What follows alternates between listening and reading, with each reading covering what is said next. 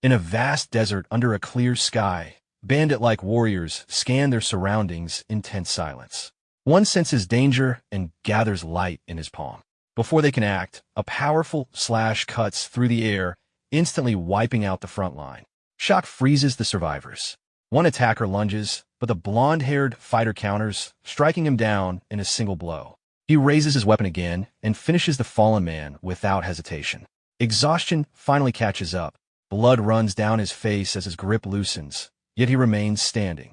The remaining warriors curse him as a monster and rush in together, sensing weakness. His breathing turns ragged, blood filling his mouth as pain overwhelms him. Another impact sends him flying. As enemies press in, his body reacts instinctively. Pain sharpens his awareness, and system notifications activate hidden traits tied to endurance, weapon mastery, and control. Suspended in midair and surrounded, he roars and releases everything he has. The moment signals a shift. This is real, and there is no escape. The scene cuts to a cluttered room filled with empty bottles and cans. He sits alone before his computer late at night.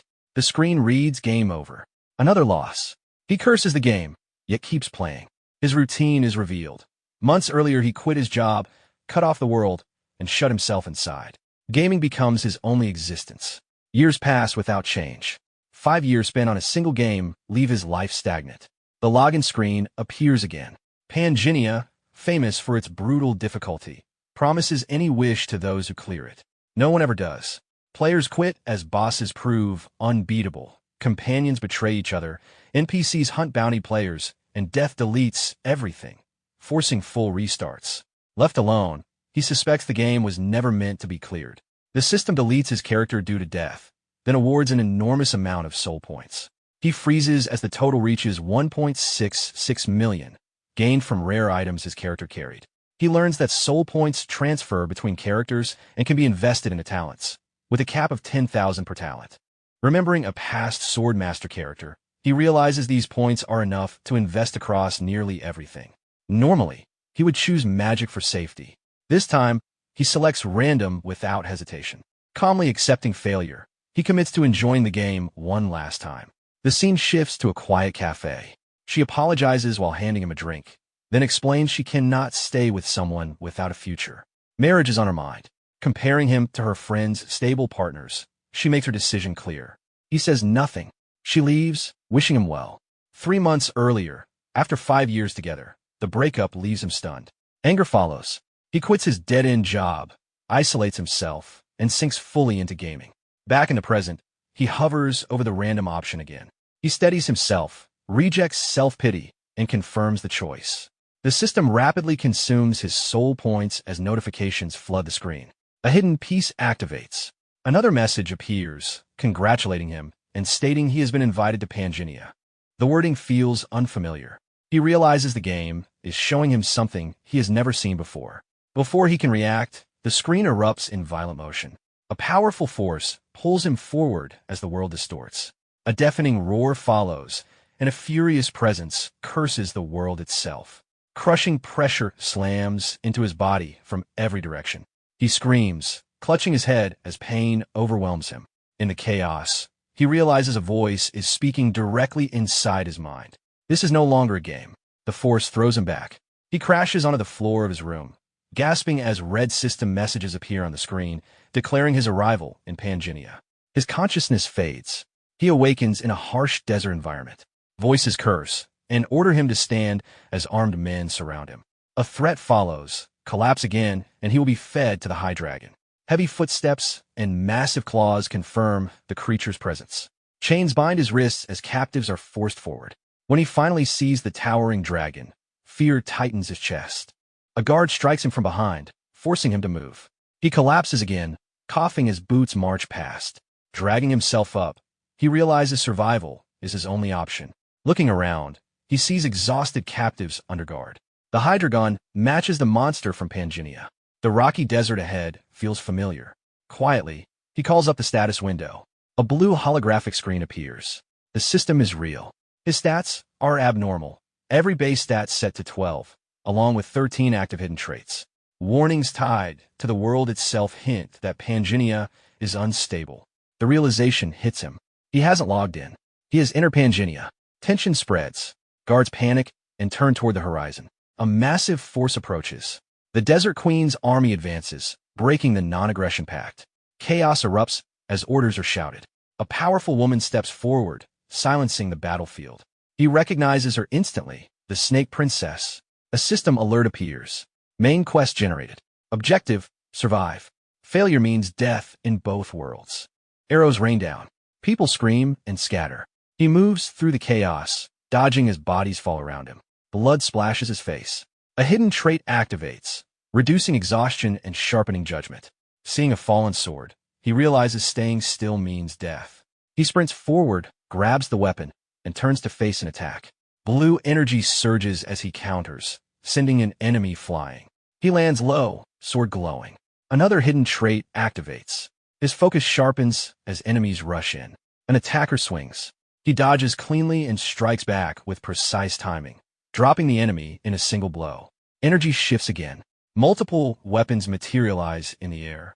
He tracks the next attack perfectly, steps into the opening, and cuts the enemy down with one decisive strike. He stands alone, breathing steadily, weapon lowered. The surrounding enemies hesitate, staring at him in shock, calling him a monster. The battle is far from over. System messages confirm his weapon proficiencies have increased. He steadies his breathing and checks his status, realizing his proficiency has already reached level 6. He understands that surviving this long was only possible because of his hidden trait. Looking around, he sees hundreds of enemies still surrounding him and knows this strength will not last. Standing alone, he realizes survival is still uncertain. Elsewhere, a report confirms that the Demon Realm expedition has failed. The Snake Princess is warned that if their city's absence becomes known, the Central Continent will blame them. She is ordered to erase all evidence that Fiselmer never sent troops, including eliminating every remaining survivor. In return, her curse will be lifted. She accepts the order without hesitation. Later, she surveys the battlefield. A wounded man reports that one survivor remains. At a distance, the last survivor stands, barely upright and leaning on his sword. The system restores his health and mana, removes fatigue, and raises his level to 2. He regains his footing and orders the approaching enemies to move aside. The survivors realize the princess has arrived. He looks up and recognizes her. The system identifies her as Isabella von Dergen, level 8, with unreadable stats due to insufficient understanding. He immediately realizes the overwhelming gap. From level 7 onward, strength becomes absolute. Standing against her puts him at a complete disadvantage, made worse by her unreadable abilities and curse-bound restriction. She steps forward and declares his execution. He remains silent, recalling how he always chose the hardest challenges and adapted under pressure. Without hesitation, he steps forward.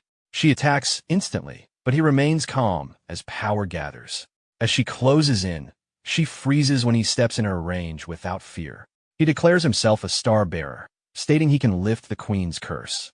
Her reaction confirms the authority behind his words. The system explains that Star Bearer is an NPC-exclusive role, attainable only by players who surpass the maximum level. Removing the curse requires a Star Bearer's blessing. She lowers her head and listens. The system confirms Isabella von Dergen is a character he himself created. He explains she was meant to guide players but was bound by the queen's curse to the starting zone. After a moment, she asks his name. He answers, and the system confirms it has been set. She decides to spare him, warning that if he is lying, she will kill him. He is escorted away as an honored guest. The system finalizes the quest, confirming its completion. His performance is judged as record-breaking, triggering constellation reactions and upgraded rewards. He receives a broken golden scale, the soul of the Hydragon, and a named sword. Exhausted and injured, he collapses, realizing he survived. The system records his achievement in the Hall of Fame. Night falls, ending the trial. Later, he rests in a grand room and reviews his rewards, noting the rarity of the Hydragon soul. The system explains the broken golden scale allows temporary synchronization between Pangenia and reality.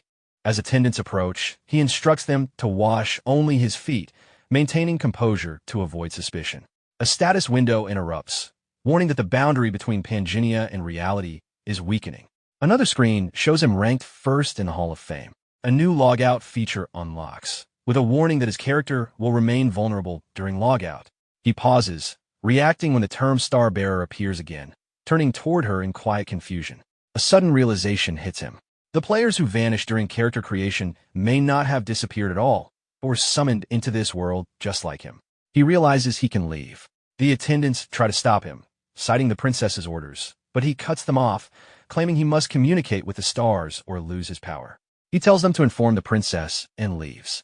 Alone, he admits his excuse barely worked and feels relief at finally moving forward. He logs out without hesitation.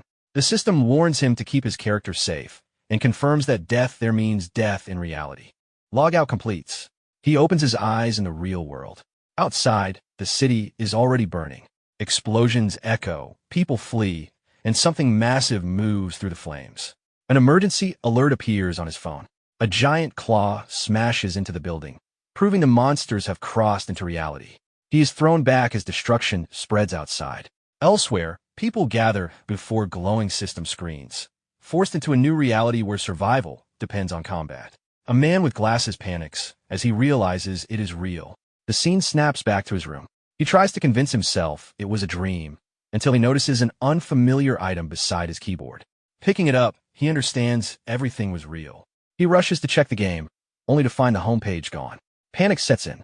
Outside, monsters rampage through the streets. Emergency calls flood in. These creatures look exactly like those from Pangea. As the strange item falls to the floor, a system screen appears, warning that the boundary between worlds is collapsing.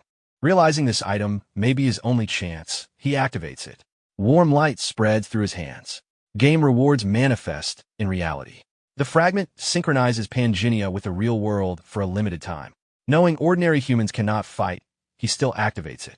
A powerful presence appears behind him as the system confirms synchronization. Outside, chaos continues. A mother flees with her child, is crushed by debris, and begs another woman to save her daughter. As a monster looms over her, she accepts her fate. At the last moment, a man with glowing eyes appears and destroys the monster instantly. Another monster attacks. A massive presence rises in the distance. A 9-headed dragon reveals itself. The man steps forward calmly, positioning himself between the survivors and the dragon, ordering everyone to stay still. The woman clutches the child, staring in disbelief as she realizes someone capable of fighting these monsters has appeared. As she catches her breath, doubt surfaces, but the chaos around her makes it impossible to dismiss as a dream. The child breaks free and runs back toward her injured mother as people flee in all directions. Destruction spreads everywhere. Monsters are rampaging across the world simultaneously, pushing civilization toward collapse.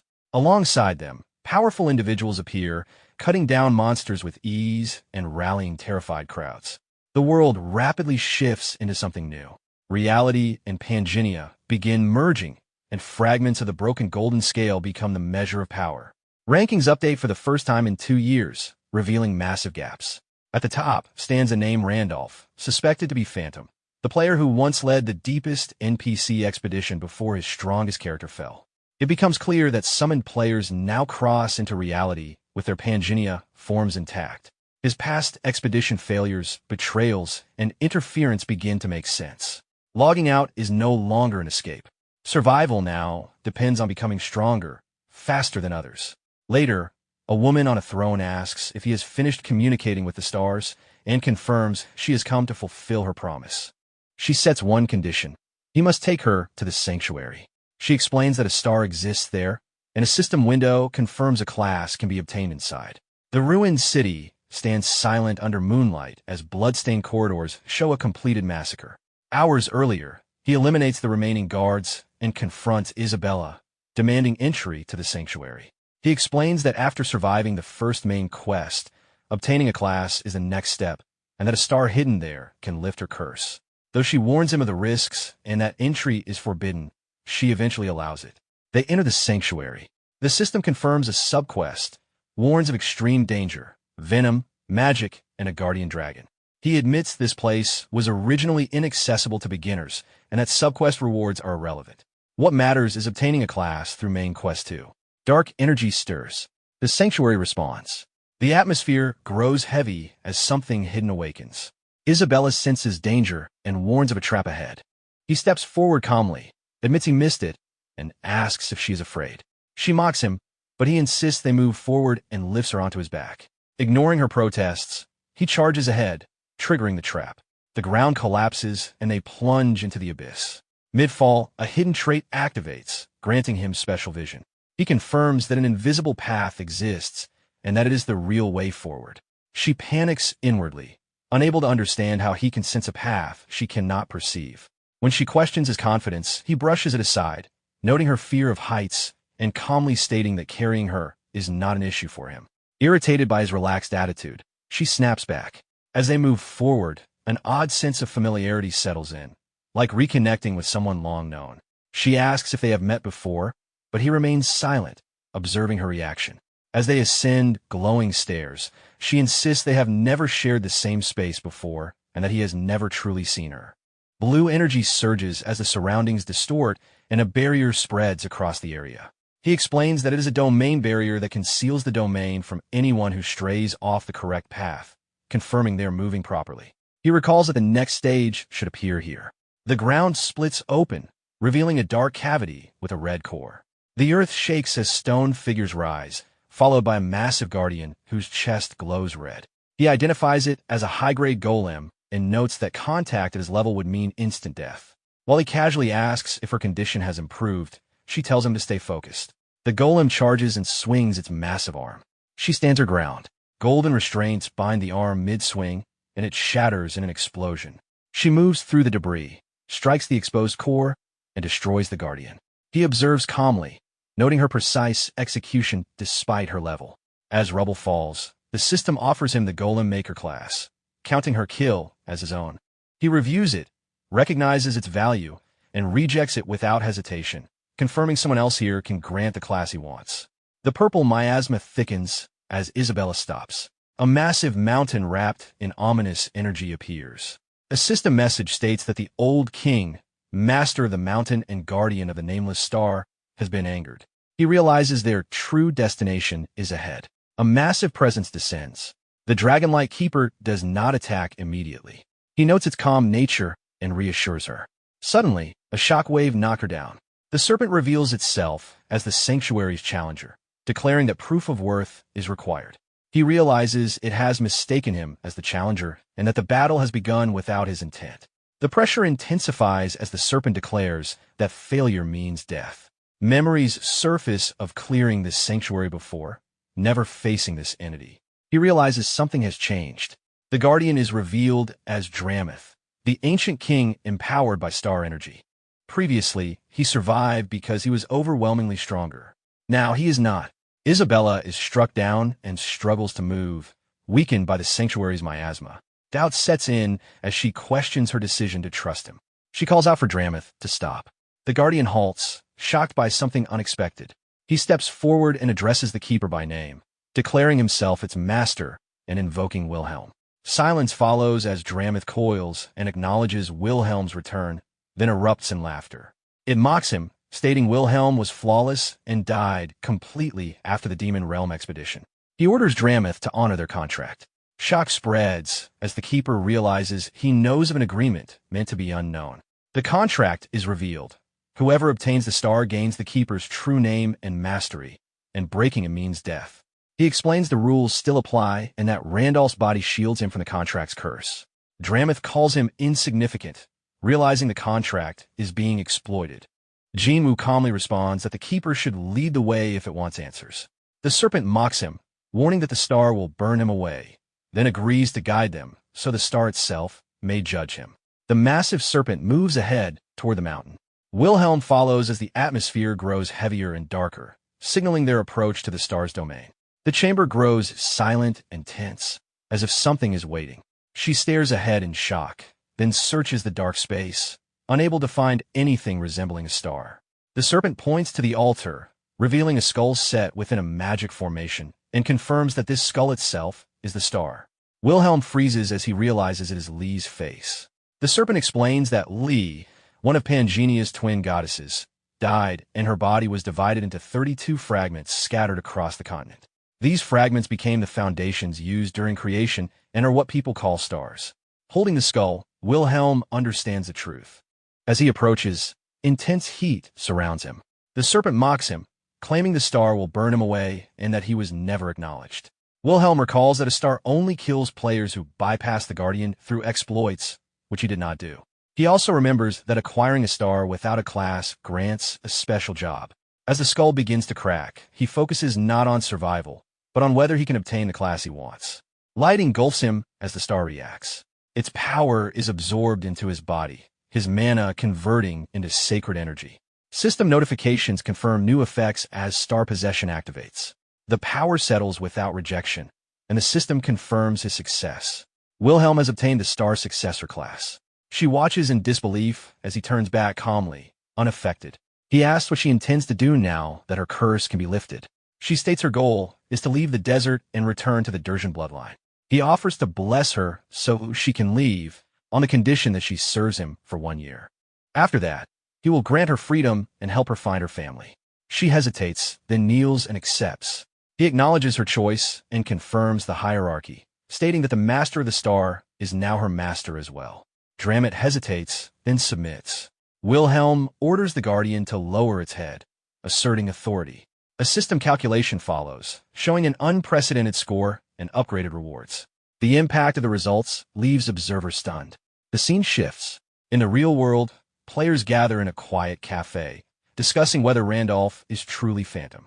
They speculate about his return, his ranking potential, and how to track him, settling on using the secret auction hall as bait. Before any plan is finalized, the system updates. The Hall of Fame refreshes, placing Randolph first with a massive score gap. Shock spreads as they question what class could produce such results. Back in Pangaea, the Sanctuary Exploration subquest is completed. Wilhelm escapes the desert while finishing exploration, gaining experience and leveling up to 3. As a star successor, leveling is slower, but his overall stats rise significantly. He reviews his rewards, noting several items far beyond his level, including a shadow cloak that grants invisibility. Suddenly, the sanctuary shakes. The Guardian senses intruders. Isabella identifies them as the Queen's pursuit squad. Wilhelm notes that fighting directly would be inefficient and decides retreat is the better option. While Dramit holds them back, they run. He explains that the Guardian cannot leave the sanctuary and that their only escape is the warp gate at the desert's edge. With her curse lifted, Isabella can pass through, but the gate requires time to activate. They arrive before the warp gate and wait as its activation begins. She grows uneasy as he explains that once the gate activates, they will be out of the desert. He confirms it, but adds they must endure until activation, which will take roughly half a day. With nowhere to hide and pursuit squads likely tracking them, delaying the enemy inside the sanctuary is their only advantage. He explains that during this time, he must communicate with the star and cannot remain logged in, as he needs to verify what is happening in reality. She asks directly if she can trust him. He assures her that he will protect her. She stays behind as he prepares to leave. A system warning appears about logging out in a safe location, followed by confirmation. He wakes in a real world on his bed, still adjusting to the sensation of returning to his own body. Checking the news, he finds no disaster reports and concludes that monsters have not yet appeared. He realizes the two worlds are slowly merging and decides he must return periodically to monitor the situation. His phone rings. It is Kim Sion. At a cafe, she scolds him over the phone about money and past promises. He suggests talking in person, but she ends the call, irritated. Later, they meet. She speaks casually, hinting at regret and asking if he missed her. He remains distant and distracted. When she presses him, he stands to leave. She grows angry, but he calmly asks if her new boyfriend knows she is meeting him. She freezes. He points out her inconsistency and walks away. Another man suddenly confronts him, escalating into violence. The attack is stopped instantly as he counters with overwhelming control.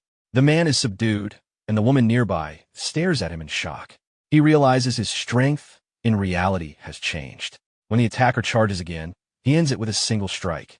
Police arrive. Kim Hannah, a reporter from CK Broadcasting, intervenes, questioning why the helper is being treated as the aggressor. Recognized by the officers, she defuses the situation. She gives him her card, mentioning her coverage of Dimension Warriors. Kim Hannah pressures the police officers by implying that she could report the entire incident publicly. The officers immediately realize the situation could become troublesome, especially after recognizing that CK is a major broadcast station. At the same time, people in the crowd begin recognizing her. They recall seeing her recently on YouTube and television after she saved a child from a monster, confirming that the reporter in front of them is indeed Kim Hannah. Realizing that the situation could attract public attention, the police decide not to escalate things further. They allow the reporter to accompany the complainant directly, and the matter is settled as they leave the area.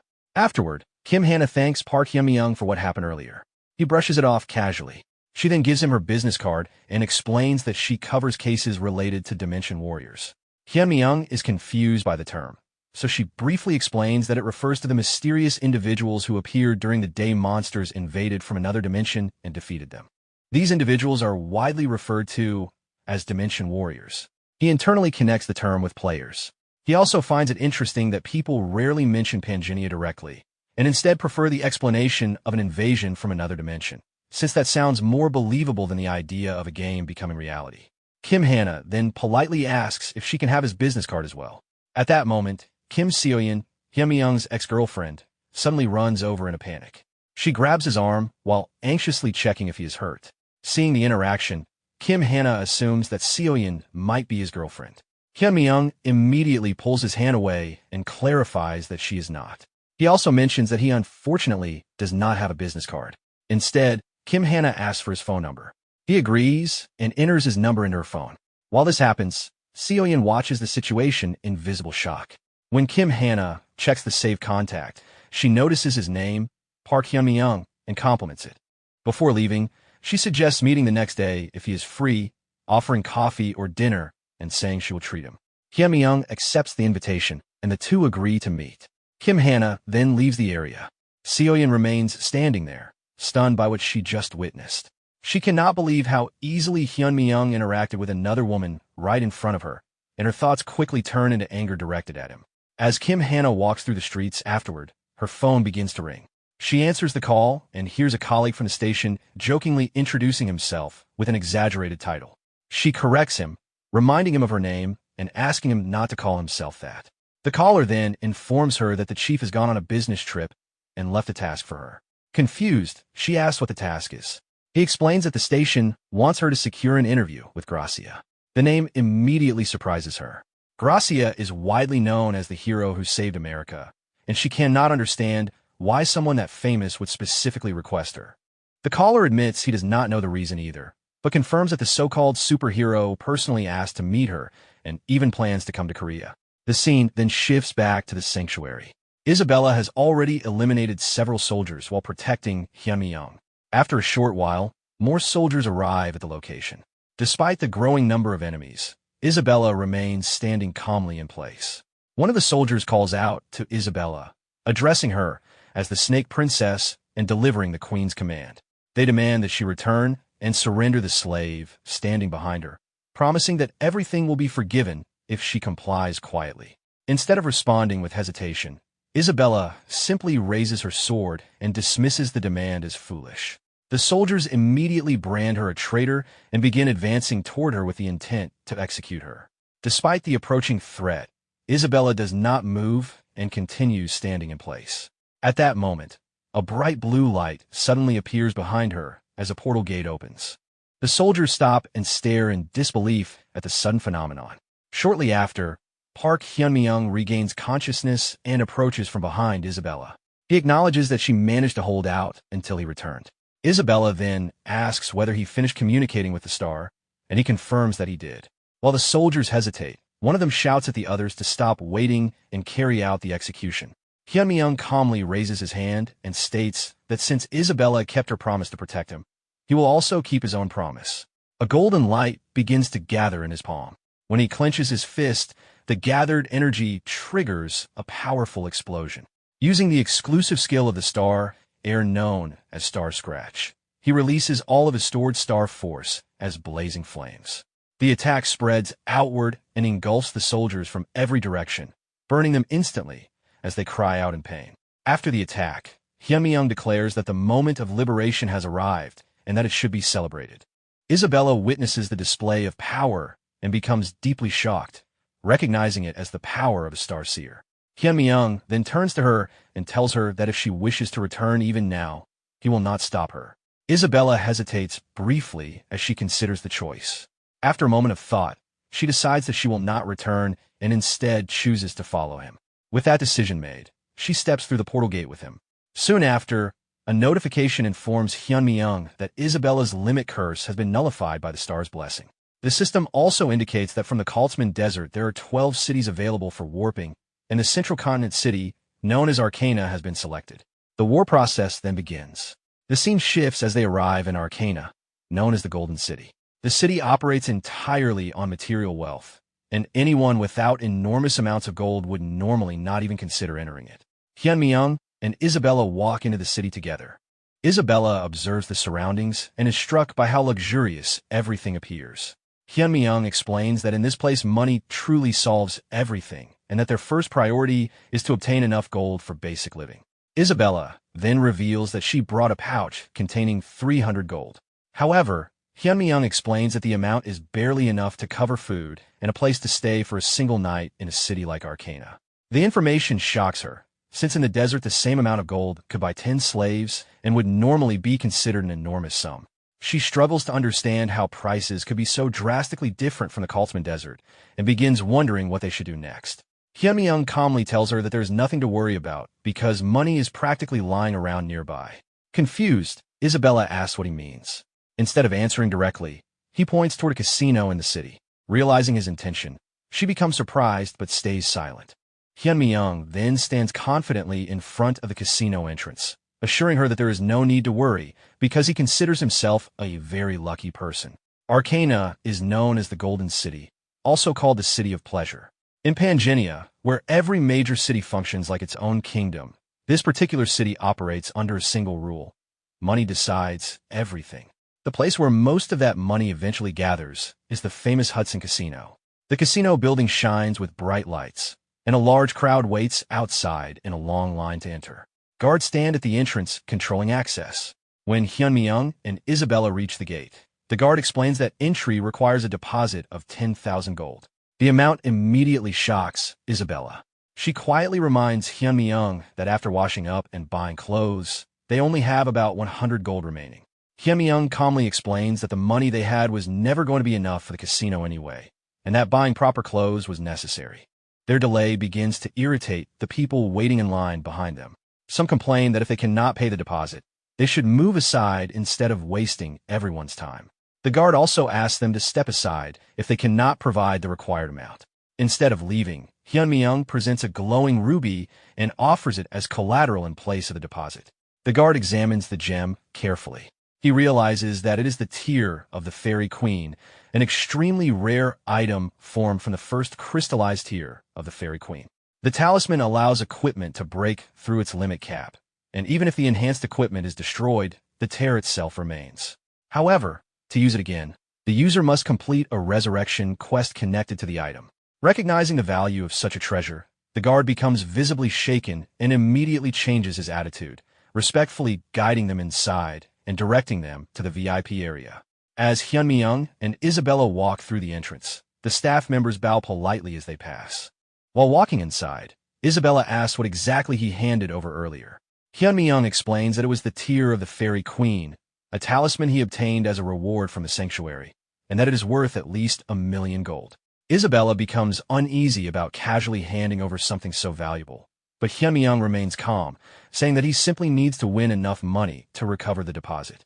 Sometime later, Hyunmi-young is seen playing roulette. The casino staff spins the roulette wheel, and the ball repeatedly lands on the number he chooses. The crowd begins reacting with shock as he continues winning again and again. People watching cannot believe the results, noticing that he started with only 250 gold and has already increased his winnings to more than 1.4 million gold. While sitting at the table, Hyunmi-young quietly reflects that the golden blessing trait is extremely useful when money is involved. Meanwhile, Isabella excitedly celebrates the sudden wealth, but Hyunmi-young immediately clarifies that the winnings belong to him alone. Not long after, a staff member approaches him respectfully and explains that although he may keep all of his winnings, he is no longer allowed to enter Hudson Casino. Hyunmi-young is confused by how quickly this decision was made. The staff member explains that other guests have started copying his bets and are also walking away with large piles of chips, creating serious problems for the casino. Because of this, they ask him to leave. Isabella becomes visibly irritated by the decision but Hyunmyeong accepts it calmly. However, before leaving, he asks to speak with the casino's owner. The guard refuses the request and tells him to leave quietly. Hyunmyeong responds calmly, explaining that he is not desperate to meet the owner but believes the owner will want to meet him, so they should simply deliver the message. The scene then shifts to the office of the casino's owner. Inside, the owner carefully examines the ruby using his own abilities to verify its authenticity. After confirming that it is genuine, he becomes deeply surprised. He reflects on how rare the tear of the Fairy Queen truly is. Items like this are usually carried only by the Fairy Queen's knights, who are extremely difficult to find. Defeating one of them normally requires several powerful fighters of high level, making the acquisition of such an item incredibly difficult. He has searched everywhere for one without success, yet now one has appeared in his casino unexpectedly. While he is still thinking about this, a guard arrives outside the office and informs him that the man who left the talisman as collateral wishes to meet him and insists that the owner would want to see him. The owner pauses to consider this information for a moment. After thinking it over, he calmly decides to allow the meeting and instructs the guard to bring the man in, suggesting that they should share a cup of tea. Soon after, Hyunmyeong enters the office and sits on the sofa while Isabella remains standing beside him. The casino owner observes the two of them carefully. As he studies Hyunmyeong, he internally questions how someone who appears so ordinary could possess something as rare as the tear of the Fairy Queen. The owner then begins the conversation by mentioning that he heard Hyunmyeong claim the owner would want to meet him, and he asks what exactly was meant by that statement. Hyunmyeong calmly explains that there was nothing particularly deep about the remark. He simply believed the owner would want to meet him because of the talisman left as collateral, assuming that the owner would have an interest in it. The statement surprises the owner, but he quickly regains his composure. He then admits that he does indeed collect rare talismans as a hobby and confirms that he was planning to request a meeting in order to purchase the talisman Hyunmyeong left behind. Hyunmyeong calmly says that he is willing to sell the talisman if the price is right. Hearing this, the casino owner quickly proposes an offer of 2 million gold, describing it as a generous price. The amount shocks Isabella, who cannot believe that a single talisman could be worth such an enormous sum. However, Hyunmyeong immediately counters the offer by naming a much higher price, 20 million gold. The owner is taken aback by the demand and points out that such an amount could easily buy a mansion in Central Arcana. From his perspective, even a rare item like the Tear of the Fairy Queen is still mainly used for refining equipment, so he questions whether it could truly be worth that much. Hyunmyeong calmly explains that he himself does not necessarily believe it is worth that price, but the owner certainly does. The owner tries to dismiss the idea by saying he cannot spend such a large amount on something that is merely part of his personal collection. Hyunmyeong then reveals the real reason the owner wants the item. He explains that the talisman is not simply a collectible for him, but a necessary tool if he wishes to enter the city council. The minimum requirement for joining the council is reaching level 10, but reaching that level normally requires personal combat ability. For someone like the casino owner, who is not a combatant, overcoming that barrier would be nearly impossible. The Tear of the Fairy Queen provides a way around this problem because it removes the minimum stat requirements on equipment. By using equipment far above his own level, the owner could compensate for his lack of combat strength. Hyunmyeong then exposes the deeper motivation behind the plan. The reason a casino owner is trying to enter the city council is to gain recognition from the family of his fiancée, Serengeti. This revelation shocks the owner completely. While watching his reaction, Hyunmyeong reflects internally on what he knows about Serengeti. She is the only daughter of Marquis Weiser of the Balan Kingdom and is known as the Snow White Knight. In the past, she led 500 knights and joined the Grand Expedition into the Demon Realm. During that expedition, she sacrificed both of her legs to the Demon King in order to save Hyunmyeong. At the time, Hyunmyeong believed her actions were simply another unexpected event in the game, since Pangenia had still been nothing more than a game to him then. However, after Wilhelm died and he arrived in this world for real, he began reconsidering those memories. Once he realized that the characters he thought were NPCs might actually be players, something Serengeti once said started to feel far more meaningful. He recalls a moment from the past when he obtained an item called Serengeti's necklace. The necklace contained a photograph of Serengeti together with her fiancé, Hudson. This confused him because in the original character settings he knew, Serengeti never had a fiancé. It meant that someone had influenced her story beyond the original data. The only explanation that made sense to him was that Hudson was also a player who had become part of this world, just like him. The scene returns to the present as Hudson stares at Hyun-mi-young in shock, unable to understand how someone could know such a secret when he had never told anyone about it. While observing him, Hyun-mi-young realizes that Hudson likely arrived in this world long before he did, which means he could possess valuable information about Pangenia and the players within it. Because of that, Hyun-mi-young decides to push the conversation further. Instead of directly explaining how he knows these things, he claims that the information came from the star. Hearing this, Hudson reacts with surprise and wonders if Hyun-mi-young is some kind of saint. Hyun-mi-young does not insist that he be believed. Instead, he offers Hudson another option. He says that he can help him achieve what he wants without taking his money, but only if Hudson accepts one simple condition. The condition is that Hudson must tell the star the story of his life. After hearing it, Hyun-mi-young will decide whether or not to help him. However, every word must be truthful because the star favors honesty. Hudson pauses to consider the proposal. At the same time, Hyun-mi-young thinks about the risks involved. Saints are extremely rare and not someone people encounter casually. Revealing personal information in Pangenia is extremely dangerous because there are NPCs known as hunters who specialize in hunting down players. These hunters consider players to be sinners and execute them immediately once exposed. Many players have already died because of them, and their methods of approaching targets vary so much that constant caution is the only defense. Because of this danger, most players hide their identities carefully, since revealing personal information can be equivalent to suicide. Hyun-mi-young himself has no intention of revealing his true identity either. However, he was confident that Hudson would eventually accept the offer. For Hudson, Serengeti is far more than just another NPC. After thinking for a while, Hudson looks at the necklace connected to Serengeti and finally agrees to tell his life story. He begins by explaining that everything he wants to achieve is tied to Serengeti, so the story must begin with her. He describes her as a brave knight who joined the Demon Realm expedition led by the 8 heroes. This immediately confuses Hyun-mi-young. According to what he knows, the expedition should have been led entirely by Wilhelm.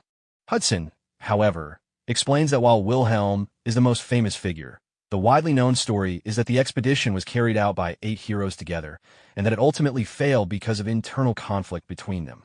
Hearing this version of events makes Hyun-mi-young question what kind of story Hudson has heard. He asks whether Hudson even knows who these 8 heroes are. Hudson confirms that they are extremely famous and begins naming them, mentioning that one of them is Gracia, known as the strongest hero after Wilhelm.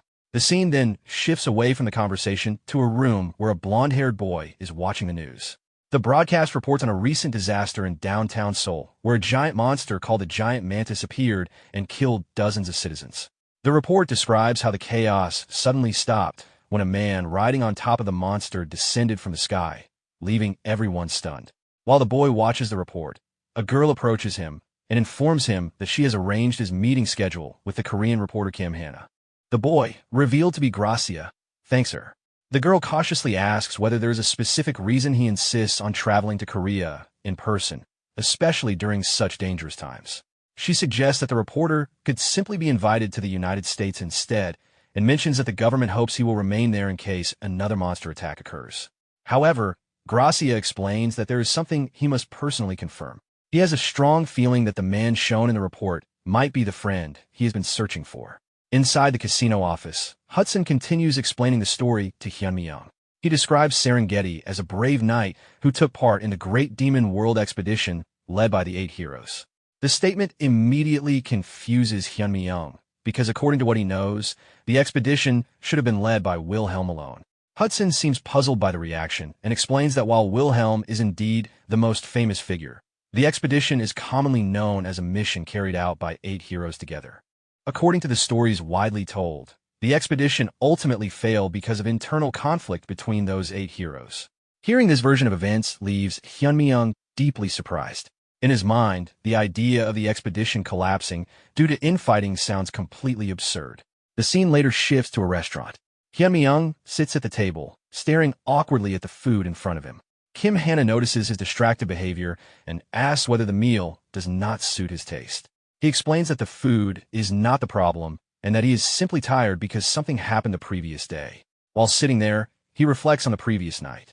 After asking Hudson to tell his life story, Hudson ended up talking all night while crying and rambling about his past. Although the conversation was exhausting, Hyun-mi-young did manage to gather information about the 8 heroes. Because he stayed logged in all night, he ended up arriving 10 minutes late for his appointment with Kim Hannah. Looking around the restaurant, he also wonders if the place is too expensive and feels slightly uncomfortable eating without paying. Kim Hannah reminds him that he helped her by getting rid of the stalker before, and she believes that treating him to a meal like this is still not enough to repay that help. Hyun-mi-young insists that what he did was simply something he should have done, but Kim Hannah sees it differently and considers it an act of genuine bravery. While they continue talking, Kim Hannah suddenly notices something unusual and looks toward the back of the restaurant. When Hyun-mi-young asks what she saw, she points out a woman sitting in the distance who appears to be glancing at their table repeatedly. The woman is the same person who was with him before. Hyun-mi-young turns to look and immediately realizes that it is Kim Seo-yeon. Sitting with her is a man who appears familiar from Seo-yeon's social media. He remembers that the man's name is likely Young Jin-woo. Kim Hannah quietly suggests moving to another table if the situation makes him uncomfortable. Hyun-mi-young tells her not to worry and explains that he has no relationship with Seo-yeon anymore. Before the conversation can continue, someone suddenly calls out Hyun-mi-young's name. The blue-haired man standing behind him turns out to be Young Jin-woo. Jin-woo immediately begins accusing Hyun-mi-young of following Seo-yeon and claims that even after the breakup, he kept pestering her and is now stalking her. Hyun-mi-young is confused by the accusation. Jin-woo continues speaking aggressively, claiming that he heard Hyun-mi-young once cried and begged Seo-yeon while dragging her to a cafe after the breakup. As Hyun-mi-young listens, he realizes where the story likely came from. Jin-woo continues threatening him and warns that if he follows Seo-yeon again, he will kill him. Kim Hannah, who has been quietly listening until this point, can no longer tolerate the accusations and stands up, angrily questioning why he is making such ridiculous claims. Jin-woo notices her and begins insulting her as well, implying that she is only acting as a rented girlfriend. The comment immediately angers Kim Hannah even more. Jin-woo continues mocking her by asking how much she is being paid and offering to pay her double to stay quiet. Kim Hannah firmly responds that she personally made the reservation and invited Hyun-mi-young because he helped her. She criticizes Jin-woo for believing he can say whatever he wants just because he has money. In response, Jin-woo throws cash at her face and arrogantly asks if the amount is still not enough, demanding that they leave. Furious at the humiliation, Kim Hannah slaps him across the face and calls him insane. The slap enrages Jin-woo, who prepares to retaliate. As he swings his hand toward Kim Hannah, Hyun-mi-young intervenes immediately by pulling his leg out from under him, causing him to fall to the floor. Hyun-mi-young then warns him to stop and points out that he is not exactly innocent either. Jin-woo becomes even angrier, but before he can react properly, Hyun-mi-young grabs him and slams his face against the ground while telling him to stop the nonsense. Jin-woo struggles on the floor, unable to get up. He is shocked by the overwhelming strength in Hyun-mi-young's grip and begins wondering how someone like him could possibly possess such power. Nearby, Seo-yeon becomes embarrassed by the situation and angrily tells Jin-woo to get up. Meanwhile, Hyun-mi-young continues holding him down and calmly suggests that they should take the argument outside instead of causing a scene in the restaurant. Jin-woo feels humiliated that someone he considers worthless is overpowering him in front of Seo-yeon, and his anger intensifies. Suddenly, he pulls out a golden scale and activates it. A bright blue light spreads throughout the restaurant. The sudden glow shocks everyone nearby, and another customer quickly realizes what it means, recognizing him as a Dimension Warrior. In the next moment, Jin-woo grabs Hyun-mi-young by the neck and lifts him into the air with the strength granted by his transformation. Hyun-mi-young, now suspended in the air, reacts with surprise as he realizes that Jin-woo has actually transformed. Jin-woo slams Hyun-mi-young violently onto the ground and warns him not to speak again. Hyun-mi-young lies on the floor without moving while Kim Hannah rushes toward him in panic, calling out his name and urging him to respond. While lying there, Hyun-mi-young calmly analyzes the situation in his mind. He realizes that Jin-woo is clearly a player, yet despite witnessing the transformation, he finds himself reacting as if nothing unusual happened. He begins questioning whether Jin-woo actually held back during the attack, wondering if the blow was less serious than it appeared. Jin-woo, still irritated, accuses Hyun-mi-young of humiliating him after he briefly lowered his guard. While remaining on the ground, Hyun-mi-young activates his hidden trait, Great Sage, and scans Jin-woo. The scan reveals that Young Jin-woo is a level 4 spearman. Hyun-mi-young reflects on how the leveling system of Pangenia works. From level 1 to 10, the experience required to level up increases significantly at each stage. In addition, the number of talents a player possesses also affects the amount of experience needed. Players with more talents become stronger overall, but they level up much more slowly.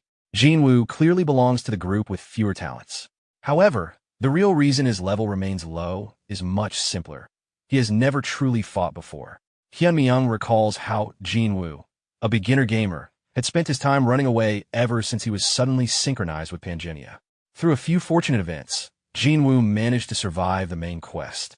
Later, through another stroke of luck, he obtained a relatively high-tier class. After ranking high enough to gain the ability to log out, he stopped returning to Pangenia entirely.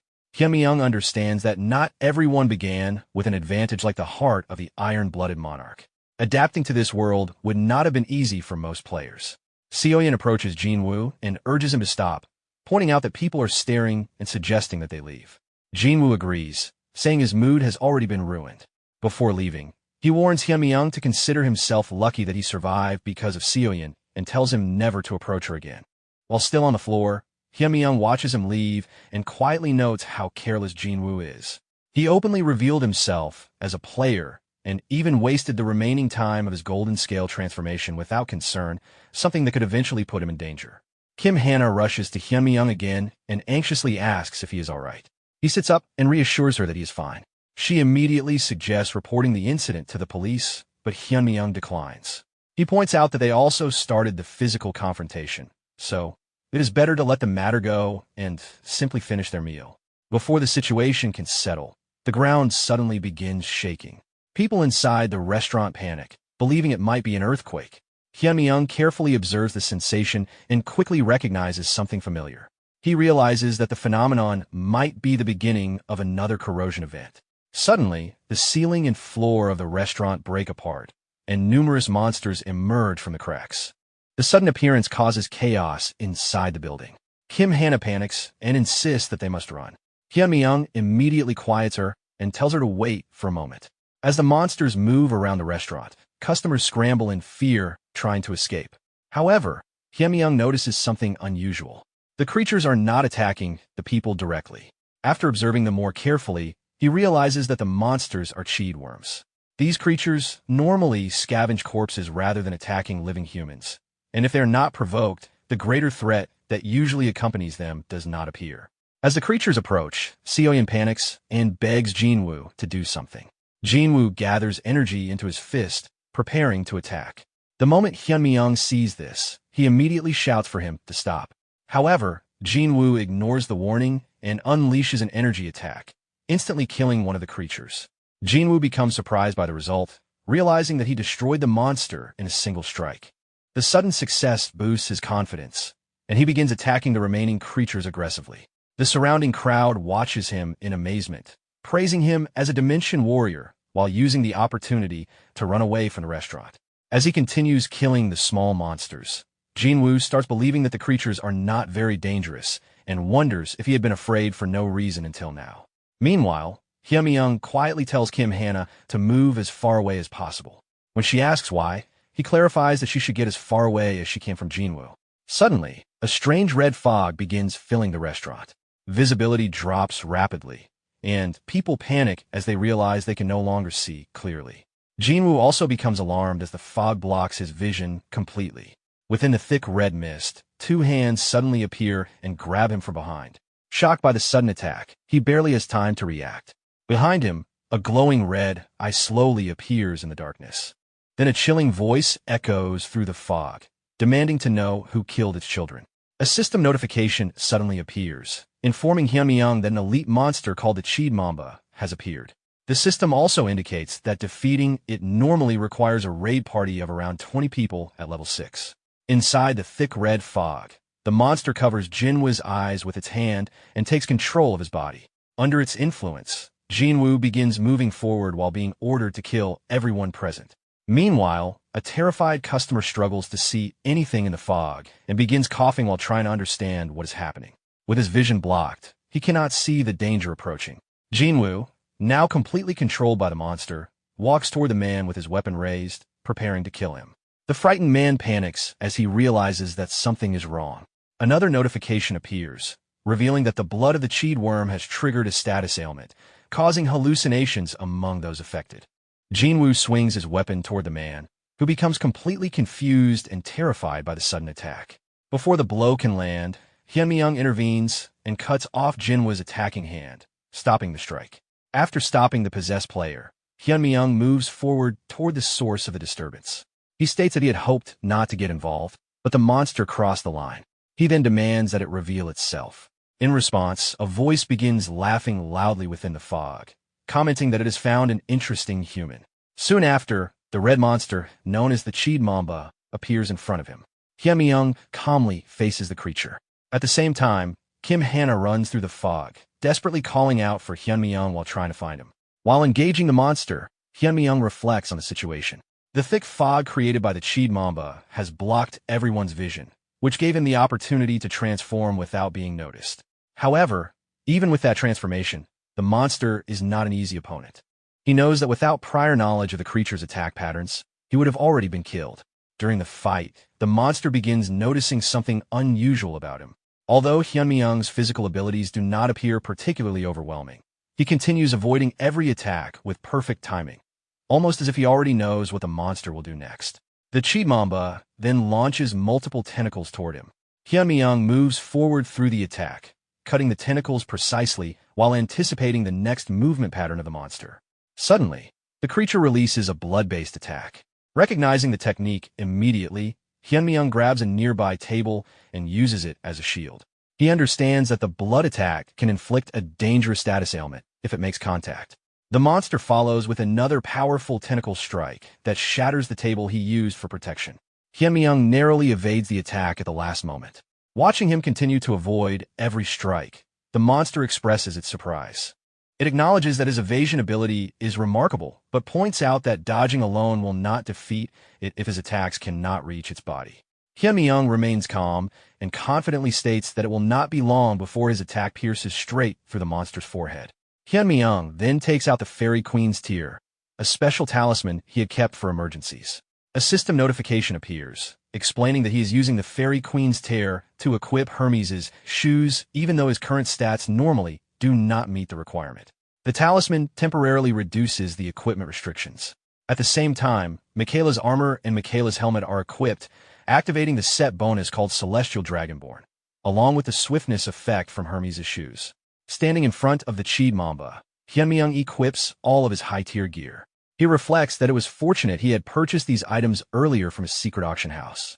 He also apologizes in his thoughts to Hudson, since he originally intended to avoid using the Fairy Queen's Tear unless it became absolutely necessary. Once fully equipped, Hyunmi-young rushes toward the monster at incredible speed while reminding himself that he will still keep the promise he made. The Chid Mamba immediately lashes out with one of its tentacles, but before the attack can reach him, Hyunmi-young dodges it effortlessly. Using the momentum, he propels himself forward again and moves so quickly that he appears behind the monster. The creature turns around in anger and retaliates by releasing multiple spikes from its body. Hyunmi-young counters the attack by cutting and deflecting the spikes with precise strikes from his sword. However, the monster manages to swing another tentacle toward him. Hyunmi-young blocks it with his arm, but the force of the impact sends him crashing to the ground. At that moment, he activates the Celestial Dragonborn set option from Michaela's equipment. Two large dragon wings appear from his back, stopping him from being pushed further and stabilizing his position. Seeing this, the Chid Mamba becomes irritated and realizes that Hyunmi-young still has more abilities left. The monster then unleashes a powerful stream of blood from its mouth toward him. Hyunmi-young spreads his wings and tries to escape into the air while realizing that this attack matches the Chid Mamba's final attack pattern. He understands that if he can survive this one attack, an opportunity will appear. The monster intensifies the blood attack, flooding the surrounding area with its poisonous liquid and believing that escape is impossible. Hyunmi-young rises higher into the air and releases a strong burst of wind that shatters and disperses the incoming bloodstream, successfully avoiding the attack. The monster becomes shocked when it realizes that he is using wind pressure to blow away its poisonous fog. While still airborne, Hyunmi-young recalls the monster's complete attack cycle. The Chid Mamba has four main patterns: dodge attacks, blood spatter, needle spikes, and poisonous fog. After using all four patterns, the monster briefly enters a state of confusion where it becomes unable to move. However, once it recovers, the next cycle begins again with even stronger attacks. This means the short moment of confusion is the only chance to defeat it. Recognizing that the moment has arrived, Hyunmyeong rushes forward at full speed with his sword. The Cheed Mamba realizes the danger too late and tries to stop him, but Hyunmyeong reaches it instantly and drives his sword directly into the center of the monster's head, fulfilling the statement he made earlier that he would soon pierce its forehead. After the battle ends, a system notification appears informing Hyunmyeong that he has successfully eliminated the elite monster Cheed Mamba. The system shows that his contribution to the battle was 100%. He also begins absorbing the broken golden scale fragment, which starts a timed effect. The system displays the remaining duration for the fragment and also indicates the current progression toward the collapse of Pangea, which has reached 9.1%. As a reward, he additionally obtains an item called Lucky Dice. The monster's body collapses onto the ground, while Hyunmyeong remains standing nearby. As the creature dies, the thick fog that had covered the area slowly fades away. People in the restaurant begin to notice that the fog is disappearing, signaling that the danger has ended. Kim Hana looks around in confusion while trying to understand what just happened and realizes that the situation finally seems to be over. Hyunmyeong quickly equips an invisible cloak, hiding his identity before anyone can clearly see him. While looking toward him, Hana recognizes the figure and remembers the mysterious person who had saved her earlier. She calls out and asks if he remembers her. Seeing that Hana is safe, Hyunmyeong silently acknowledges it to himself. However, instead of responding, he activates the cloak and disappears from sight before she can get closer. Hana asks him to stay and talk for a moment, but by then he is already gone. She remains standing there, staring at the dissolving body of the monster while still confused about everything that happened. Shortly afterward, Hyunmyeong returns after transforming back into his normal appearance. He approaches Hana from behind and calls her name. She turns around and reacts with relief when she sees him. Hyunmyeong tells her that he finally found her after they were separated during the chaos and asks if she is hurt anywhere. Hana assures him that she is fine. Hyunmyeong says he is relieved that she is safe and comments that he never expected them to get caught up in something like that. While speaking with him, Hana notices blood on one of his fingernails and asks if he has been injured. Hyunmyeong quickly brushes it off, explaining that it must be monster blood that splashed onto him and tells her not to worry. However, he realizes internally that he had not noticed the blood on his nails before. Hana becomes suspicious because his clothes are completely clean while only his nails have blood on them. She also remembers that he remained unusually calm when the monsters first appeared. This makes her wonder if he somehow knew what was happening beforehand. Hyunmyeong casually denies it and claims that everything was so chaotic that he simply spoke without thinking. Hana argues that he clearly looked composed at the time. Hyunmyeong continues insisting that he was actually scared. Although he acts normal, Hana begins suspecting that something about him does not add up, especially since he appeared right after the mysterious person who saved her disappeared. The scene then shifts to the next day. A news broadcast reports that not long after the First Dimension War incident, another similar event has occurred. Members of the Dimension Warrior groups warn that these invasions could continue in the future. As a result, many facilities have temporarily closed, and experts believe that long-term cooperation between the government and these organizations will be necessary. Because of fear and uncertainty, many citizens are staying indoors, leaving the streets unusually empty. At the same time, some people are criticizing the government for previously claiming that another tragedy like the first incident would not happen and for downplaying the scale of damage, which they believe led to additional victims during the second incident. Inside a room, several individuals watch this news report together. One of them comments that the authorities were careless during the first invasion, but are now reacting strongly after the second incident.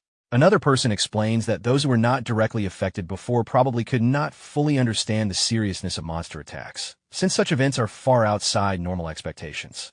A third person adds that because the situation was unprecedented, the government likely tried to maintain a sense of normalcy at first. After listening to the discussion, Park Tae-woo, the leader of the Hero Alliance within the Player Alliance, speaks up. He states that this second incident has made everyone realize that these invasions can happen repeatedly. According to him, the current situation creates the perfect opportunity for their alliance to officially launch and begin recruiting talented players before other alliances do the same.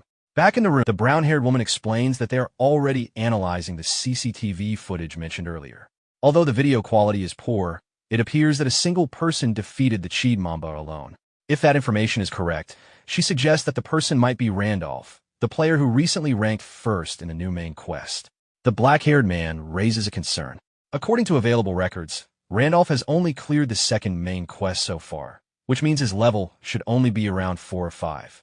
Because of that, it seems strange that he was able to equip Hermes' shoes, which normally require much higher stats. Park Tae-woo, the leader of the Hero Alliance, responds that the player may have used a special talisman to bypass the equipment requirements. Regardless of the exact method, he believes the player is extremely valuable and someone their alliance must recruit. He also points out that the mysterious figure known as Phantom disappeared around the same time this new player appeared. Although it is not certain, there is a possibility that Randolph and Phantom are the same person. Because they cannot trust the other player alliances, Tae-woo insists that they must secure this individual first, especially with a major threat known as the coming rift approaching. The scene then shifts back to the casino, inside the office of its boss. Hudson reacts with shock and panic after learning something important. He realizes that Hyun-mi-young used the Fairy Queen's tear and asks him directly if that is true. Hyun-mi-young calmly confirms that he did use it. Hudson becomes upset because he believed that Hyun-mi-young intended to give the talisman to him. Hyun-mi-young clarifies that he only promised to help him achieve his goal, not to hand over the item itself. He tells Hudson to think carefully about the difference. Hudson is confused by this response. Hyun-mi-young explains that Hudson does not actually need the talisman to accomplish what he wants. According to him, removing the Fairy Queen's tear prevents Hudson from relying on false hope. Privately, Hyun-mi-young admits to himself that he cannot reveal the real reason he used the talisman, which was to defeat the Cheed Mamba. Hudson then asks whether that means there is another way to reach his goal. Hyun-mi-young notices the distrust on his face and jokingly remarks that he might feel hurt by that reaction. Hudson replies that under the current circumstances, it is difficult for him to trust him. Hyun-mi-young simply smiles and tells him to follow along, promising that he will soon give him a reason to trust him. The scene then moves to Arcana, the underground city of gold, specifically within the sewers dungeon. As they walk through the dark sewer tunnels, Hudson questions why they came to such a dangerous place.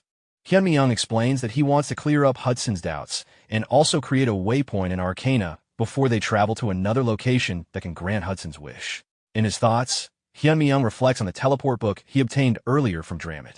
The item allows him to teleport to previously explored locations once per day after a short casting time, but it only works in areas that have already been explored and registered as waypoints.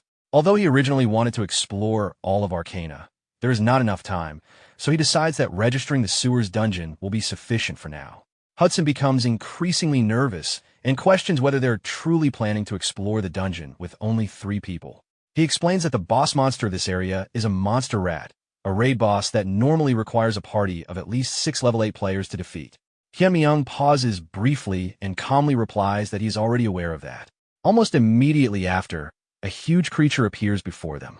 A system notification announces the arrival of the sewer's mutant monster rat, a dungeon raid boss with a recommended raid party of 6 level 8 players. The monster begins roaring and rapidly moves around them at incredible speed. Hudson panics internally because the monster rat is known for using its speed as its primary weapon. Normally, a coordinated group would surround and gradually corner the creature before defeating it. However, they have entered the dungeon without preparation, making the situation seem reckless. While the monster circles them, Hyun-mi-young suddenly calls out to Isabella. She instantly draws her weapon. Hyun-mi-young gives her a precise direction to attack. Following his instruction, she moves immediately and delivers a powerful strike exactly where he indicated. In his thoughts, Hyun-mi-young explains that even the fastest enemy becomes manageable if its attack patterns are known in advance. He also acknowledges that this strategy works especially well because Isabella's combat ability is far above that of ordinary characters.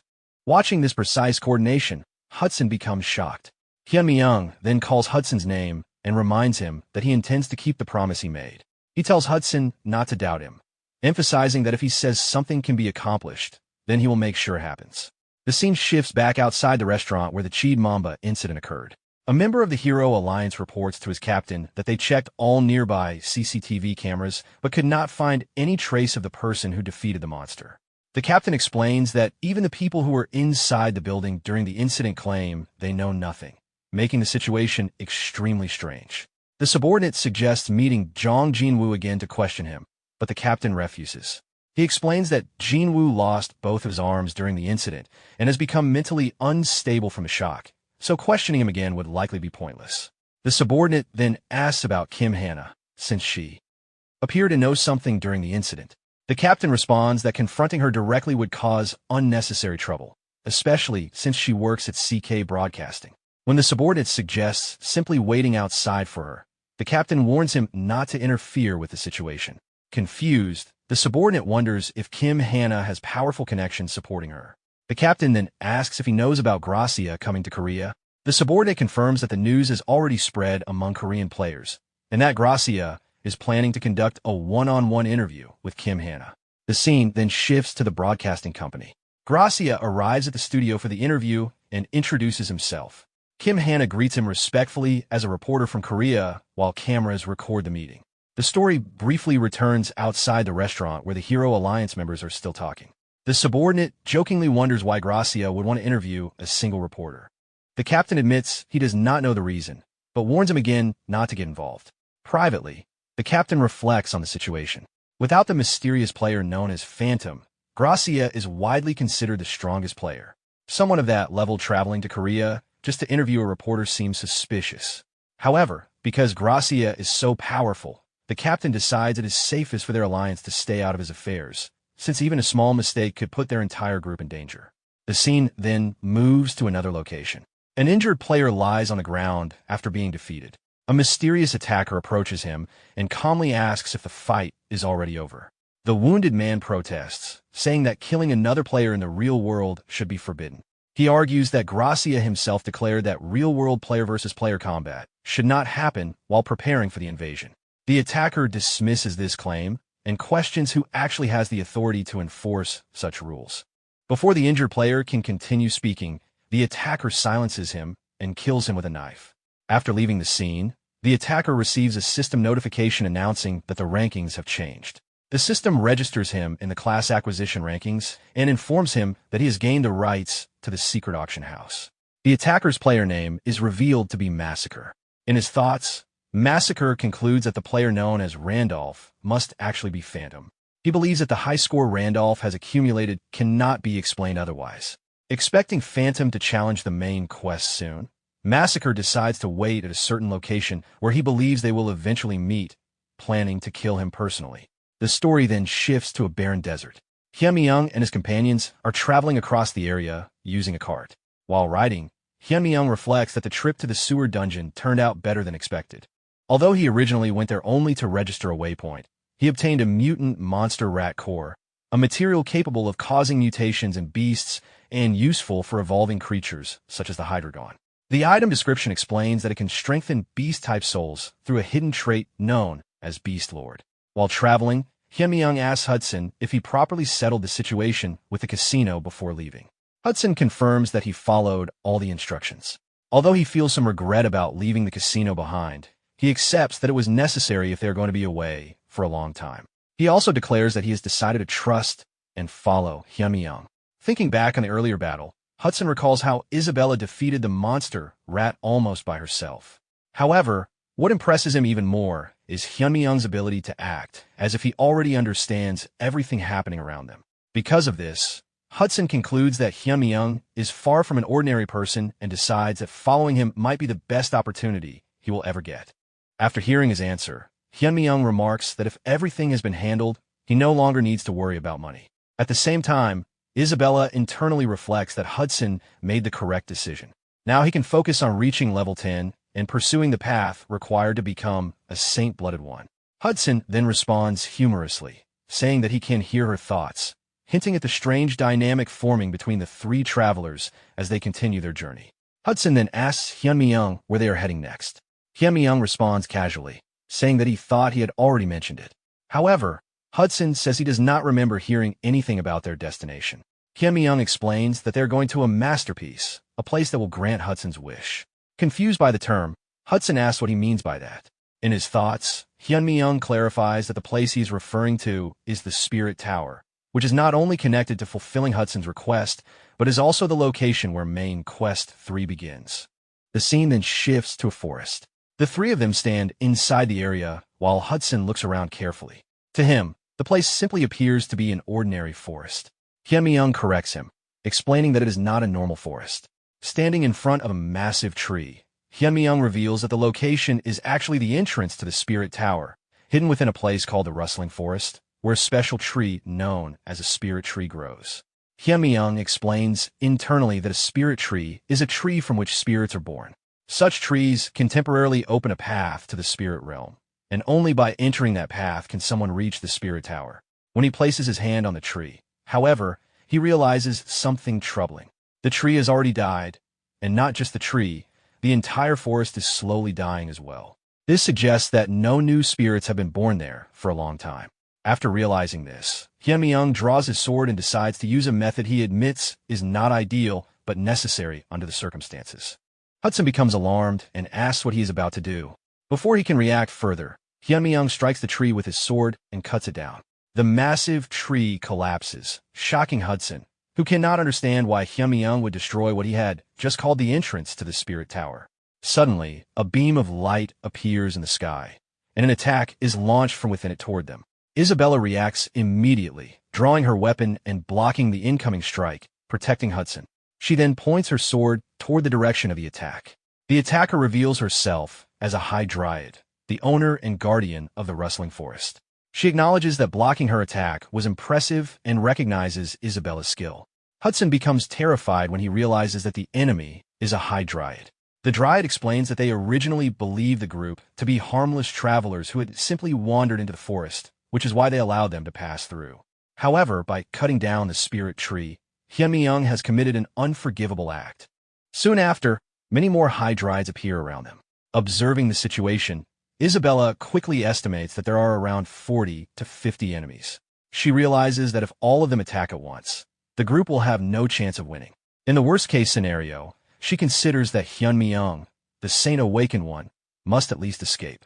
Hyun steps forward and takes responsibility for cutting the tree, telling the dryads not to direct their anger toward the others. He explains that he deliberately destroyed the tree because otherwise the dryads would have continued hiding and never revealed themselves. One of the dryads calls him insane. Hyun then asks them to come down so they can talk, but the dryad refuses and aims an arrow at him. Instead of backing down, Hyun asks them a question, whether they intend to simply watch the forest die. This statement shocks the dryad. Hyun explains that the forest is already dying because no new spirits are being born there. Without spirits to sustain it, the entire forest will eventually perish. He points out that the dryads themselves must already know this. He then makes an offer. If they open the gate to the spirit tower, he will bring new spirits to the forest and restore it. The dryad rejects the idea at first, saying that even if they open the gate, only chosen individuals are allowed to enter the spirit tower. Someone like Hyun should not be capable of entering it. In his thoughts, Hyun recalls that normally entering the spirit tower requires specific talents, numerous quests, and extremely rare circumstances. Among players, only a handful have ever managed to enter it. Attempting to do so at Randolph's current level would normally be impossible. However, that limitation only applies if Randolph were an ordinary character. Hyun then tells the dryads to stop arguing and open the gate. At that moment, he activates his hidden trait, Druid's affinity with nature, and declares that he will personally take responsibility for restoring the forest and bringing it back to life. One of the high dryads questions Hyun's claim, asking if he is truly saying that he can save the dying forest. Another dryad immediately reacts with anger, accusing him of lying and shouting that he should be killed for destroying the spirit tree. Soon, many of the dryads begin shouting threats at once, demanding his death. Their leader raises his hand and orders everyone to stop. The leader then descends from a tree branch and lands in front of Hyun. He warns him that if he fails to keep the promise he just made, the consequences will be severe. Hyun calmly assures him that he always keeps his promises and repeats that he will bring a spirit back to the forest. The leader admits that he does not actually expect a human to accomplish something like that, but he decides to allow it for now because if Hyun fails, it will still not be too late to kill him afterward. He then tells the group to follow him. The scene shifts deeper into the forest. There, the dryads bring them to a location where a large pile of broken stone fragments lies on the ground. The leader explains that because the forest is already dying, the usual method of opening the tower's gate no longer works. The only remaining option is to use the remains of a stone spirit to activate the gate. He warns Hyun that if he fails in his attempt, he and his companions will immediately become nourishment for the forest. Hyun asks what will happen if he succeeds. After a brief pause, the dryad leader answers that he will grant a reward worthy of such an achievement. At that moment, a system notification appears. Hyunmyeong receives a subquest titled, Return the Spirit to the Forest. The reward is an achievement called Friend of the Dryad, along with the gratitude of the forest itself. However, if the quest fails, his honor will decrease significantly, and he will have to fight against the entire forest.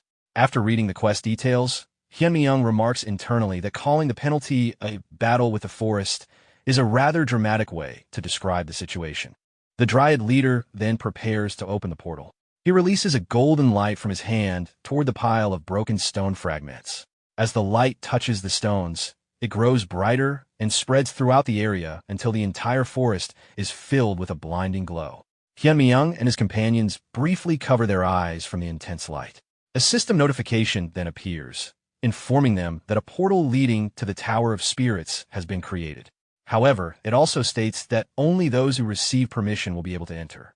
Hyunmyeong, Hudson, and Isabella step into the portal together. Once inside, Hudson looks around in confusion and asks where they are.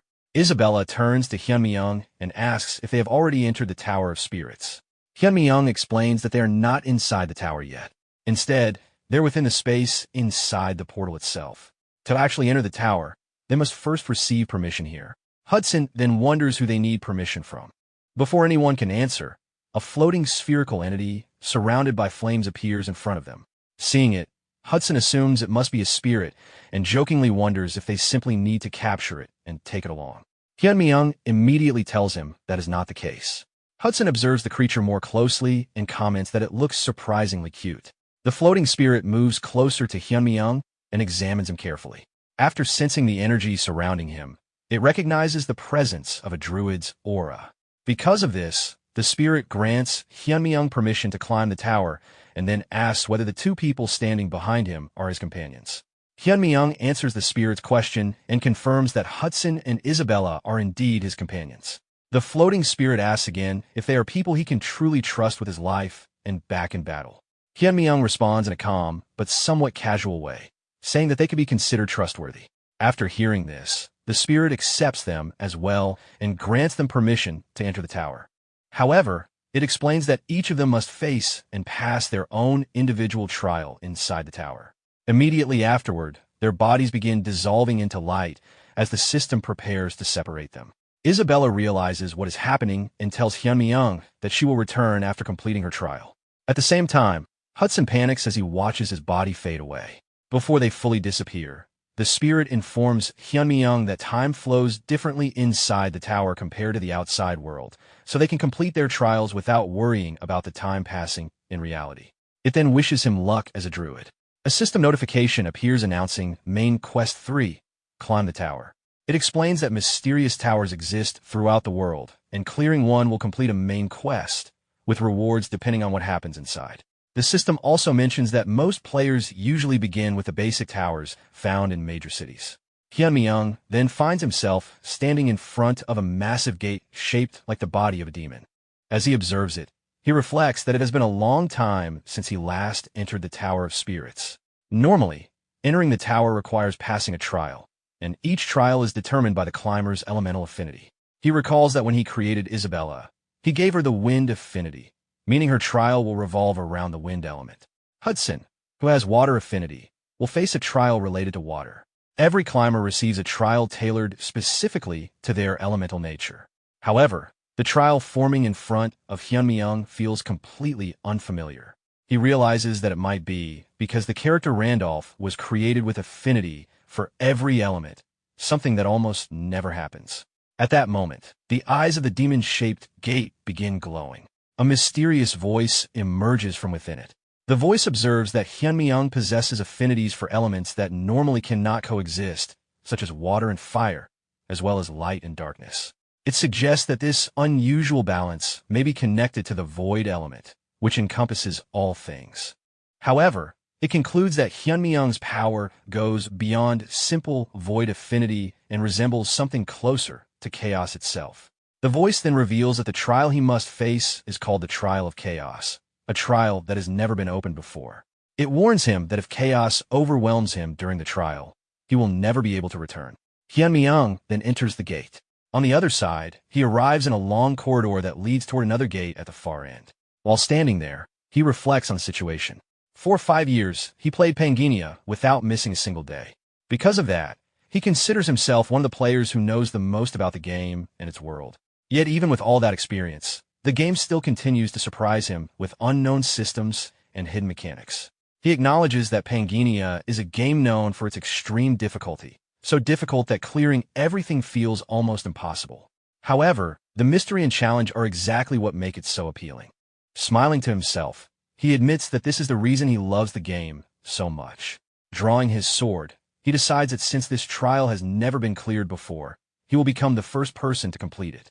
At that moment, a tall man with long gray hair suddenly appears in front of him. The moment Hyunmi-young sees the man's face, he becomes shocked. He recognizes him as Wilhelm, a character he personally trained and raised in the game. Hyunmi-young cannot understand why that character is now appearing as part of his trial. Wilhelm immediately launches a powerful attack. Hyunmi-young barely avoids it at the last moment by dropping low to the ground. He attempts to counterattack, but the opponent easily knocks his weapon away. Wilhelm then follows up with another overwhelming strike.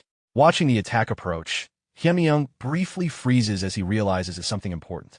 The difficulty of this trial suggests that the system never truly expected anyone to clear it. At that moment, he once again recognizes just how unforgiving and extreme Panginia can be. At the last moment, Hyunmi-young quickly retreats, causing the gray-haired man's sword to strike the ground instead of hitting him directly. Taking advantage of that brief opening, he equips Michaela's armor, Michaela's helmet, and Hermes' shoes, then blocks the next incoming strike. As he withstands the blow, Hyunmi-young realizes that the sword was unable to fully cut through his defense. This leads him to conclude that although the opponent looks exactly like Wilhelm, his combat strength may actually be closer to Randolph's current stats rather than the original character's full power. To increase his mobility, Hyunmi-young activates the dragon wings from the Celestial Dragonborn set. He reasons that if the enemy only copied Wilhelm's appearance and not his full strength, there is no reason for him to be intimidated. Using a powerful burst of wind, he launches the gray-haired opponent into the air, sending him crashing into the stone wall behind. While the opponent lies on the ground with his sword, Hyunmi-young moves forward to finish the fight. However, the gray-haired man suddenly rises again and counterattacks with a strong kick that forces Hyunmi-young to evade. During the exchange, the opponent questions whether Hyunmi-young came to reclaim his past glory and suggests that such a thing may be impossible. The words confuse Hyunmi-young, who does not understand what the trial is trying to imply. After dodging another attack, though still receiving a minor hit, Hyunmi-young angrily grabs the man by the hair and calls him fake. He then swings his sword and decapitates the opponent. After the fight, Hyunmi-young immediately takes a healing potion from his inventory and drinks it to recover his health. He reflects that it was fortunate he had stocked up on potions using money earned from Hudson's casino, otherwise the battle could have ended much worse for him. However, the situation becomes even more difficult when numerous identical copies of the gray-haired man suddenly appear around him. The story briefly shifts to the broadcasting office. The interview between Kim, Hannah, and Gracia has just concluded, and Hannah thanks him for traveling all the way for the interview. Gracia politely replies that it was not tiring at all, but before leaving he asks her an off-the-record personal question. Confused, Hannah asks what he wants to know. Gracia explains that he is interested in the mysterious man mentioned in the article she previously wrote. He asks Hannah to tell him everything she witnessed during that incident, without leaving out any detail. The scene then returns to the trial chamber inside the tower. Hyunmi-young has managed to defeat all of the copies of the gray-haired opponent after an exhausting series of battles. He estimates that he has fought at least 100 of them and is now extremely tired. Although the enemies have stopped appearing, he notices that there is still no path leading upward. Because of this, he assumes that he may already be on the top floor of the trial. However, he has also run out of potions and hopes that the system will soon display a message confirming that he has cleared the trial. At that moment, the bodies of the defeated enemies begin dissolving. From within them, dark wind-like spirits emerge and float in the air. These entities identify themselves as spirits of chaos and appear surprised that Hyunmi-young was able to reach this point. They ask if he is a druid and express a strange sense of interest in him. Seeing them appear, Hyunmi-young assumes that their presence means he has successfully cleared the Tower of Chaos and asks if the trial is finally over. However, the spirits react with laughter. They mock the idea that someone like him could have already cleared the tower. They then reveal a shocking truth. The trial he just endured was not the real challenge at all. According to them, The actual trial of chaos has not even begun yet, and the true test lies beyond a barrier deeper within the tower. A gate slowly opens, and spirits appear behind the protagonist. They point out that he is already badly worn out just from reaching this point and question whether he can go any further. They explain that what lies ahead was never meant to be a trial that someone could simply clear. Beyond the door, they claim, there are not just a few but thousands of the same chaos illusions he has been fighting. Because of that, they insist that clearing the tower is impossible and try to convince him to give up. However, the protagonist ignores them and continues walking forward. Seeing that he is not stopping, the spirits urgently try to persuade him again. They warn him that going forward will only lead to death and start offering him various deals if he turns back. They suggest forming a contract with them, promising benefits such as power comparable to obtaining a star, the location of a unique piece of equipment in the world, or even the highest tier chaos-type skills. While continuing toward the entrance, the protagonist recalls how the Tower of Spirits works. Each trial normally grants a reward related to the element of that trial. For example, clearing the trial of fire gives a fire spirit egg, and clearing the trial of wind gives a wind spirit egg. By hatching such an egg, a person can form a contract with a spirit of that attribute. The trial he entered, however, is the trial of chaos, which had never been opened before in Pangenia. Because of that, he originally believed the reward would be a chaos spirit egg. Since spirit eggs themselves are already extremely rare, the first chaos spirit egg should be an exceptional reward.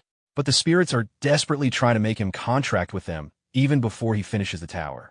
This makes him suspect that the reward beyond the door might be something even better than a chaos spirit egg. As he approaches the door and steps inside, the spirits make one last attempt to stop him, warning that he is making a foolish decision and telling him this is his final chance to turn back. The protagonist calmly responds by pointing out that they themselves said countless illusions were waiting on the other side. The spirits question whether he truly intends to fight thousands of them. He acknowledges that it will definitely be difficult, especially since he has already used up all of his potions during the previous battles. However, those repeated fights helped him memorize the patterns of the illusions completely. Because of that, he believes he no longer needs potions or extra support. If repeating the patterns he has already learned thousands of times is enough to clear the trial, then he sees no reason to avoid the challenge. The spirits react with surprise at his reasoning, finding his determination somewhat ridiculous but also strangely admirable.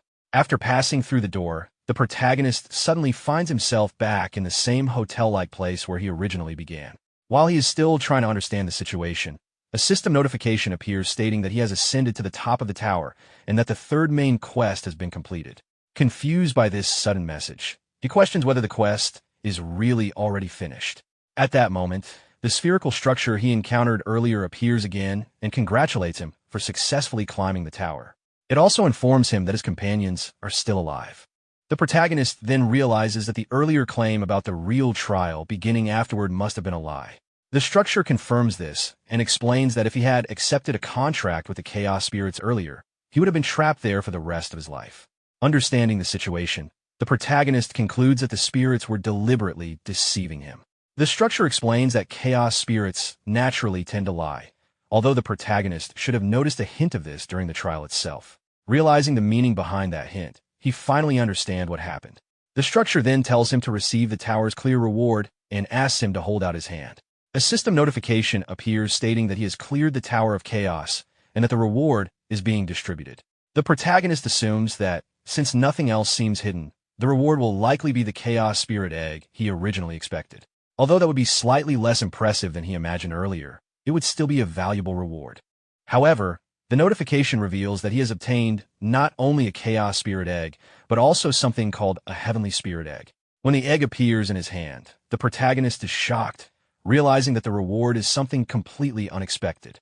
The protagonist then receives a new notification describing the Heavenly Spirit Egg. The message explains that it is an unknown egg that supposedly came from the heavenly realm and exists at the end of the forces of light, darkness, and chaos. It also states that only celestials are capable of seeing and hatching it. After reading this, the protagonist begins thinking about what it could mean. Celestials are known as the heavenly race that resides in the heavenly realm. Since he was able to obtain and see the egg, it suggests that he might actually belong to that race. This possibility makes him wonder if the egg is related to his hidden trait called heavenly. Until now, he assumed the name might just be a coincidence, but the description of the egg makes him suspect that the trait could actually be connected to the heavenly race. Curious, he asks the spherical structure if it knows what the egg is. The structure admits that it does not know the exact details either, except that it is clearly not an ordinary egg. However, it adds that even the Spirit Kings appear to be interested in it. Hearing this surprises the protagonist. The Spirit Kings are among the strongest beings in existence and act as major mediators within the world of Pangenia. If even those beings are paying attention to the egg, then it must be something extremely valuable. Although he wants to learn more about it, there is currently no way for him to find out. Because of that, he stores the egg in his inventory and decides that the only way to understand it is by hatching it later. Soon after, another system notification appears confirming that he has successfully completed main quest 3, Climb the Tower, and has become the first person to conquer the Tower of Chaos. The message describes the achievement as unprecedented and gives him a total score of 240 points, after which the Hall of Fame rankings are updated. At the same time, several constellations from the 100 Stars Temple react to his accomplishment. Different constellations express amazement, curiosity, or praise for his performance, and each of them upgrades his rewards. One constellation is impressed by his luck, another is excited by his adventurous actions. One praises him for overcoming a battle against himself. Another shows interest because he obtained the heavenly spirit egg, and another remembers his name. As a result of their attention, the grade of his rewards is transcended, allowing him to choose 2 rewards from a list of 20. The protagonist is surprised by how far the rewards have been upgraded. Previously, some constellations showed interest in him at Dramit's Sanctuary, but he did not expect that 5 of these powerful beings would pay attention to him at once. In Pangenia's setting, constellations play an important role similar to the Spirit Kings. From a player's perspective, maintaining a good relationship with them is beneficial because they can grant special quests or upgrade rewards depending on how challenges are completed. According to the game's lore, they are particularly fond of interesting stories created by human actions, which likely explains why they were entertained by the unique trial he experienced in the Tower of Chaos. Sometime later, Isabella and Hudson also clear the tower and come out. Isabella receives a wind spirit egg as her reward, while Hudson obtains a water spirit egg. The number of spirit eggs given as rewards is determined randomly, and in Isabella's case, she is fortunate enough to obtain 2 eggs. She decides to keep her promise to the Dryads by giving one of them the wind spirit egg. If the spirit eventually hatches and is released into the forest, Barok Forest will be able to recover its lost vitality. As gratitude for this act, the Dryads reward them with a powerful elixir called Mandragora, which is made from a 1,000-year medicinal herb that has absorbed the forest vitality. Naturally, the elixir is given to Isabella since she was the one who provided the spirit egg. This means that she will likely become even stronger in the future. Afterward, the protagonist receives another notification confirming that a wind spirit has been returned to Barok Forest. This completes a subquest and grants the title Dryad Friend, along with the forest gratitude. A new waypoint is also added to the teleport book, which now contains 3 locations: Desert Sanctuary, Arcana Sewers, and Barok Forest. The message also notes that Dryads never betray someone they trust, as long as that person does not harm the forest. The Hall of Fame rankings are then updated again. With his score of 240 points, Randolph takes first place, surpassing the previous maximum point limit. Because of this, he obtains the main Quest 3 privilege called Guardian Wall, and the ability itself is upgraded due to his unusually high score. Later, the scene shifts to the group traveling in a cart driven by a Hydreigon. While the protagonist is sitting inside, another notification appears explaining the details of the Guardian Wall ability. This skill protects the user's body while they are logged out and warns them if danger approaches. The strength of the protection depends on the level of the skill, and at level 11, it can completely nullify attacks from enemies rated 1 star or lower for 30 seconds. After reading the description, the protagonist feels relieved. When he logs into Pangenia, the ability protects his real-world body, Park Hyunmyeong. When he returns to reality, it protects his character Randolph inside the game. Considering the dangers that could arise in the future, having this protection gives him some peace of mind. He also notes that there are still 72 hours remaining on the broken golden scale fragment, and having more time left will be helpful for his plans. During the journey, Hudson thanks him sincerely. He explains that he never expected to obtain a spirit egg and hopes to hatch it as soon as possible, believing that a spirit may help him solve the problem that has been holding him back. The protagonist understands what Hudson is referring to. Advancing from level 9 to level 10 is extremely difficult to accomplish alone, but with the assistance of a spirit, it should become possible. Hudson enthusiastically agrees and says that once they return, the first thing he plans to do is buy a spirit incubator to hatch the egg. The protagonist then mentions that he has somewhere he needs to visit before heading back and asks if Hudson would like to come along. Hudson immediately agrees, saying that after receiving such a great favor, he is willing to accompany him anywhere if needed. The protagonist appreciates the offer and thanks him with a smile.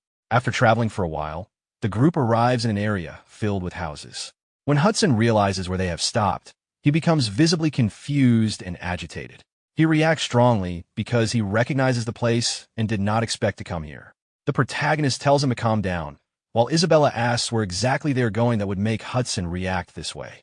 The protagonist explains that they have arrived at the Knight's Garden, the territory ruled by Marquis Weiser. He also reveals that Hudson's fiancée lives there.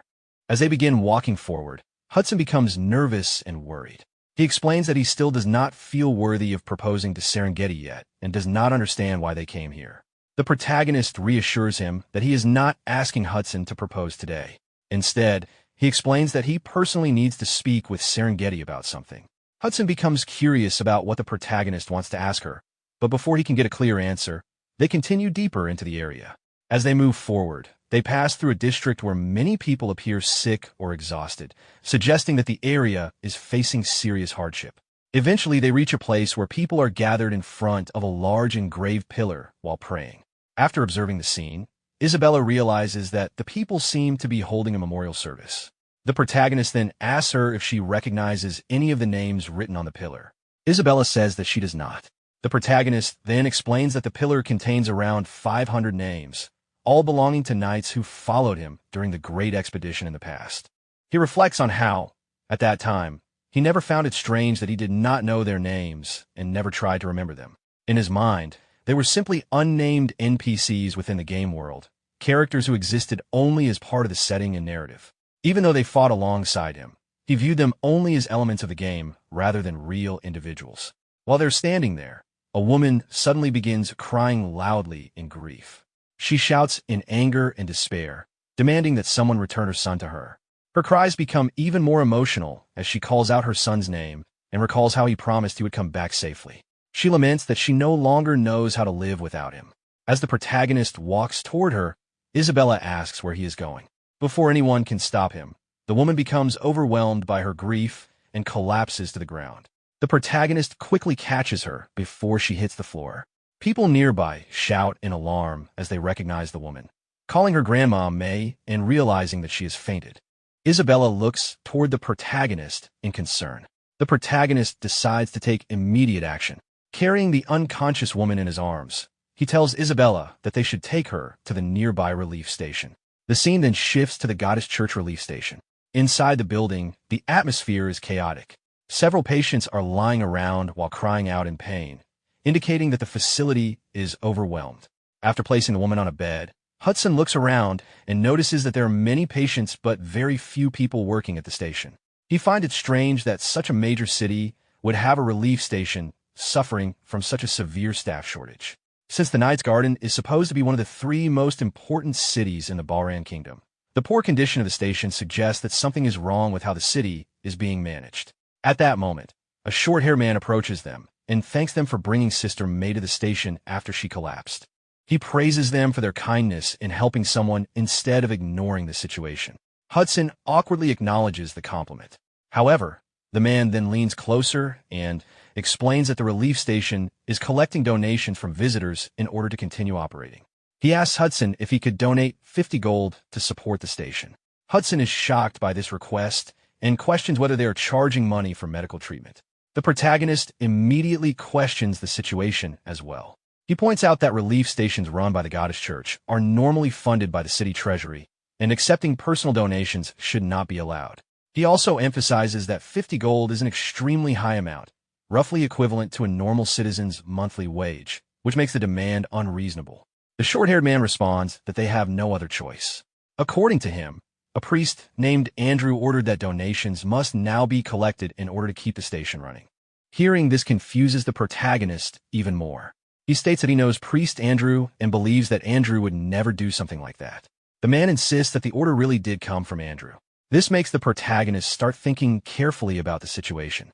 Priest Andrew is known as a high-ranking priest of the goddess church, which serves the twin goddesses Leah and Pina. In the game's setting, Andrew is portrayed as a devout and honorable figure who often gives quests related to honor-based classes. His character is supposed to be upright and virtuous.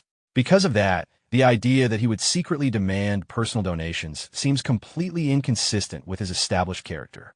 The protagonist then recalls other troubling details he noticed while entering the city, such as poorly maintained buildings and homeless people sitting on the streets. Even the relief station itself is clearly not functioning properly. This is particularly strange because the Knight's Garden should be a relatively wealthy city, even if it is not as rich as Arcana.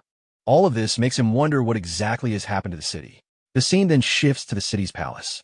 Inside, a man is drinking heavily and repeatedly. A servant approaches him nervously and begs him to stop drinking because he has already had too much.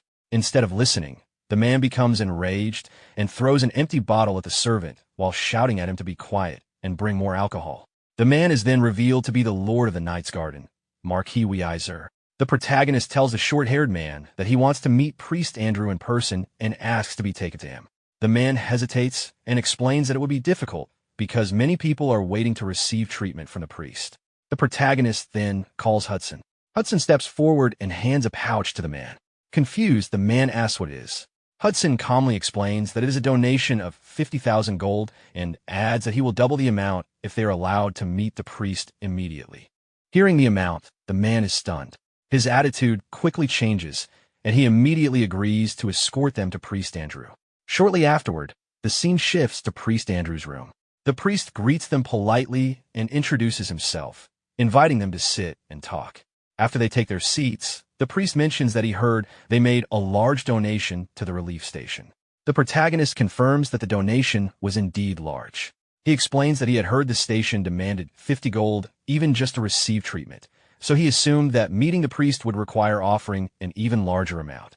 The priest responds calmly and asks if the protagonist is disappointed to find that he appears to be an old priest concerned with money. He admits the situation is embarrassing, but says little in defense of himself. The protagonist clarifies that he is not judging him, but is simply curious. He wants to understand how a relief station in such a large city could end up in a situation where it desperately needs money to operate. At this point, the priest suddenly slams his hands on the table and begins explaining the situation. He first mentions Sister May, the woman the protagonist brought in earlier. Her only son joined the Demon World Great Expedition and never returned. Since then, she has lived with constant grief and guilt, blaming herself for not stopping him. The priest explains that her situation is not unique. Many people in the city lost family members during that expedition. Numerous knights who admired Wilhelm, the Night King, joined the campaign with the goal of defeating the Demon King, but most of them never came back. Because of this, the Knight's Garden lost many talented individuals and spent enormous resources on the war effort. Although the city suffered heavy losses, it was prosperous enough that it might have recovered over time. However, the real problem began when Serengeti, a blood relative of Marquis Weiser, returned from the expedition. She came back severely injured, having lost both of her legs. Since her return, she has remained unconscious for unknown reasons. Many priests, including Andrew himself, attempted to wake her, but were unable to do so. Marquis Weiser then gathered rare elixirs and searched desperately for a solution, but none of the attempts worked. As time passed, the city's finances, which were already weakened by the war, began collapsing. In his desperation to save Serengeti, the Marquis lost his judgment and became vulnerable to fraudsters and swindlers. Eventually, he took on massive debts and even used the territory itself as collateral. After that, he fell into complete despair and stopped functioning as a proper ruler. Because of this collapse, the city government cut off all subsidies that once supported institutions like the relief stations. Now only a single relief station remains in the entire city. If it were to close as well, the sick and injured residents would have nowhere to go. Because of this desperate situation, the staff began requesting donations from visitors, even though doing so was shameful and normally forbidden. They simply no longer have enough beds, supplies, or staff to properly care for everyone. After hearing the explanation, the protagonist says he now understands the overall situation. He then asks whether Serengeti's condition is caused by mental trauma or a physical injury. Priest Andrew explains that if the problem were something simple like that, they would have already treated it. From their observations, it appears that Serengeti is under some kind of curse. Unfortunately, the curse is beyond Andrew's ability to remove. Hearing this, the protagonist begins thinking about a possible solution. Since Isabella once suffered from a similar curse, it might be possible to break Serengeti's condition using the blessing of the stars. With that in mind, the protagonist stands up and thanks the priest for the information, saying that he should leave now. Priest Andrew is surprised by the sudden decision. The protagonist explains that he now has business with Marquis Weiser. The priest tries to stop him and warns that the Marquis rarely receives visitors anymore because he has become mentally broken. He offers to arrange a meeting in a few days as a way to repay the donation. However, the protagonist refuses, saying he does not have time to wait. He also tells the priest not to worry about the donation because he already received something valuable in return. Confused, Priest Andrew asks what he means by that. As the protagonist is about to leave Priest Andrew's room, a loud voice suddenly echoes from outside, calling for the priest. A soldier soon enters the room and announces that the Lord has ordered the guest who donated to the relief station to be brought to him immediately. Hearing this, the protagonist remarks that bringing money seems to make it easy to gain access. After that, he tells the priest that he will take his leave. Before he goes, Priest Andrew stops him and thanks him sincerely. He explains that regardless of the reason behind the donation, he is grateful for the help. The protagonist dismisses the thanks and says the priest should not worry about the donation since the money was not even his to begin with. However, the priest clarifies that he is not thanking him for the money, but for helping Sister May earlier. As the protagonist leaves, he casually says that it is good to see Andrew again. This surprises the priest, who wonders what he meant by again. The scene then shifts to the mansion of the city's lord. When they arrive, Isabella and Hudson are asked to remain outside with the soldiers while the protagonist enters the mansion alone. Inside, the lord sits at a large dining table and drinks tea while observing the protagonist carefully. He thinks about the fact that this man recently donated 100,000 gold to the relief station. The lord wonders whether the visitor might be a traveling merchant, although he does not appear to be carrying goods. He also considers the possibility that the protagonist is simply a wealthy young noble wandering around. The lord then formally introduces himself as Weiser, the ruler of the Knight's Garden, and apologizes for inviting him so abruptly. Upon hearing his name, the protagonist reflects on how much Weiser has changed. In the past, Marquis Weiser was known across the continent as a talented knight with exceptional skill. His daughter Serengeti once obtained a star and became a one-star transcendent in Pangania with the protagonist's help back when he lived as Wilhelm, the Night King. She later rose to become one of the strongest individuals on the continent. Because of her achievements, the Weiser family gained great influence within the Balran kingdom. Out of gratitude, Marquis Weiser pledged loyalty to Wilhelm. He was once known as a man who repaid hostility with his sword and repaid kindness with unwavering loyalty. Now, however, the protagonist wonders whether only Weiser's outward appearance has changed or if his spirit has also been broken. The lord then explains that the Knight's Garden is currently facing severe financial difficulties. Because of this, he wants to propose something that would benefit both of them. Before he can continue, the protagonist suddenly states that he can cure Serengeti. The statement shocks the lord at first, but then he begins laughing. His laughter quickly turns into anger as he assumes the protagonist is another opportunist trying to take advantage of his desperation. He accuses him of hearing rumors that mentioning Serengeti's condition can make the Marquis hand over large sums of money. The lord sarcastically asks how much the protagonist wants in return for curing her, mentioning large amounts of gold, and even questioning whether he plans to demand control over the territory itself. Frustrated by the many fraudsters who have deceived him before, he angrily declares that he has already lost too much. Believing the protagonist to be another con artist, he orders his soldiers to gouge out the man's eyes and throw him out. The protagonist calmly responds that he does not want any money and asks the lord to listen until the end. He admits he cannot guarantee success, but he believes there is a real possibility that he can treat Serengeti. The lord becomes slightly curious at this response and questions why a stranger would help his daughter without expecting payment. In response, the protagonist explains that he is both repaying a debt and collecting one. This confuses the lord even more. The protagonist then reveals that he is the successor of Wilhelm, the Night King to whom Weiser once swore loyalty. He asks the lord to take him to Serengeti because he has something he needs to ask her. In exchange, He promises to heal the daughter who sacrificed herself for her master. The Lord laughs again and dismisses the claim. He says that many people across the continent falsely claim to be the successor of the Night King, and he assumes the protagonist is just another one of them. Losing his patience, the Lord orders the soldiers to kill the protagonist and the two companions waiting outside as well. A soldier immediately moves to attack with his sword. However, the protagonist calmly watches the strike and dodges it at the last possible moment with minimal effort. He then delivers a powerful punch that knocks the soldier away.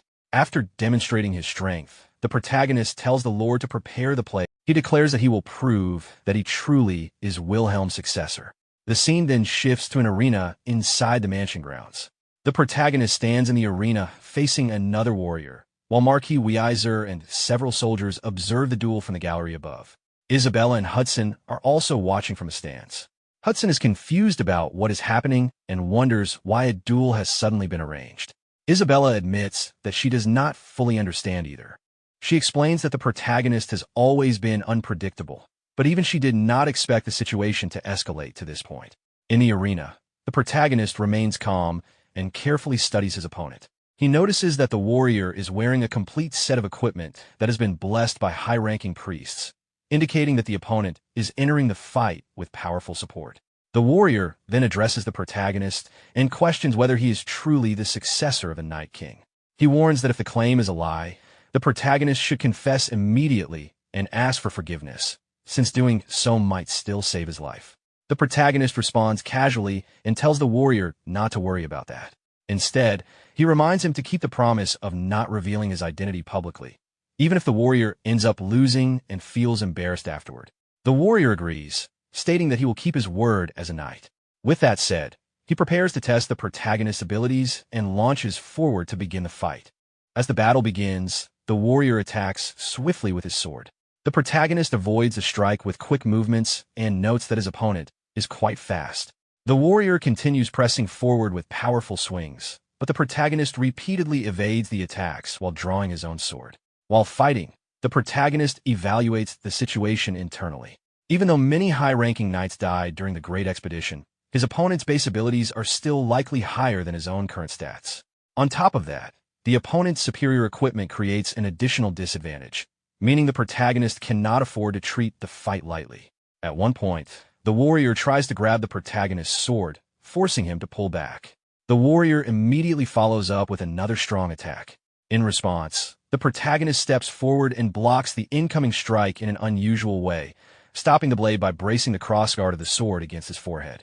This unexpected technique shocks the warrior, who realizes that the protagonist is not simply a fraud, but someone reckless and determined enough to fight in such a dangerous manner.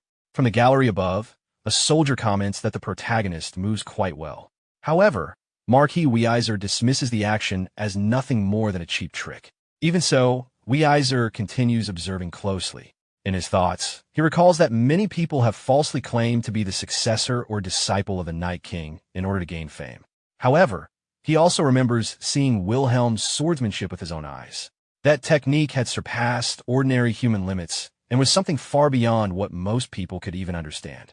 Because of that, Weiser decides he will not believe the protagonist's claim unless he witnesses a glimpse of that extraordinary skill. Back in the arena, the duel continues. The warrior swings his sword with force, while acknowledging that the protagonist is clearly more capable than the frauds he has encountered before. He even suggests that the protagonist has talent and offers him a chance to admit the lie and join his ranks. If he accepts, the warrior promises to request a pardon from the Lord. The protagonist blocks the attack and points out that the warrior is speaking confidently despite fighting with a full set of equipment against someone who is only level 3. The warrior explains that wearing the equipment was the Lord's order and that he is not particularly comfortable with the situation either. At that moment, the protagonist suddenly kicks the warrior directly in the face, pushing him back. After landing the blow, he remarks sarcastically that it must be nice to have access to such powerful equipment. He then jumps into the air and declares that he will demonstrate his own advantage, the power of items. During the jump, he throws his current sword toward the warrior.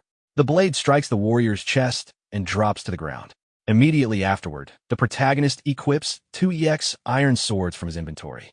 The sudden appearance of the dual weapons shocks the spectators. From the gallery, A soldier reacts in surprise upon seeing the protagonist switch to dual swords. Hudson is equally shocked and wonders where the protagonist obtained weapons like those. With both swords in hand, the protagonist launches a rapid series of attacks. The speed and intensity of the strikes begin forcing the warrior backward, and the momentum of the fight shifts as the protagonist starts to dominate the duel. As the battle continues, the warrior is gradually pushed backward by the protagonist's relentless attacks. While defending himself, he analyzes the situation. He notices that the gaps between the protagonist's strikes are becoming shorter, suggesting that the protagonist is trying to overwhelm him with speed. However, the warrior also observes that the attacks themselves feel light. From his perspective, the strategy seems flawed. If the protagonist had used a heavy weapon, such as a greatsword, the higher damage might have been able to break through his heavily reinforced armor. Dual swords, on the other hand, are faster but deal much less damage. Because of this, the warrior believes that as long as he protects his vital areas, the attacks will not seriously threaten him.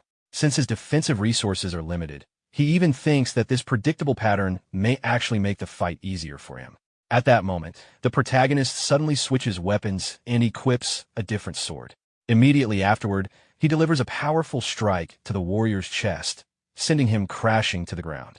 The sudden change shocks the warrior, who realizes that the protagonist is switching weapons during combat. The protagonist then tells the warrior to pay close attention, saying that he is about to demonstrate the true swordsmanship of the Night King. At this point, the story briefly shifts to an earlier moment when the protagonist was selecting rewards after clearing the Tower of Chaos.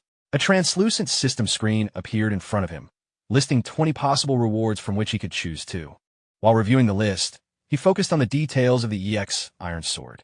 He noticed that although the weapon's base stats were not particularly impressive because it was an upgraded version of a very common weapon, its additional effects were extremely powerful. One of the key features was a proficiency correction effect that significantly improved weapon proficiency. Since he was allowed to choose two rewards, he realized that obtaining two of the same sword could activate the ultimate set effect tied to the weapon. Even though he already possessed the Michela armor set, he wondered if the system would allow him to select the same item twice. When he made the selection, the system confirmed that he had successfully acquired two EX Iron Swords. The success surprised him, but it also activated several hidden trait effects. System notifications then indicated that his weapon proficiency was increasing through multiple sources. The hidden trait Weapon Master raised his proficiency further, while another hidden trait related to dexterity increased all proficiencies.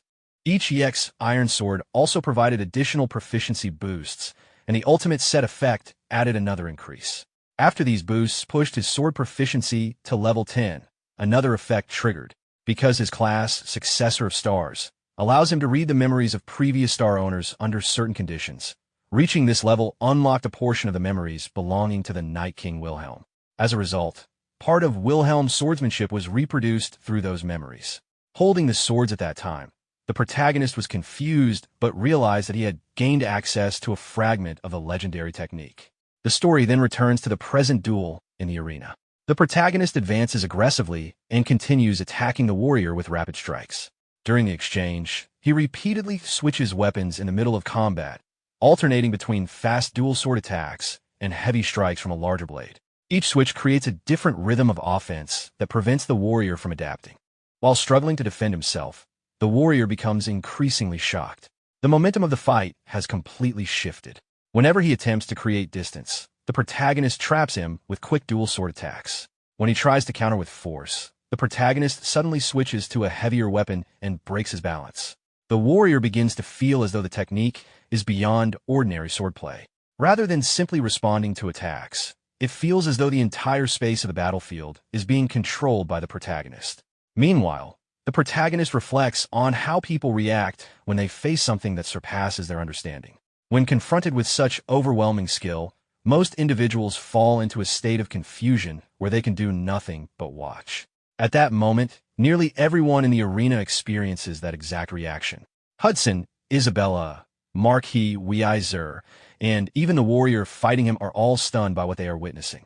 Then the protagonist activates a technique drawn from Wilhelm's swordsmanship, known as Genesis Heave. With a decisive motion, he delivers a powerful strike toward the warrior's neck. The warrior suddenly freezes in place, unable to react further. A moment later, his sword slips from his hand. Quietly acknowledging defeat, he admits that he has lost before collapsing to the ground. The protagonist stops and looks toward the gallery, asking loudly if there is anything else he needs to demonstrate. Watching the outcome, one of the soldiers nervously calls out to Marquis Weiser. After a moment of silence, the Lord addresses another soldier named Lucas. Then, in a dramatic shift in attitude, Marquis Weiser bows his head in respect toward the protagonist. He orders the soldiers to escort the man with the highest level of courtesy, declaring that he is the true successor of the supreme Night King, Wilhelm. The scene then shifts to Serengeti's room. She lies unconscious on the bed, while Marquis Weiser speaks to the protagonist. He explains that Serengeti has remained in this condition ever since returning from the Great Expedition. Despite trying countless methods to wake her, using rare elixirs and bringing in famous healers, nothing has worked. The protagonist then activates his hidden Great Sage trait and examines her condition. After scanning her body, he realizes that Serengeti is suffering from the Demon King's curse. Because it originates from the Demon King, ordinary healing methods would never work. Even powerful religious figures, such as priestesses or the Holy Emperor, would not be able to remove it. However, he believes that performing an exorcism using star energy, the power connected to a star guardian, instead of normal mana, might make it possible to weaken the curse. He walks towards Serengeti as Marquis Weiser asks if he truly has a way to wake her. The protagonist explains that he cannot guarantee success and will only attempt it once. He places his hand over Serengeti's head and activates the blessing of the stars. A golden light appears around his hand as the system notifies him that all of his star energy will be consumed. The message also states that there is not enough energy to completely break the Demon King's curse, but that the curse's limit has been temporarily lifted. Moments later, Serengeti slowly opens her eyes and weakly asks where she is. Marquis Weiser is shocked and overjoyed at the same time. He rushes toward her and asks if she recognizes him. However, Serengeti responds by calling out a different name. She says Hudson. Confused, the Marquis initially assumes she is referring to him, but quickly realizes the name does not belong to him.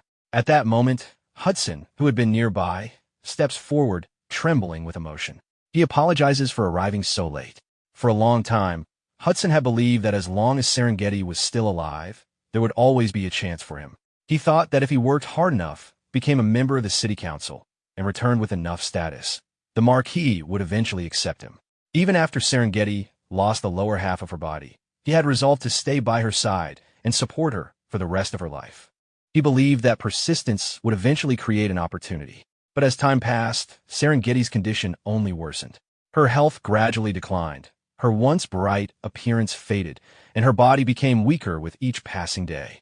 If the protagonist had arrived even slightly later, Hudson might never have been able to see her again. Overwhelmed with emotion, Hudson approaches her and falls to his knees, apologizing repeatedly for coming too late. Serengeti softly calls his name in response. Marquis Weiser, however, is confused by the situation and demands to know who Hudson is and what relationship he has with his daughter. Before the situation can escalate further, the protagonist intervenes and tells everyone to calm down. He explains that although Serengeti has awakened, the Demon King's curse has not been completely removed. Hudson anxiously asks what that means, while the Marquis fears that Serengeti might fall unconscious again. The protagonist confirms that the curse is only temporarily suppressed. At best, Serengeti will be able to remain awake for the rest of the day. To remove the curse completely, they will need the power of another star. As he considers the situation, the protagonist realizes what he must do next. To fully break the curse, he needs to increase his star energy. There are only two ways to do this: by leveling up or by obtaining additional stars. More importantly, he remembers that when Wilhelm, the Night King, died, 5 stars were lost. Because of the star successor class ability that allows him to read the memories of previous star owners, recovering those stars is extremely important. If someone else acquires them first, he might lose the chance to regain Wilhelm's memories forever. So far, he has recovered only one of the stars, meaning 4 still remain. If he wants to retrieve them quickly, the best source of information would be Serengeti herself. She was present during the events surrounding Wilhelm's death, so she might know what truly happened during that time. The scene of death. For that reason, he decides he must speak with Serengeti privately. The protagonist asks everyone else to leave the room so he can talk with Serengeti alone. Outside the room, Serengeti's father and Hudson sit at a table. The father angrily confronts Hudson after learning that Hudson and Serengeti had secretly promised to marry each other. Hudson admits that it is true and apologizes for revealing it so late. Serengeti's father acknowledges that he is grateful Hudson came all this way for her, but he firmly states that Hudson will no longer be allowed to see Serengeti again. Hudson desperately argues that he knows he is not worthy yet, but he plans to join the city council soon and become someone deserving of Serengeti. He begs for a chance. However, Serengeti's father explains that the issue has nothing to do with his personal feelings toward Hudson. After the Great Expedition, the territory suffered enormous losses. Restoring the knights and continuing Serengeti's treatment required a huge amount of money. Eventually, the territory ran out of funds and had to seek help from other noble houses.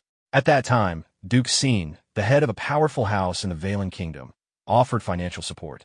His house was influential enough to rival the royal family.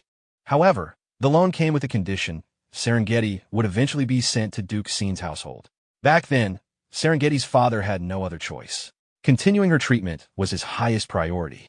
He also believed that even if Serengeti never woke up and his own family collapsed, the Duke's household would not abandon her, because doing so would damage their reputation. Because of that agreement, Serengeti is scheduled to be sent to Duke Sin's house in 1 month.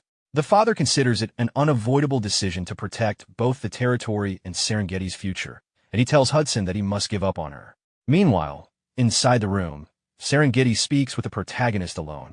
She asks who he really is. The protagonist explains that he is the successor of the Night King Wilhelm, and that he came to deliver news about Wilhelm's final moments. Serengeti immediately rejects the claim because she believes Wilhelm never had a successor. Realizing that she will not accept vague explanations, the protagonist mentions a deeply personal memory only the two of them would know. He recalls the moment when Serengeti first encountered a star and was afraid that consuming it and transcending might cause her to lose her sense of self. At that time, she had been worried that her feelings for Hudson might change. Back then, Wilhelm had not fully understood her anxiety, but looking back now, it was clear that Serengeti simply wanted her love for Hudson to remain the same. Hearing this, Serengeti becomes shocked because that conversation was known only to her and Wilhelm. The protagonist then recalls how Wilhelm encouraged her at that moment by telling her to stop hesitating and hold on to the person she loved. With tears forming in her eyes, Serengeti realizes that the person before her truly is Wilhelm, despite his different appearance. The protagonist confirms that certain circumstances caused his appearance to change, but he is indeed Wilhelm. He then reflects on the source of this memory. Back then, he had actually been a player, and the encouragement he gave Serengeti had originally been nothing more than a simple emotion expression chosen through a keyboard command. However, thanks to the hidden ability of the star successor class, he can now read the memories stored inside stars once his sword level reaches 10. Those memories feel extremely vivid, almost as if the events truly happened to him. Serengeti explains that Wilhelm was not the type of person who spoke casually to others, so hearing that specific memory is enough proof for her. After thanking her for believing him, Serengeti asks if his changed appearance means he has become a sinner. He confirms that it does. She warns him that he must be careful of hunters, individuals who specialize in tracking down sinners. The protagonist reassures her that he is already aware of that danger. People who possess others' bodies while keeping memories from their previous lives are called sinners, and the NPCs who hunt them are known as hunters or reapers. After that, the protagonist moves to the main reason he wanted to speak with her. He asks Serengeti about the truth behind his death. He explains that on that day, he was certain he had killed the Demon King. He had driven the path of light into the Demon King's core, and the enemy's body had already begun collapsing. However, at the final moment, everything suddenly stopped. His consciousness faded immediately afterward, and he died without understanding what had happened. Looking directly at Serengeti, he asks her to reveal the truth about what really happened during his final moments. The protagonist begins reflecting on the Great Demon World expedition that had been led by Wilhelm in the past. It had been the first attempt to invade the Demon World and involve an unprecedented force of nearly 200,000 elite soldiers. Every participant carried strong ambition, hoping to become heroes of the first successful expedition into the Demon World. Because of this, the army's morale had reached extraordinary heights. The expedition had been carefully planned, using all the data humanity had gathered about the Demon World. Every possible variable had been considered, and the strategy had been designed with extreme precision. From a tactical perspective, everything had appeared flawless, leaving no room for mistakes. At least, that was what everyone had believed. The memory shifts back to the battlefield in the demon world. The land is covered with corpses, showing how devastating the battle had been. Serengeti is seen kneeling on the ground, completely exhausted and barely able to continue fighting. Several surviving soldiers speak to her, urging her to move forward even though they themselves can no longer continue. A mage explains that she will stay behind to cast a final blessing, even if doing so cost her life. A long-haired warrior admits that his body has already reached its limit and that Serengeti must advance without him.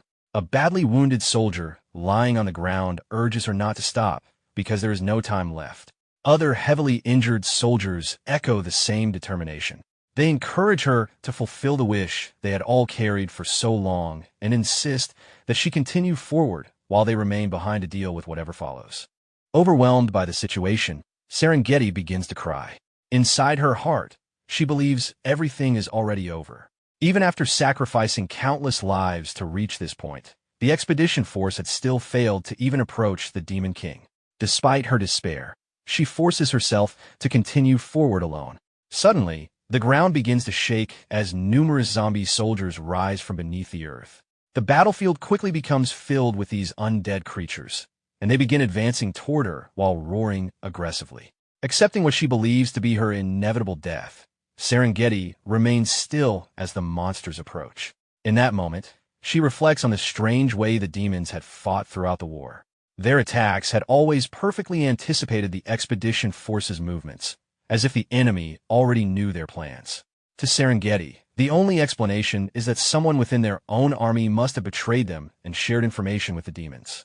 Because of this internal collapse, the entire expedition had slowly fallen apart from the inside. She begins to wonder if the mission had been impossible from the very beginning. Just as the zombie soldiers close in on her, a sudden and powerful attack strikes them. A massive explosion erupts, instantly destroying nearly half of the approaching undead. The one who appears is Wilhelm, the Night King. He arrives calmly and tells Serengeti to rest because the battle will soon end. Seeing him appear in that moment shocks her. Wilhelm immediately begins fighting the remaining zombies. As Serengeti watches him, she is reminded why he was known as the martial god. His strength was so overwhelming that even the demons seemed pitiful when facing him. His presence alone dominated the battlefield.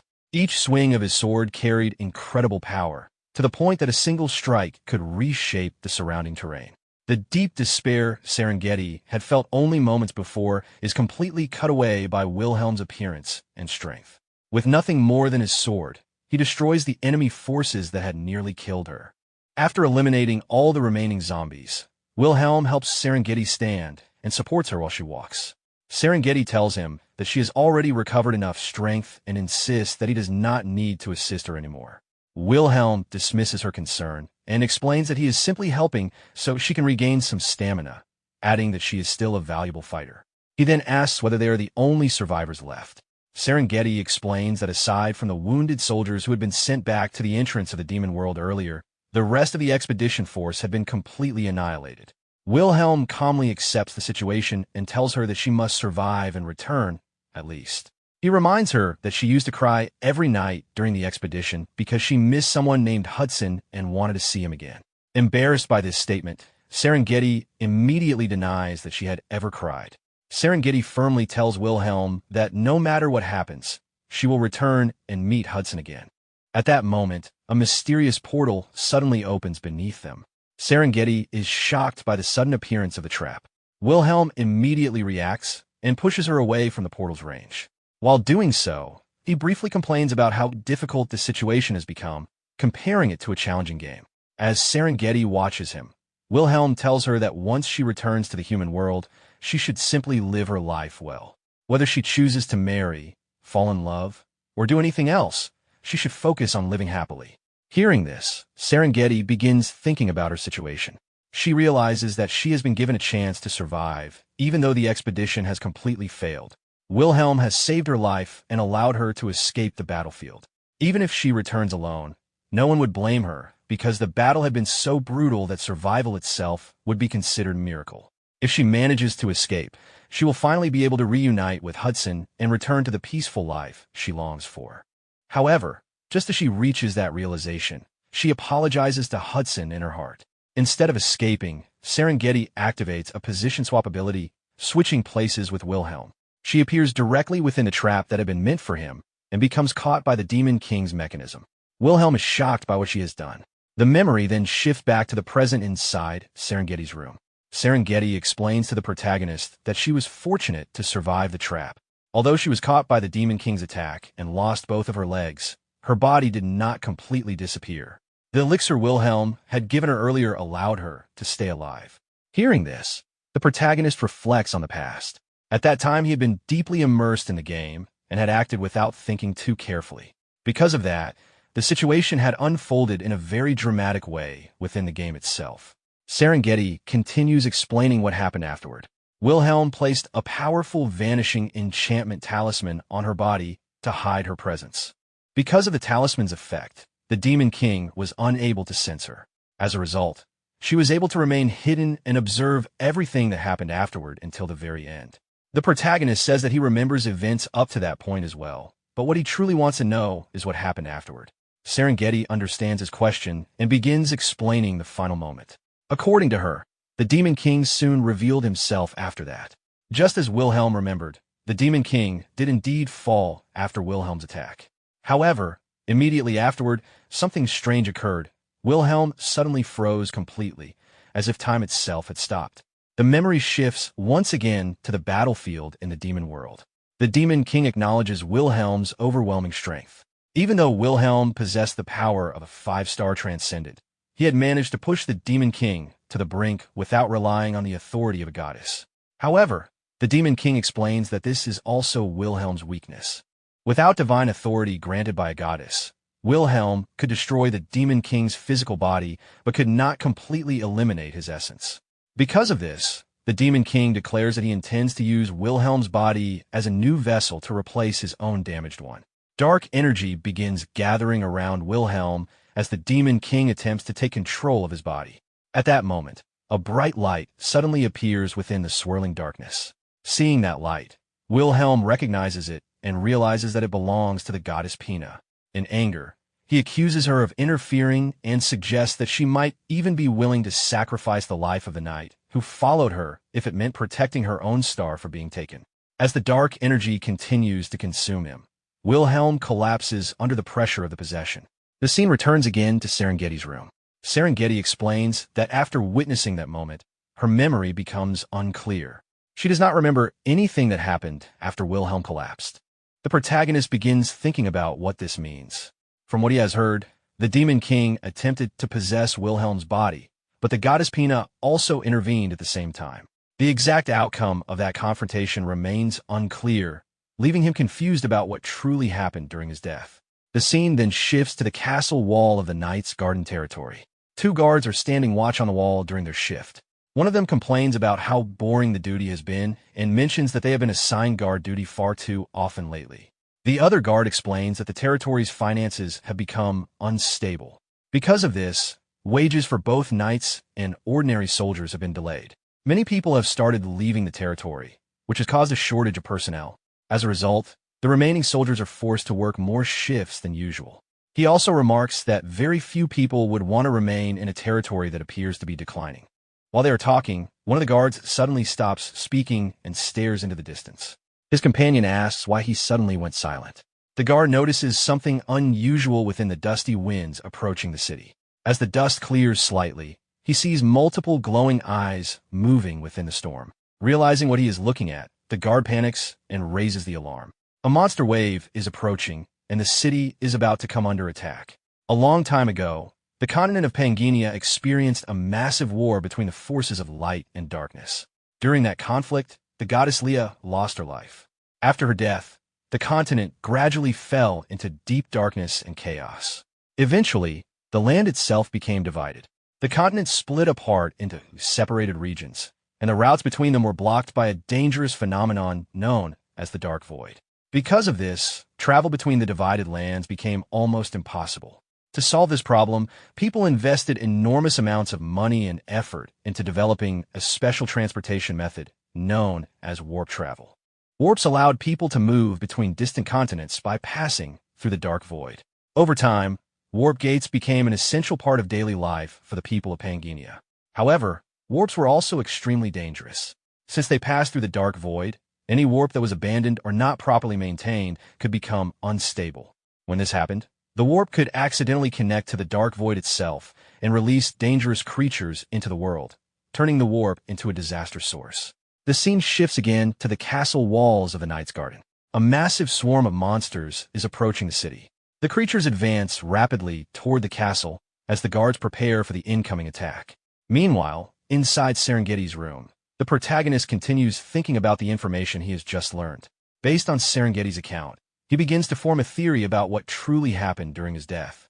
It appears that the Demon King attempted to take control of Wilhelm's body after being defeated. At the same time, Pina, the twin goddess of the deceased goddess Leah, intervened in order to stop the Demon King's possession.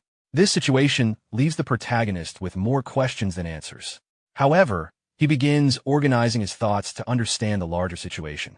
First, he considers the reason why he was unable to completely kill the Demon King.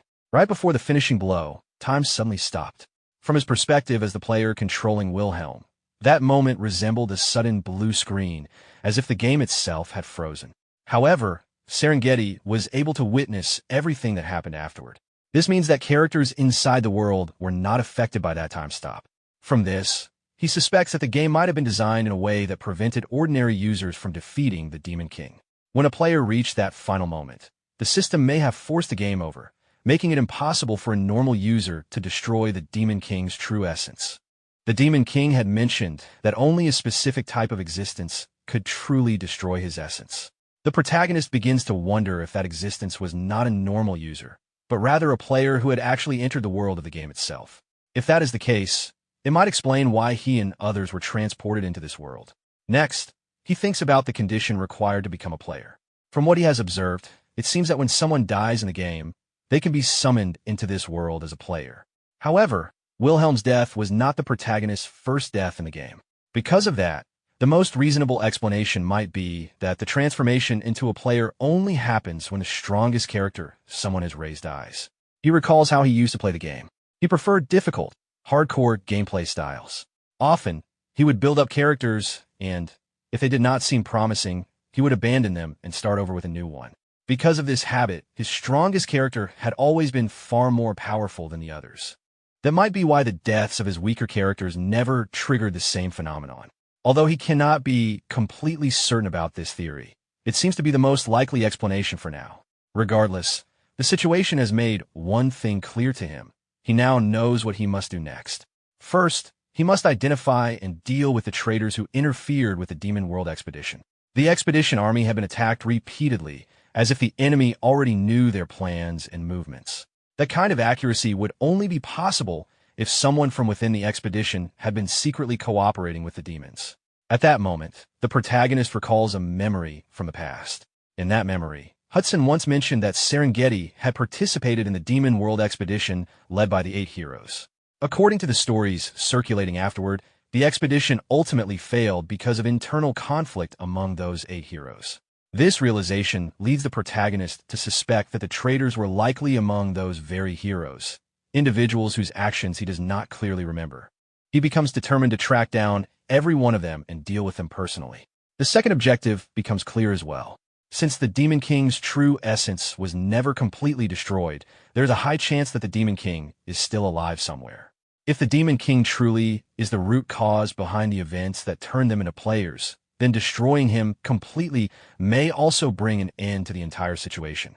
Just as he finishes organizing his thoughts, someone urgently knocks on the door. Hudson rushes into the room in a terrified state and quickly informs the protagonist that something extremely serious is happening. He reports that the city is under attack. The protagonist and Hudson immediately rush outside toward the city. When they arrive, they discover that large sections of the city are already burning. Chaos is spread throughout the streets as monsters rampage through the area. The warriors and soldiers stationed in the city attempt to fight back, but the monsters vastly outnumber them. Many defenders are being overwhelmed and killed as they struggle to protect the civilians. Isabella quickly analyzes the situation and explains that an invasion of this scale occurring directly inside the city most likely means that a monster wave has emerged from a nearby warp gate. Hearing this, the protagonist immediately realizes the cause of the disaster. Earlier, the noble Weiser had complained about the territory's financial problems. The protagonist now suspects that the man may have diverted funds that were supposed to be used for maintaining the warp gates. If the warp maintenance budget had truly been neglected, it would easily explain how a warp could have become unstable and released a monster wave directly into the city. At that moment, the Marquis Weiser himself arrives with a group of soldiers riding on horseback. They charge into battle and begin cutting down the monsters as they push forward through the burning streets. As the protagonist watches the noble fighting his way through the battlefield, he calls out to him. As the battle in the city intensifies, the Marquis notices the protagonist and immediately stops his horse. He seems surprised that Wilhelm's successor is still inside the city during such a dangerous situation. The protagonist quickly asks what exactly is happening. The Marquis explains that the city has already been heavily damaged by a monster wave. According to the information he has received, something has gone wrong with the 3 warp gates located in the east, west, and south of the territory. All of them appear to have malfunctioned at the same time. Hudson reacts with shock upon hearing that 3 warp gates failed simultaneously, realizing how abnormal and dangerous that situation is. Even the protagonist finds it difficult to believe. The Marquis then reluctantly asks the protagonist for help. Although he feels ashamed to ask, he admits that the city desperately needs assistance. If the Star Bearer fights alongside them, their chances of survival would increase significantly. At that moment, the protagonist receives several system notifications. A subquest appears, asking him to help defend the city. Completing it would grant honor points and a large amount of experience, while refusing it would cause him to lose honor. At the same time, a main quest activates.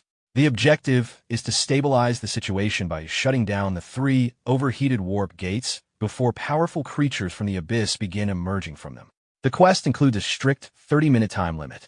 The rewards will depend on how quickly the objective is completed, and clearing the mission fast enough could allow the player to access a special feature known as the Golden Scale Shop. However, the system also lists severe consequences if the time limit is exceeded.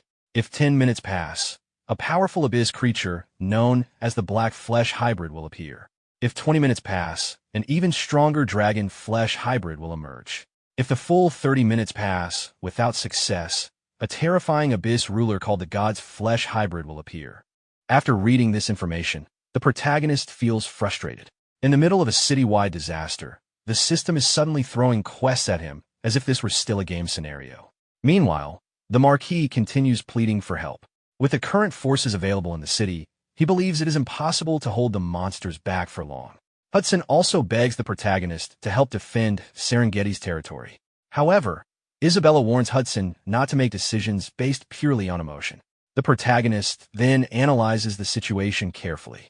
At the moment, the defenders are barely holding the line because only ordinary monsters are appearing. However, if 10 minutes pass and a hybrid monster emerges, the entire defense force will likely collapse instantly. Those creatures are far beyond the ability of anyone present to defeat. The only way to prevent that outcome is to destroy all 3 warp gates before 10 minutes pass. But achieving that objective would require fighting through a massive monster wave while simultaneously traveling to 3 different locations. The problem is that the city does not have enough available combat power. The ordinary soldiers are already busy defending civilians throughout the streets. That means only the Night Order, the protagonist, Hudson, and Isabella could attempt to break through the monster swarm and destroy the warp gates. From a strategic standpoint, the plan is extremely risky. The chances of success are very low. However, the protagonist also notices the special reward connected to the Golden Scale Shop. Although he does not fully understand it yet, he suspects that it may be connected to the Golden Scale fragment he currently possesses. Because of that possibility, ignoring the quest entirely may not be a good decision. Even so, the timing is terrible. He has had no preparation at all, and attempting a main quest under these circumstances seems irrational. The logical choice would simply be to leave the city and avoid risking his life for a nearly impossible mission. He reminds himself not to be influenced by sympathy. At that moment, the cries of civilians echo through the streets. Monsters continue rampaging through the city, killing people as they advance. Among the voices is the desperate cry of a small girl begging for help. The protagonist hears everything but forces himself to suppress his emotions. Soon afterward, a priest named Andrew appears while carrying an injured man. Seeing him in danger, the Marquis immediately orders the knights to charge forward and eliminate the monsters pursuing the priest. The knights obey the command and quickly intercept the monsters, cutting them down before they can reach the priest. The Marquis then urges Priest Andrew to mount a horse and retreat to safety. He explains that the city cannot possibly save everyone, and if they lose their only high-ranking priest, the situation will become completely hopeless. However, the priest refuses to abandon the wounded civilians. Before the argument can continue, a monster suddenly leaps toward the priest with its weapon raised. The Marquis panics, realizing the priest is about to be killed. At the last moment, Isabella intervenes. She strikes the monster with a powerful attack and slices it cleanly in two before it can reach the priest. Both the Marquis and the priest are shocked by the sudden rescue. The protagonist then approaches the group and calmly announces that the upcoming battle will be extremely dangerous. Anyone who wishes to withdraw is free to do so. Hudson immediately refuses to back down. He insists on helping defend Serengeti's territory. Isabella also responds with her usual blunt attitude, pointing out that their situation has never been comfortable since they began working together. The protagonist tells her to stop complaining and admits that this time he genuinely needs their help. Inside his mind, he acknowledges how absurd the quest truly is. No reasonable person would accept such a mission. Clearing it while protecting a half-destroyed city filled with vulnerable civilians should be impossible. He tells himself that the reason he accepted the quest is not because he feels pity for the dying citizens, not because he feels responsible for the city that suffered after joining the expedition, and not because he wants to repay the loyalty of those who sacrificed themselves for him. Instead, he claims the only reason he accepted the challenge is because he enjoys hardcore difficulty. Finally, standing before the advancing swarm of monsters, the protagonist addresses the defenders. He instructs everyone to prepare themselves, because from this moment onward, they will force their way through the monster wave and carve a path forward. Horse hooves thunder across the battlefield, throwing up clouds of dust as the cavalry charges forward. Leading the assault, the bearded Marquis raises his golden-hilted sword while one of his knights anxiously warns that continuing the advance could leave them surrounded deep within enemy territory if they fail. From above, the small wedge of human cavalry races toward an overwhelming sea of monsters surrounding the fortress gates. Despite knowing the mission is nearly suicidal, the Marquis refuses to turn back. Remaining calm amid the chaos, Hyun-myung orders everyone to prepare for a direct breakthrough, declaring that they will carve a path through the monster horde. The Marquis spins his horse around in disbelief, arguing that a frontal assault with their current strength is impossible and that they will be annihilated if they become isolated. Hyun-myung simply asks whether there is any other option. As Priest Andrew, Isabella, Hudson, and the others gather below, Hyun-myung explains that the monster tide will never end unless the warps beyond the walls are destroyed. This is no longer a question of whether they can succeed, they have no choice. He promises to force a breakthrough and orders everyone to keep riding no matter what happens. Inspired by his resolve, the Marquis turns back toward the enemy and commands the cavalry to charge without slowing or stopping. The front line braces behind raised shields while Hudson pushes his horse to its limit, placing his complete trust in Wilhelm's successor. Watching Weiser continue his relentless charge, Hyun-myung realizes they have finally entered the enemy's attack range. At that moment, he uses the teleport book, opening a 30-second warp connected to the Basrock Forest waypoint. High above the battlefield, a crimson vortex opens in the sky.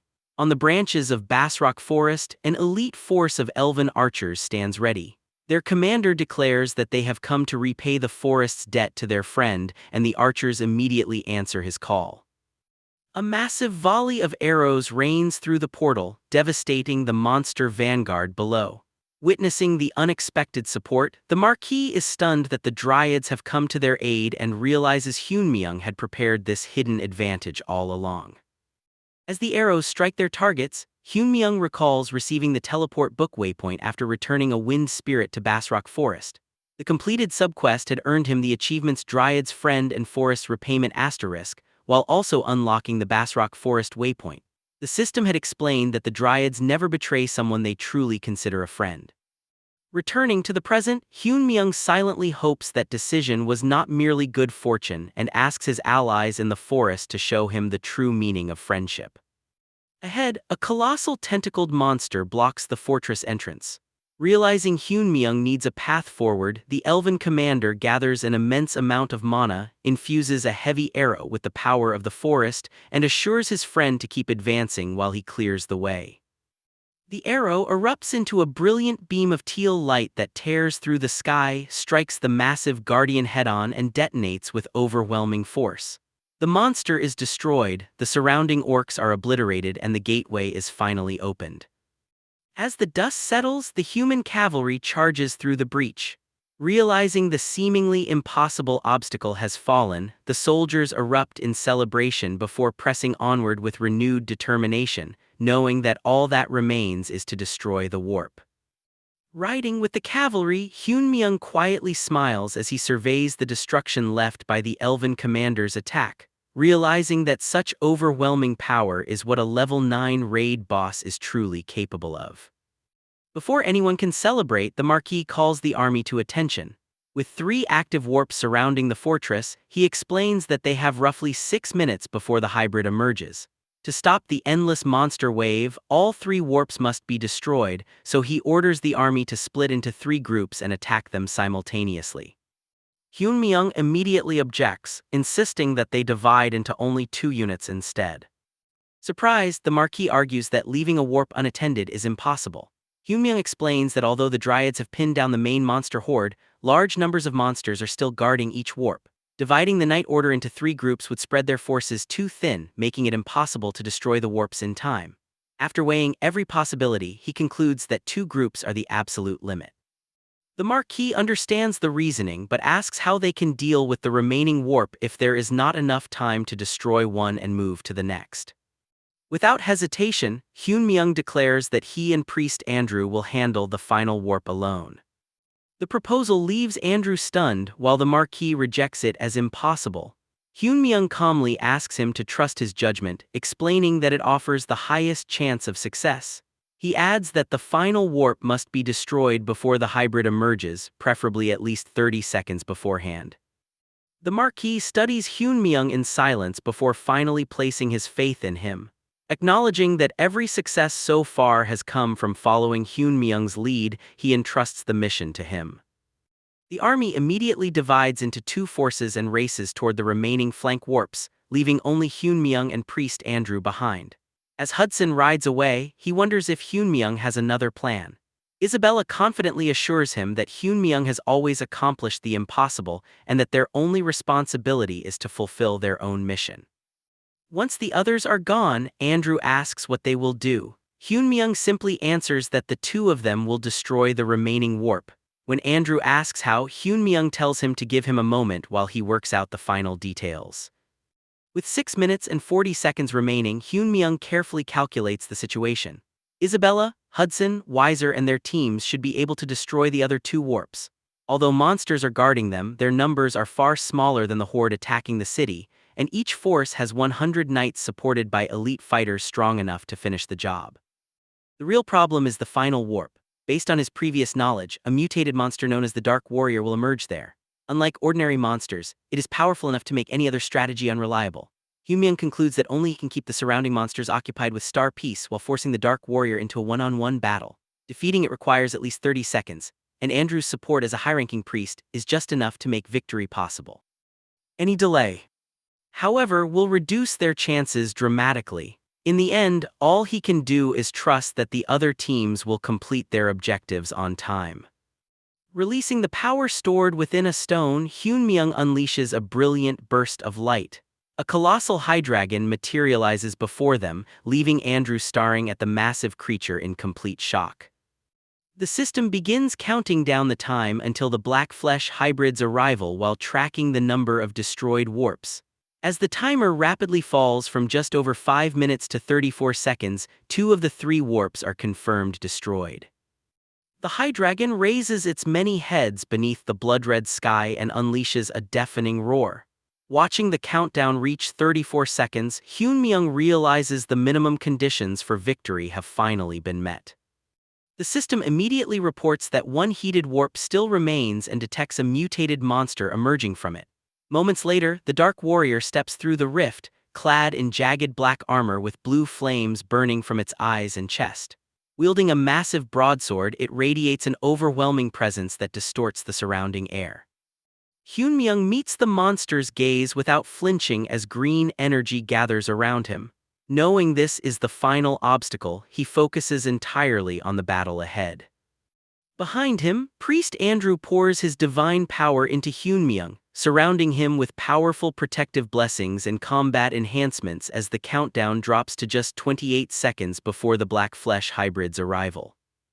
Heavy rain pours over a dark battlefield as the human forces retreat in panic.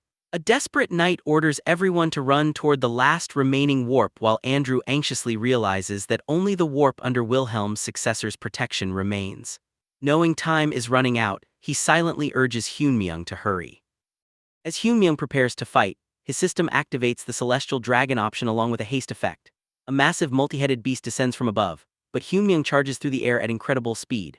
Crimson slashes carve through the monster before it is completely torn apart, its remains scattering across the battlefield. His system confirms the enhanced Hydreigon's destruction, starts its cooldown, and shows that only 21 seconds remain before the Black Skin hybrid is summoned. Hyunmyoung draws the ultimate iron sword as blue energy ripples around him. He swings forward, extending his armored gauntlet and releasing a powerful shockwave across the battlefield. The countdown drops to 17 seconds. Watching from below, Andrew stares in awe as Hyunmyoung's blue silhouette stands before the massive crimson rift. A flaming spectral skull appears above the enemy commander, whose expression turns to fear. Their blades collide in a burst of blue light and water, sending the commander flying backward. Hyunmyoung follows with a golden slash that cuts through the surrounding spiked monsters, while dark shadows gather overhead around the enormous vortex. Activating Star Claw, he turns as blue flames surge around him and the remaining time falls to 11 seconds. With blood running down his face, Hyunmyoung corners his opponent, satisfied that the enemy has finally stopped retreating.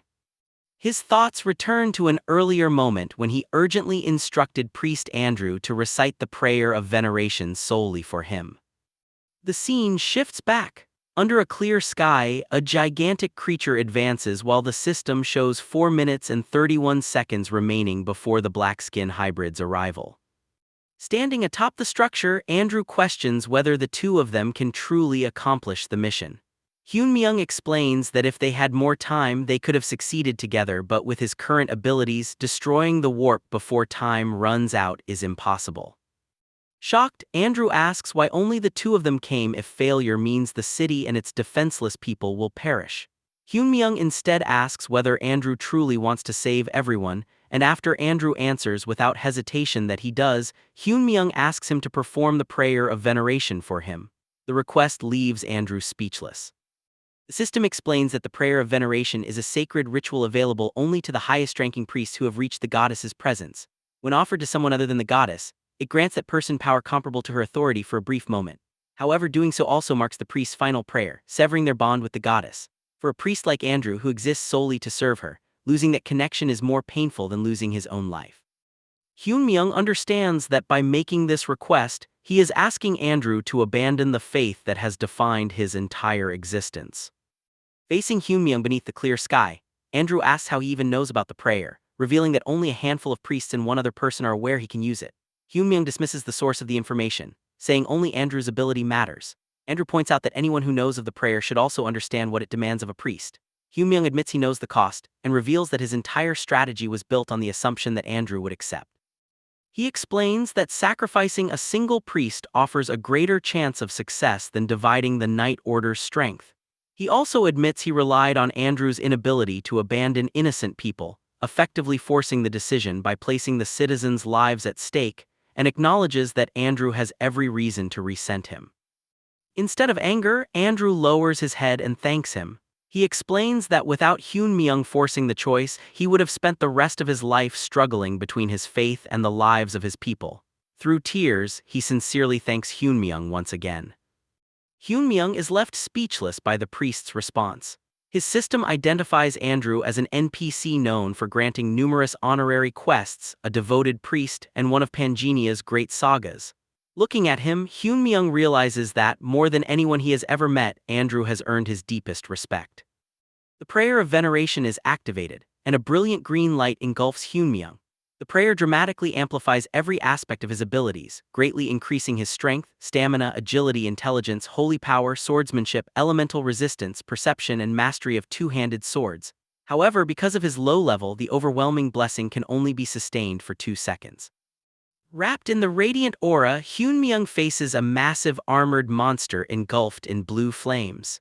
Feeling the overwhelming power flowing through him, he believes he can finally replicate Wilhelm's strength. He challenges the monster to witness a technique he would never have wasted before invoking the Night King Wilhelm's swordsmanship. His blade unleashes the genesis of heaven and earth, creating a colossal vortex that tears across the battlefield. The resulting explosion illuminates the entire sky, drawing the attention of the elven archers standing atop the city walls. Below, frightened citizens, including a parent shielding a child, stare upward in disbelief as soldiers and townspeople watch the brilliant light consume the battlefield. Throughout it all, Priest Andrew remains on his knees, praying as the light slowly fades. As the blessing expires, the system confirms that the prayer of veneration has ended. Hyunmyeong turns toward Andrew, then walks back from the shattered battlefield while the remaining dark creatures crumble into dust. He deactivates Star Claw, sheathes his sword, approaches the elderly priest, and tells him that he is the one who saved the city. The system then confirms that only 1 second remained before the black-skin hybrid's arrival, and that all 3 overheated warps were successfully destroyed within 9 minutes and 59 seconds. The main quest, Seal the Rift in Dark Space Asterisk, is completed, but the rewards cannot be calculated normally because of a singularity. His record is entered into the Hall of Fame. He obtains a large fragment of the broken golden rule, and the constellations of the White Temple react with displeasure.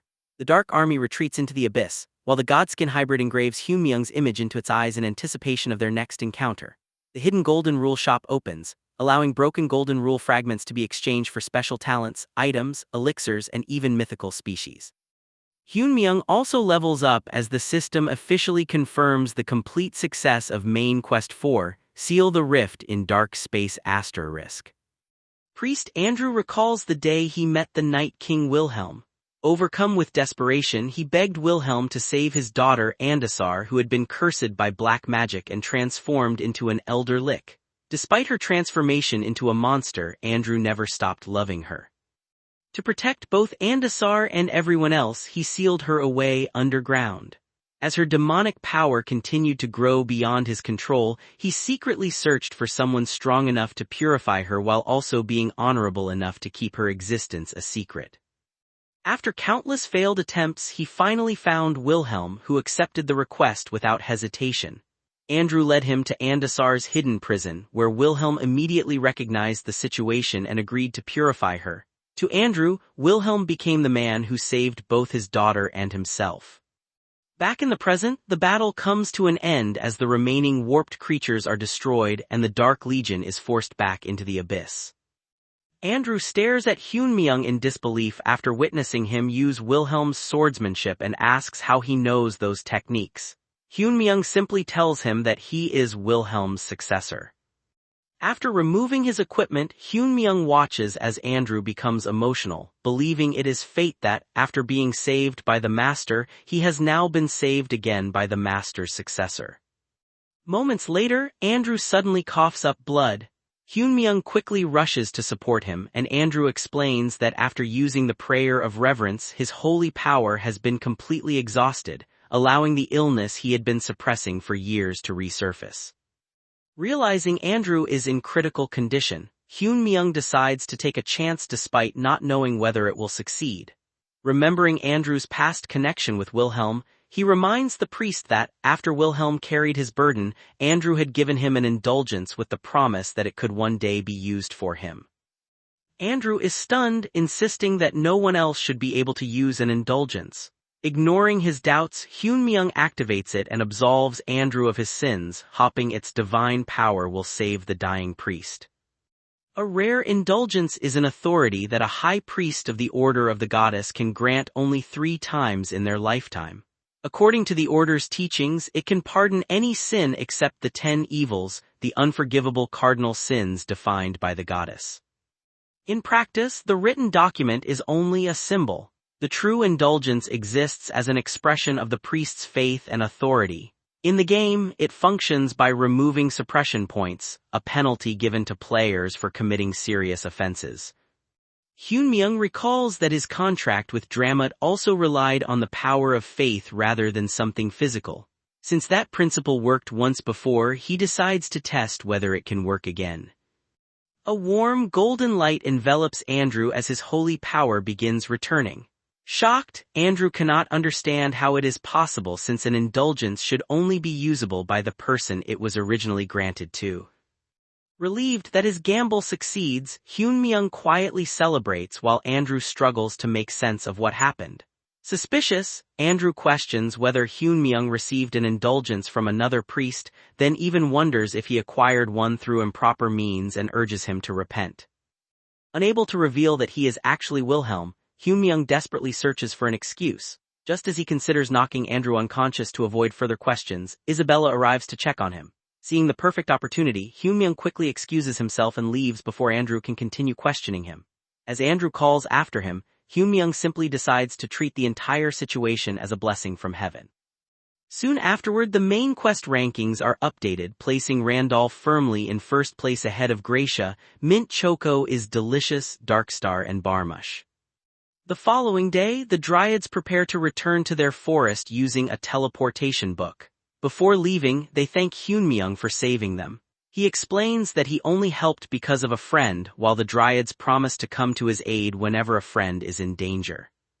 Although the city environment is uncomfortable for beings who live on the essence of the forest, the Dryads depart without showing any sign of hardship. With the invasion over, the city begins rebuilding. Lacking the funds to restore the damaged warp gate, the entire reconstruction is financed by Hudson.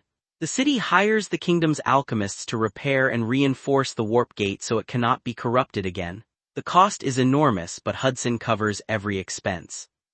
Meanwhile, Andrew has recovered his holy power but must spend time recovering from his illness. Until he is healthy enough to resume his duties, the city relies on healing potions instead of priests to care for the wounded. Isabella looks up at the vast sky as she and Hyunmyeong stand in a barren wasteland, asking where they're headed next. Hyunmyeong explains that he'll follow the star's guidance while also bringing back someone crucial for the battles ahead. When Isabella asks who it is, he reveals that he plans to awaken another dormant companion just like her, the Supreme Lightning Isaac, whose strength is essential for what's to come. A few days later, they reach the underground dungeon known as Raven Graveyard. After defeating the dungeon boss, Corpse Raven, system notifications confirm the victory and reward him with a broken golden scale fragment and an evolved Corpse Raven core. Relieved that the core dropped immediately, Hyunmyeong explains to Isabella that it's the key needed to enter Cramdal, the city where Isaac resides. The mention of Cramdal unsettles Isabella. A system description identifies it as the Demon City, ruled by the White King, the guardian deity of the North. It is home to intelligent demons, mythical creatures and unknown beings lurking beyond dimensional cracks. The city is described as an impregnable fortress beyond the reach of humans, the demon world, and even the ruler of the abyss. Hyunmyeong knows humans normally can't enter such a place, but that changes with the Corpse Raven core. As he prepares to absorb it, the hidden trait Glutton activates. Dark demonic energy erupts from his body, alarming Isabella while the system begins processing the transformation. Multiple notifications explain that the giant's anti-demon energy shatters the core's corruption. The iron-blooded monarch's heart neutralizes its curse and mental contamination. Beast Lord strengthens the evolved trait's dominance, and the mutation completes successfully. The process ends with Glutton evolving into Corpse Raven King, granting him the ability to summon Corpse Ravens based on his star energy. When the smoke clears, Hyunmyeong has transformed into a dark-feathered humanoid crow fiend. Inspecting his new form, he realizes the disguise is nearly flawless, even better than a shapeshifter's imitation, and concludes that the core serves as the disguise's medium. If it breaks, the disguise will likely disappear. Confused by his appearance, Isabella questions the transformation. Hyunmyeong explains that it's the Corpse Raven's disguise, allowing him to enter Cramdal unnoticed, though an involuntary caw slips into his speech. Isabella immediately notices it, leaving Hyunmyeong embarrassed as he realizes it's a side effect of the transformation. She dryly remarks that he's fully committed to the disguise, even mimicking the bird's cry. Trying to end the conversation, Hyunmyeong hands Isabella a set of armor and tells her to equip it. When she points out that it's his equipment, he explains that the complete Michaela set grants celestial dragonborn wings, while the rest of the appearance becomes demi-dragon, which is sufficient since they only need to appear as monsters. The system then confirms that the Michaela set automatically adjusts its appearance according to the wearer's gender and level. Later, aboard a large galleon sailing through the hidden docks toward Cramdal, Isabella now appears as a winged demi-dragon. She wonders how Hyunmyeong knew changing their appearances would grant access to the hidden route. Maintaining his mysterious image, he credits the stars while privately recalling that he once saw Wilhelm use this path. Looking around the crowded ship, Isabella notices countless powerful monsters traveling peacefully together. Judging from their appearances, she estimates they are level 7 and 8 monsters and finds it remarkable that none of them cause trouble. Hyunmyeong explains that only evolved monsters are allowed into Cramdal, and those with the evolved title possess intelligence comparable to humans. Because of that, they strictly obey the city's laws. When Isabella asks why, he simply replies that those are the absolute rules of Cramdal. Their conversation is interrupted when the sea erupts and a gigantic level 9 raid boss, the giant grudge phantasm, rises beside the ship, declaring its hunger. Before it can attack, a colossal stone eye opens above Cramdal's walls and activates Medusa's eye. The raid boss is instantly petrified into solid stone.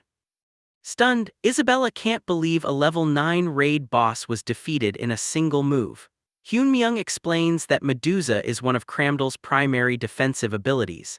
Anyone who causes trouble within the city's domain is immediately executed, which is why evolved monsters never violate its laws.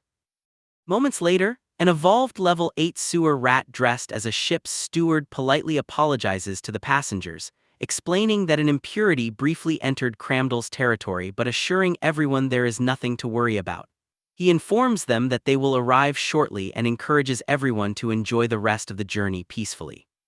As Cramdal's harbor comes into view, Hyunmyeong's expression turns serious beneath his crow disguise. He warns Isabella that they're entering an invincible fortress ruled by monsters unlike anything she has ever seen. If their true identities are exposed, their lives will be at stake, so she must remain alert every second they are inside. The ship finally docks and Hyunmyeong steps onto land expecting a dark, blood-stained demon fortress. Instead, he's greeted by colorful festival decorations, bright lights, and bustling streets filled with merchants.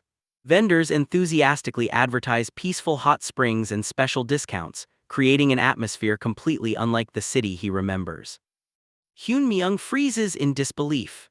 When Wilhelm visited only a year earlier, there wasn't a hot spring or even a blade of grass in the barren city. Staring at the lively surroundings, he wonders what could have transformed Cramdal so drastically. As they walk through the crowded streets, Isabella asks about the person they've come to find. Hyunmyeong introduces him as the Supreme Lightning Isaac and describes him as one of the continent's most notorious fugitives. He explains that Isaac extorted nobles and priests, robbed allied supply lines while posing as a mercenary, assassinated key figures, triggered monster warps that devastated cities, and orchestrated the destruction of the mining city. In short, he considers Isaac an unprecedented criminal in Panginia's history. Isabella notices that Hyunmyeong sounds oddly proud while describing him, almost like a parent boasting about a child. After hearing the long list of crimes, she concludes that Isaac is far from an ordinary person. Hyunmyeong reflects on the game's past, remembering countless player complaints and protests over Isaac's actions. At the time, he dismissed them because he believed Panginia was just another game and never realized its true nature. Regardless of the past, he knows Isaac is someone they absolutely must recruit for the greater cause. Hearing that, Isabella's expression hardens. She promises that if Isaac poses even the slightest threat to Hyunmyeong, she will eliminate him without hesitation. Confident in her loyalty, Hyunmyeong says he can rely on her. As they continue searching, Isabella asks what Isaac looks like. Hyunmyeong describes him as having a lightning-shaped scar across his forehead, blonde hair, and celestial dragonborn wings like hers. Before he can finish, he suddenly notices someone matching that exact description. Turning around, he finds a blonde young man with a lightning-shaped scar and large dragon wings energetically trying to hand a tourist brochure to a passing monster while loudly promoting the city's hot springs and insisting they're the cheapest and best around. Hyunmyeong stands speechless as the legendary criminal he had just described enthusiastically advertises hot springs, completely shattering the terrifying image he had built up in Isabella's mind. The blonde young man continues aggressively waving his brochure in front of passing monsters, insisting that his hot spring offers the best prices and service while complaining that he's only trying to make a living.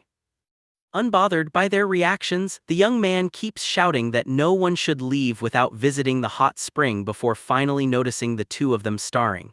Irritated, he turns to confront them, but his expression instantly changes when he notices the celestial dragonborn wings on Isabella's back. Sensing an opportunity, Hyunmyeong quickly regains his composure and greets him as though meeting another half-dragon after 150 years. Isabella immediately understands the act and plays along, claiming it's been just as long since she met one of her own kind. Hyunmyeong warmly suggests they should catch up after such a long separation. Isaac, who had been arguing with customers moments earlier, looks at them as if they're insane. He points out that while Hyunmyeong resembles a corpse raven, Isabella is obviously human. Hyunmyeong quietly warns him to watch his words because Medusa's eyes are always watching. Seeing the massive defensive eye above the city, Isaac immediately falls silent. Hyunmyeong then addresses him by his true title, the lightning-severing hunter. Isaac is startled and demands to know how he knows that name. Hyunmyeong calmly repeats that Medusa's eyes are watching and warns him not to say anything unnecessary. When Isaac tries to act tough, Hyunmyeong makes it clear that they're in the same situation. He realizes that while Isabella's dragon wings are enough for monsters to recognize her as one of their own, Isaac sees through her disguise because he entered Cramdal the same way she did. Unlike Isabella, however, Isaac has concealed the rest of his equipment with an equipment invisibility potion, leaving only his wings visible. Hyunmyeong's great sage trait activates, revealing every piece of Isaac's hidden gear, including the Machella set and several high-grade accessories. Confident that he sees through the disguise completely, Hyunmyeong quietly tells Isaac that hiding the Machella set is pointless and gives him a choice: cooperate quietly or risk dying together if they're exposed. Isaac stares at him in stunned silence before suddenly bursting into exaggerated laughter to maintain appearances. Pretending everything is normal, he claims he was simply surprised to meet another half-dragon after so many years. He then casually introduces himself to Isabella and warmly greets her. Isabella politely introduces herself as a half-dragon, but her stiff delivery makes Hyunmyeong awkwardly point out that half-dragons don't actually speak that way. Wanting to get away from the public streets and the city's surveillance, Hyunmyeong suggests they continue their conversation somewhere more private. When Isaac asks where, Hyunmyeong immediately chooses a nearby hot spring. A short time later, Isaac leads them to a rundown hot spring inn and calls for the elderly owner to prepare 2 rooms for his out-of-town guests. An evolved level 4 goblin rushes out with a broom, scolding Isaac for the way he treats customers and chasing him around the entrance. Isaac easily avoids the broom, arguing that no one would ever visit such a shabby hot spring if he didn't advertise so aggressively. The old goblin then asks who will pay the bill, and Isaac casually points at Hyunmyeong. At that moment, a captive cactus creature desperately cries for help, insisting it already has another inn reserved, accusing Isaac of extortion and pleading for someone to deliver justice. Hyunmyeong pays the bill and walks past the cages, remarking that Isaac at least helped them save some money. Isabella glances back at the crying creatures, feeling as though they're desperately asking for help, but Hyunmyeong tells her not to make eye contact and keeps walking as the cactus continues crying behind them. Soon, the 3 relax in a private outdoor hot spring. As Hyunmyeong enters the steaming water, a system notification states that the lesser goddess's tear is relaxing and stabilizing his entire body. Examining the glowing water, he realizes this is no ordinary hot spring. Isaac explains that if it were ordinary, monsters wouldn't be so eager to visit. Curious about the city's drastic change, Hyunmyeong asks when the hot spring appeared, recalling that it didn't exist before. Isaac admits he doesn't know the details and only knows that the springs suddenly emerged one day. Hyunmyeong suspects the mysterious hot spring may be connected to a hidden item or unique power. Isaac's expression turns serious as he asks why Hyunmyeong sought him out, pointing out that their meeting couldn't have been a coincidence. Hyunmyeong simply replies that the stars guided him. Isaac mocks the answer, saying a mere corpse raven hardly resembles a saint, prompting Hyunmyeong to sarcastically point out that Isaac is hardly in a position to judge after forcing customers into hot springs. Embarrassed, Isaac insists he only resorted to that because he had to survive. Ignoring the excuse, Hyun-myung gets straight to the point and offers Isaac a deal. If Isaac serves him for 1 year, he'll help him escape Cramdal and return to the continent. Isaac immediately rejects the proposal, telling Hyun-myung to leave and hoping they never meet again. Hyun-myung then mentions the mining city that Isaac destroyed, causing Isaac to freeze. Remembering the past, Hyun-myung reflects on how, during his days as a player, he intentionally used Isaac for disruptive roleplay and trolling, accumulating such a high suppression level that he could barely enter any city. While living as a fugitive, Isaac eventually found a hidden village ruled by a corrupt chief. The village chief initially seemed like an ordinary petty villain who embezzled funds and bribed officials. Isaac decided to stay there temporarily, acting as the chief's loyal fixer simply for role-playing purposes. However, the chief proved far more capable and ruthless than expected. With Isaac's unquestioning support, he rapidly expanded his influence until he controlled an entire mining city. Although the chief promised Isaac unimaginable wealth and power, Isaac had already grown bored and intended to rob the place before leaving. Everything changed when he discovered the mines filled with countless starving, enslaved people taken from neighboring cities. The chief proudly admitted he had kidnapped them, bribed the royal guards to cover it up, and planned to grow even richer through forced labor. When a sick child appeared, the chief pretended to show concern before ordering the child executed to prevent any disruption to production. He coldly remarked that more children could always be born to replace the workers. Hearing the chief boast that they might one day buy the entire kingdom all thanks to Isaac, he finally realized the horrifying consequences of his actions. Overcome with guilt, he drew his blade, killed the village chief, and vowed to set everything right. Back in the present, Hyun-myung explains that Isaac's efforts to reform the mining city ultimately failed because the kingdom itself was hopelessly corrupt. One villain simply replaced another, continuing the endless cycle of exploitation. Realizing there was no other solution, Isaac unleashed a monster wave that completely destroyed the mining city.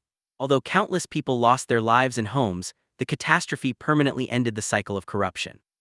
Hyun-myung believes that even without Isaac, the city was destined to fall into the hands of villains. He tells Isaac it's time to stop imprisoning himself in Cramdal because of that guilt. Isaac angrily slams the water, insisting Hyun-myung knows nothing about him. Unshaken, Hyun-myung argues that hiding out of guilt accomplishes nothing. When Isaac demands to know who he thinks he is, Hyun-myung calmly declares that he intends to defeat the Demon King. The bold claim leaves Isaac speechless. Hyun-myung extends his hand and says that if Isaac truly wants to atone, he should stop hiding and instead help save the world. That's why he's gathering trustworthy companions who will never betray him. Isaac questions how someone he just met can trust him so completely. Hyun-myung answers without hesitation that he knows far more about Isaac than Isaac realizes, perhaps even more than Isaac knows about himself. Completely bewildered, Isaac admits he can't understand anything Hyun-myung is saying and scoffs at the idea that the King of Crows could ever defeat the Demon King. Rather than argue, Hyun-myung proposes a bet instead. He explains that in Cramdal, status determines a monster's superiority, and he intends to prove he is no ordinary crow. His plan is to enter the Tower of Mysteries and obtain a mystery from the Hall of Mysteries as proof of his status. As soon as he declares his objective, a system window appears, updating the main quest. It instructs him to obtain his first mystery from the Hall of Mysteries, with rewards determined by the mystery he acquires. An ominous system explanation appears, describing arcana as a visual trait in the game world. For humans, it is nothing more than decoration, but for monsters it represents species qualification and status. In the demon world, stronger arcana means higher standing. The system also shows the major monster ranks from normal monster to raid boss. It then explains that high-rank arcana does not directly grant power, but strong monsters usually possess better arcana, making it a symbol of strength.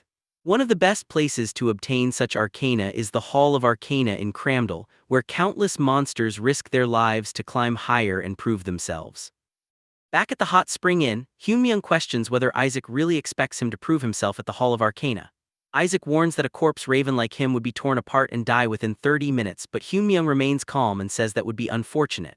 Isaac eventually gives in and says the hall opens in 2 days, adding that if Hyun-myung truly succeeds, he will follow him however he wants. 2 days later, Hyun-myung and Isabella arrive at the crowded plaza outside the massive gates. Hyun-myung remarks that there are more participants than expected, though most are only spectators. He then asks Isabella whether she plans to challenge the hall as well, but she explains that she already has an arcana. When she reveals her shimmering blue scales, Hyunmyoung immediately recognizes them as Jormungandr's scales and asks where she got such an arcana.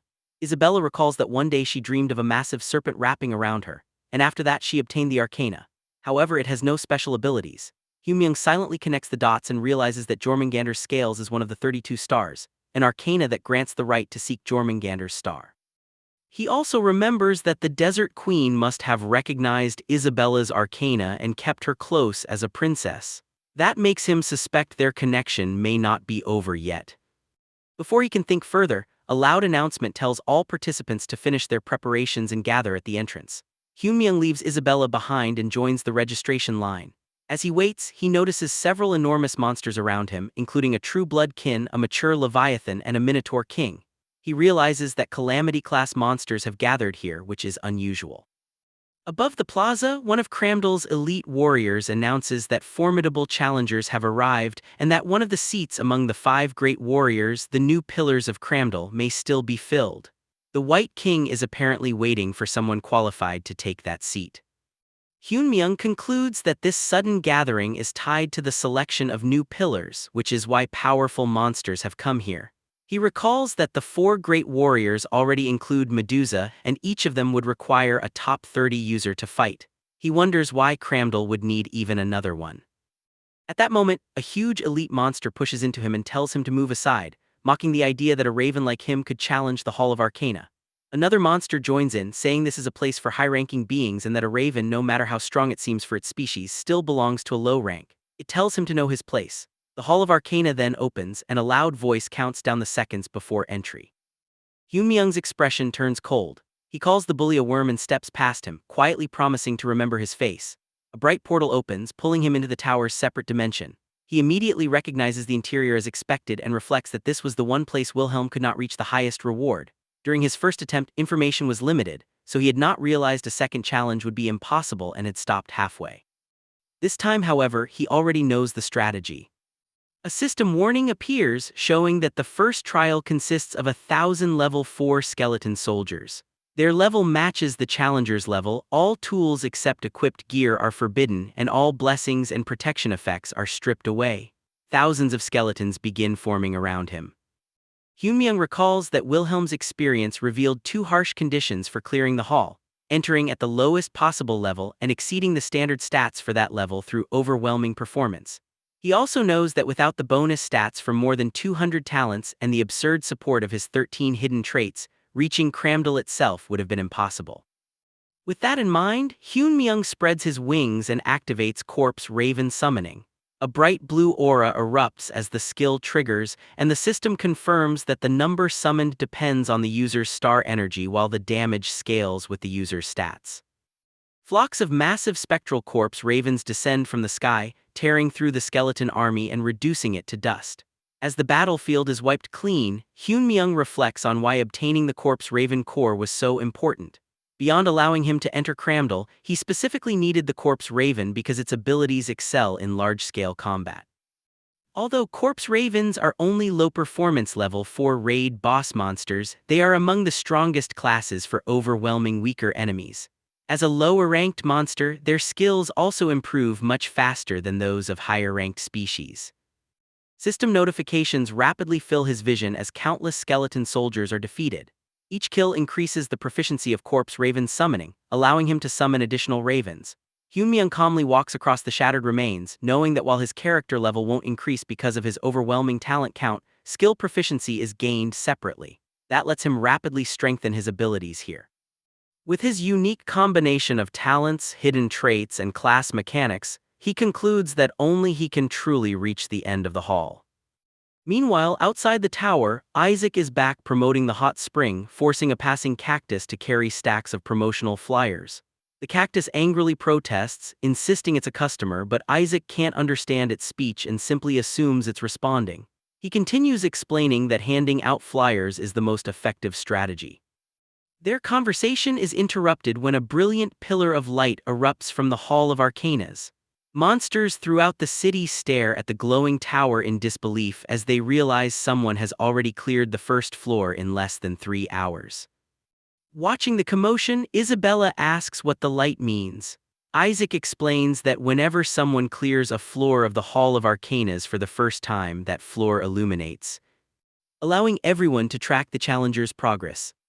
When Isabella asks why everyone is so shocked, Isaac explains that clearing the first floor itself isn't unusual since it has roughly a 30% completion rate. The real surprise is the speed. No one in Cramdell's history has ever cleared it this quickly, not even the White King. Realizing exactly who is inside, Isabella calmly remarks that the star-bearer has accomplished something extraordinary once again. The monster that had mocked Hyunmyeong earlier immediately objects, insisting there's no way the Raven could be responsible since no one knows the challenger's identity until they leave the tower. Isabella simply reminds Isaac that he himself called the feat unprecedented. When he reluctantly agrees, she confidently replies that it could only be the star-bearer. As Isaac stares at her in shock, Isabella looks toward Hyunmyeong's future companions and tells them to remember one thing: whenever the impossible becomes possible, it is only through the star-bearer's will. Deep within an ornate chamber, one of Cramdell's supreme rulers, Gungi of the Four Great Warriors, meditates in silence. A subordinate rushes in to report that the Hall of Arcanas has begun lighting up.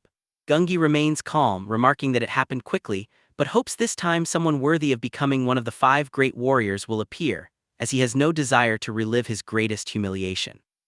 His thoughts return to 2 years earlier when the 4 great warriors, the pillars of Cramdell, were completely defeated by a single human named Wilhelm. Wilhelm spared their lives only to use them as bait to draw out the White King, a disgrace Gungi has never forgotten. He orders the messenger to notify him as soon as someone reaches the 2nd floor, even if they are not yet worthy of the 5 great warriors, so he can personally recruit them. The messenger nervously reveals that the lights have already reached the 4th floor. Shocked, Gungi realizes the challenger has already reached the same floor as the White King in an impossibly short time, and immediately orders all 4 great warriors to gather at the Hall of Arcanas. Meanwhile, inside the tower, system notifications announce that Corpse Raven summoning has reached level 10 and evolved into Advanced Corpse Raven summoning. After clearing the 4th floor, Hyunmyeong is offered the Transcendent Mythic Arcana, Progenitor Giant. Standing atop a mountain of shattered bones, he refuses the reward without hesitation. The system immediately advances him to a higher trial, opening a warp to the 5th floor and explaining that the challenge will be based on the challenger's racial stats. Curious, Hyunmyeong watches as the system scans him, identifying his races as Void, Giant, Druid, Celestial, and Corpse Raven for a total of 55 racial points. Having met the tower's hidden final condition, he unlocks a hidden quest from the Master of the Hall, offering him entry into the Hall of Mythic Arcanas. The system warns that refusing will cancel the quest and return him to the normal Hall of Arcanas. Hyunmyeong realizes this is unexplored territory even for Wilhelm. Although the mythic challenge is undoubtedly far more dangerous, it promises an even greater arcana. While such a reward offers little value to him as a human, he knows he is the only person to discover this hidden path. Unable to resist an adventure no one else has attempted, he immediately accepts the challenge. The surroundings transform into a vast celestial void as the system confirms his entry into the Hall of Mythic Arcanas and grants him the achievement for challenging myth. An awakened skeleton soldier appears, and the system explains that monsters within this hall randomly inherit the challenger's racial stats. The skeleton immediately acquires the Druid and Giant races. Watching the skeleton rapidly mutate, Hyunmyeong realizes that inheriting racial stats also grants access to that race's abilities. The skeleton instantly launches Druid's light spirit arrow before following it with Giant's grip. Dodging the massive attack, Hyunmyeong concludes that even for a hidden quest, the difficulty has increased dramatically. At that moment, countless eyes appear across the sky as every constellation of the 100 Stars Temple turns its attention toward the hidden quest. Hyunmyeong sighs, wondering whether they're fascinated by the quest or simply hopping to watch him struggle. He activates Star Pierce, sending stellar energy through his body for 26 seconds. Deciding not to prolong the battle under the constellation's watchful eyes, he prepares to finish the fight quickly as every constellation remains focused on him. Outside, panic spreads through the city square when the top floor of the Hall of Arcanas suddenly lights up. The gathered monsters are stunned, unable to believe someone has reached the summit so quickly. Convinced such a feat is impossible for an ordinary monster, they begin speculating that the challenger must be an overwhelmingly terrifying existence capable of transcending all species.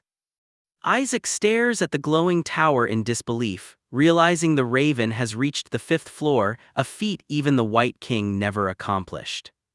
The crowd suddenly parts as an overwhelming presence descends upon the plaza. The 4 great warriors arrive together, freezing the entire area with their intimidating aura.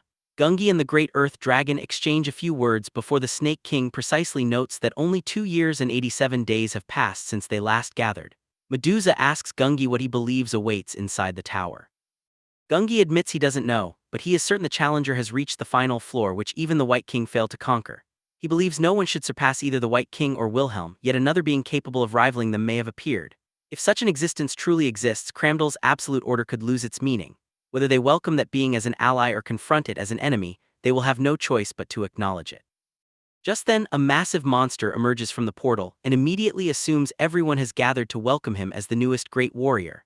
The plaza falls silent as he proudly declares that he possesses a legendary grade arcana worthy of becoming one of Cramdal's 5 great warriors.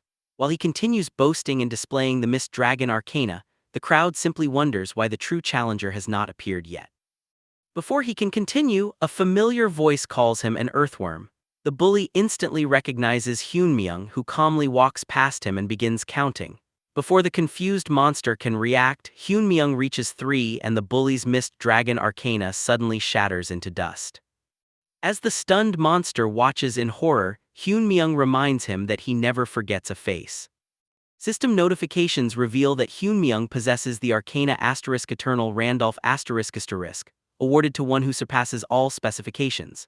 The arcana is indestructible, immune to interference, permanent, grants the hidden trait *eternal Randolph ***, and allows him to permanently destroy any arcana of a lower grade once per target.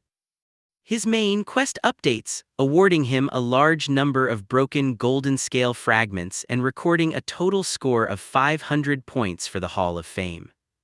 A flood of notifications follows as multiple constellations acknowledge his achievement. The constellations of Fortune, Adventure, and Clockwork each upgrade his rewards. The Eternal Moon silently approves, the nameless constellation offers its support, and Hyunmyeong levels up. Far above Cramdal, the White King opens his eyes upon his dark throne. Sensing a presence unlike any before, he remarks that he can smell a status he has never encountered, finding the mysterious newcomer truly intriguing. As the dust settles inside the 5th floor of the Tower of Arcanas, Hyunmyeong completes the trial. The tower recognizes his unprecedented achievement, records it permanently in its Hall of Fame, increases his fame, and grants him a unique beyond-standard arcana called Eternal Randolph. His hidden mission is then evaluated. Every constellation in the tower is astonished by his accomplishment, acknowledging that he achieved the impossible. He receives a perfect score, earns a large fragment of the broken golden scale, and secures a place in the Hall of Fame. Having exhausted every standard reward the tower offers, the reward system is replaced by the sacred White Hall of Constellations. A new selection of 100 high-level constellation rewards becomes available. Unable to determine what each reward does, Hyunmyeong decides to postpone his choice and instead examines his new arcana.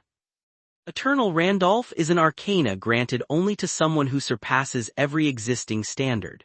It can permanently destroy lower-ranked arcanas once per target, cannot be destroyed, blocks all outside interference, remains active under any circumstance, and grants him a hidden trait with the same name. Although the arcana has no visible form, color, or scent, Hyunmyeong clearly senses its overwhelming authority. Realizing its extraordinary power, he leaves the tower. Back in the city square, he finds the defeated monster in panic after losing its arcana and attempting to attack him. Before it can move, Medusa intervenes and instantly restrains the creature with her petrification ability. She declares that disturbing the peace of Cramdal is forbidden under the White King's law, and Gungi asks Hyunmyeong whether he intends to stand as an ally or an enemy. Hyunmyeong calmly replies that his decision depends on how they treat him. His confidence unsettles the surrounding guards, but they admit his status cannot be ignored. Medusa lowers her hostility and explains that they wish to inform the White King of the appearance of someone worthy of standing beside them. She invites him to the royal castle. Hyunmyeong accepts on the condition that his companions accompany him, and Medusa agrees. Later, the group arrives at the White King's castle. As they walk through its heavily guarded halls, Isak wonders how he ended up there. Hyunmyeong reminds him of his earlier promise to stand by him if his status proved genuine, then asks whether he intends to become his subordinate or his slave. Isak lowers his head and chooses to become Hyunmyeong's subordinate as they approach the throne room. On the way, Isabella quietly questions whether meeting the White King in person is truly necessary. Hyunmyeong explains that refusing the invitation would serve no purpose and reveals that he also has something he wants from the White King, leaving Isabella curious about his real objective. The royal guards stop before the White King's chambers and open the massive doors, revealing the ruler seated upon his throne. The White King immediately recognizes Hyunmyeong as the crow who conquered the Tower of Arcanas. Although he remarks that Hyunmyeong appears fragile, he admits the achievement is impressive. Hyunmyeong remains completely calm and openly comments on the White King's lack of courtesy during their first meeting. His companions and the surrounding monsters are stunned by his fearless attitude. In response, the White King releases a fraction of his overwhelming aura, filling the throne room with immense pressure. Hyunmyeong immediately realizes that without his hidden traits, the pressure alone would have been enough to stop his heart.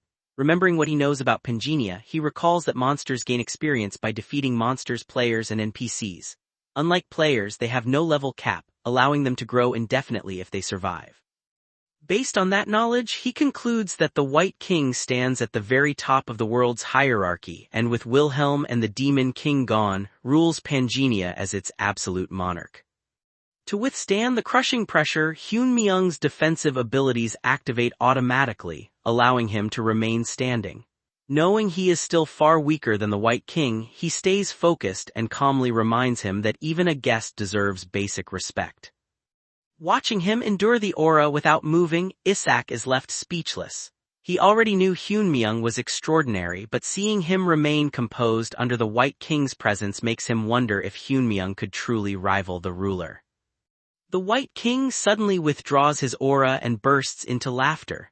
Amused by Hyunmyeong's composure, he admits he now understands why the four great warriors brought him there. Hyunmyeong realizes his approach has worked. From what he knows, the White King only pays attention to those who interest him. He values strength above all else, is possessive of what belongs to him, and acts almost entirely on instinct. The White King ends the confrontation before it causes further damage to Cramdal. Although Hyunmyeong points out his poor manners, the ruler simply laughs and rewards him for sparing his warriors. Hyunmyeong understands that despite his unpredictable personality, the White King is generous toward those he likes. To negotiate with him, the first step is earning his interest. The White King then asks for his name. Hyunmyeong's companions recognize that being called strange is the highest compliment the ruler gives, confirming that Hyunmyeong has gained his attention. Hyunmyeong introduces himself as Randolph. The White King carefully senses the mysterious arcana within Randolph. Although it has no visible form, he recognizes it as the arcana that destroyed the Mughas arcana. Even his own arcana reacts with fear, leading him to conclude that Randolph possesses a higher species rank.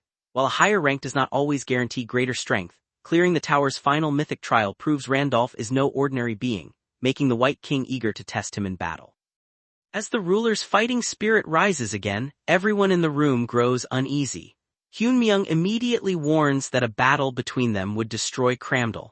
The White King agrees that he cannot risk his own territory and abandons the idea before asking about the hidden floor of the Tower of Arcanas.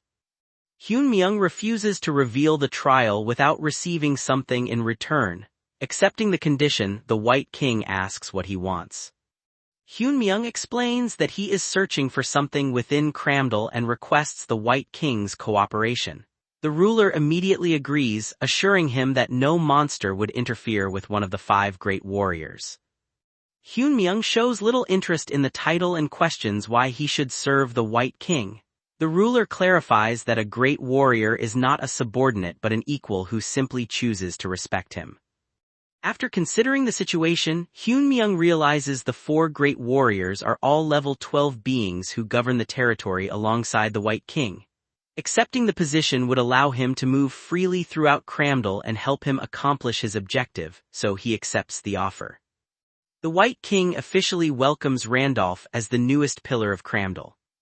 Later, Hyunmyeong visits the Serpent King, the ruler of Necruvale and one of the great warriors. He asks for help searching Cramdal, but the Serpent King dismisses the request and tells him to ask someone else. When Hyunmyeong reminds him that the White King personally promised his cooperation, the Serpent King stops and asks what could be important enough to invoke the ruler's name and why Hyunmyeong chose him specifically. Hyunmyeong finally reveals that the one he has been searching for all along is the Serpent King himself. He expresses his interest in him and requests permission to enter his sanctuary, leaving the Serpent King completely confused. She immediately misunderstands his intentions, assuming he joined the 5 great warriors to pursue her, and angrily rejects the idea. Hyunmyeong quickly clears up the misunderstanding, explaining that he came because he heard she deeply appreciated art. When she is caught off guard by the compliment, he reveals that he has been searching for an artist like her and asks to see the famous corpse art displayed in her sanctuary. His request reminds him of a conversation he had before leaving the knight's garden. At the time, he had asked Priest Andrew for a letter of absolution. Since it was a quest reward, Andrew explained that he could not simply give it away. Knowing this, Hyunmyeong proposed a trade. Drawing on memories from his previous life as Wilhelm, Hyunmyeong recalled purifying Andrew's daughter Andasar after she had become an elder lich. Although she was purified, she could never fully regain a human body and eventually died. Her body was later stolen, and after arriving in Cramdal as Wilhelm, he learned that the Serpent King had taken it. Using that knowledge, Hyunmyeong promised to recover Andasar's body in exchange for 2 letters of absolution, one needed to retrieve her remains and another as his reward. The proposal left Andrew surprised by the request. Returning to the present, Hyunmyeong once again expresses his desire to see the Serpent King's artwork and asks to visit her sanctuary. Delighted to meet another monster who appreciates art, the Serpent King happily accepts and invites him inside. Later, the group arrives at the Serpent King's castle on the outskirts of Cramdal. The Serpent King warmly welcomes everyone and proudly escorts them through her sanctuary. Following behind, Isak cannot believe that, after meeting the White King, he is now entering the Serpent King's sanctuary as well. Isabella calmly tells him to get used to it because even more unbelievable events will continue to happen. When Isak comments on how calm she is, Isabella explains that she has served the Star Bearer longer than anyone else and is his second in command, with Hudson ranked 3rd and Isak after him. Confused, Isak wonders who Hudson is. As they continue deeper into the sanctuary, Isak recalls the terrifying rumors that the Serpent King once turned an entire city into a field of corpses. Seeing her current behavior, he begins to question whether those stories were exaggerated. The group eventually reaches the Serpent King's private gallery, where she proudly presents her collection and asks for Hyunmyeong's opinion. Shocked by the gruesome displays, Isak nearly insults the artwork before the Serpent King immediately becomes enraged and prepares to kill him. Isak quickly apologizes and reminds her that violence is forbidden within Cramdal. The Serpent King dismisses the concern, explaining that a great warrior holds the same authority as the White King, meaning killing someone in this situation would not violate the rules. Before the conflict escalates, Hyunmyeong steps in and praises the artwork, explaining that true masterpieces cannot be understood by ordinary people. He compliments the emotional depth of her creations and suggests ignoring those incapable of appreciating them, instead asking her to personally introduce each piece. His praise immediately calms the Serpent King. Thrilled to have someone admire her work, she eagerly begins explaining every exhibit, including leather crafted from the skin of humans who invaded Cramdal, describing the care taken to preserve every detail. As Hyunmyeong listens, his attention shifts toward an isolated workstation bound in heavy chains after he senses a strange and chaotic presence coming from it. The Serpent King notices Hyunmyeong's interest in one of the unfinished works and explains that it is still incomplete. When he asks to examine it, she allows him to do so and reveals the restrained remains of a rare elder lich. She explains that she intended to turn it into a Dullahan but was unable to complete the process. The moment Hyunmyeong sees the body, he realizes it is Andasar, the person he has been searching for. The Serpent King explains that the corpse cannot be stabilized. Although only fully purified bodies can be used in her artwork, this one remains trapped in a constant frenzy. Every attempt to work on it causes its energy to spiral out of control, making it impossible to use. Seeing the opportunity, Hyun-myung asks if he can have the corpse since she has no use for it. The Serpent King agrees, saying that if he can handle something even she cannot control, she is willing to give it to him. As he approaches the unstable body, Hyun-myung recalls why the Serpent King failed. Andasar is neither fully human nor fully monster. The sins accumulated while she existed as an elder lich remained after she partially returned to human form, building up an oppression stat that forced her into a permanent frenzy state. Remembering the game's mechanics, Hyun-myung knows that human-type characters who accumulate too much oppression enter a frenzy state and suffer severe penalties. The only way to remove that condition is by reducing the oppression stat with a letter of absolution. Taking out one of the letters of absolution he obtained for this purpose, Hyun-myung uses it on Andasar. The divine power immediately purifies her, reducing her oppression and completely removing the frenzy state. The Serpent King is astonished. She had never imagined that someone could effortlessly purify a material even she could not handle. She begins to wonder whether Hyun-myung is not only someone who understands corpse art but also an artist who walks the same path she does. The realization awakens years of loneliness.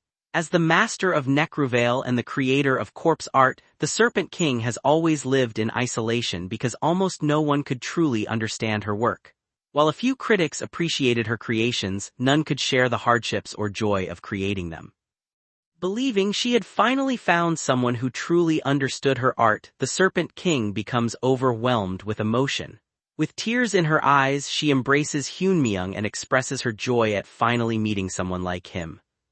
At the same time, Hyun-myung successfully recovers part of Andasar's body, bringing him one step closer to fulfilling the promise he made to Andrew.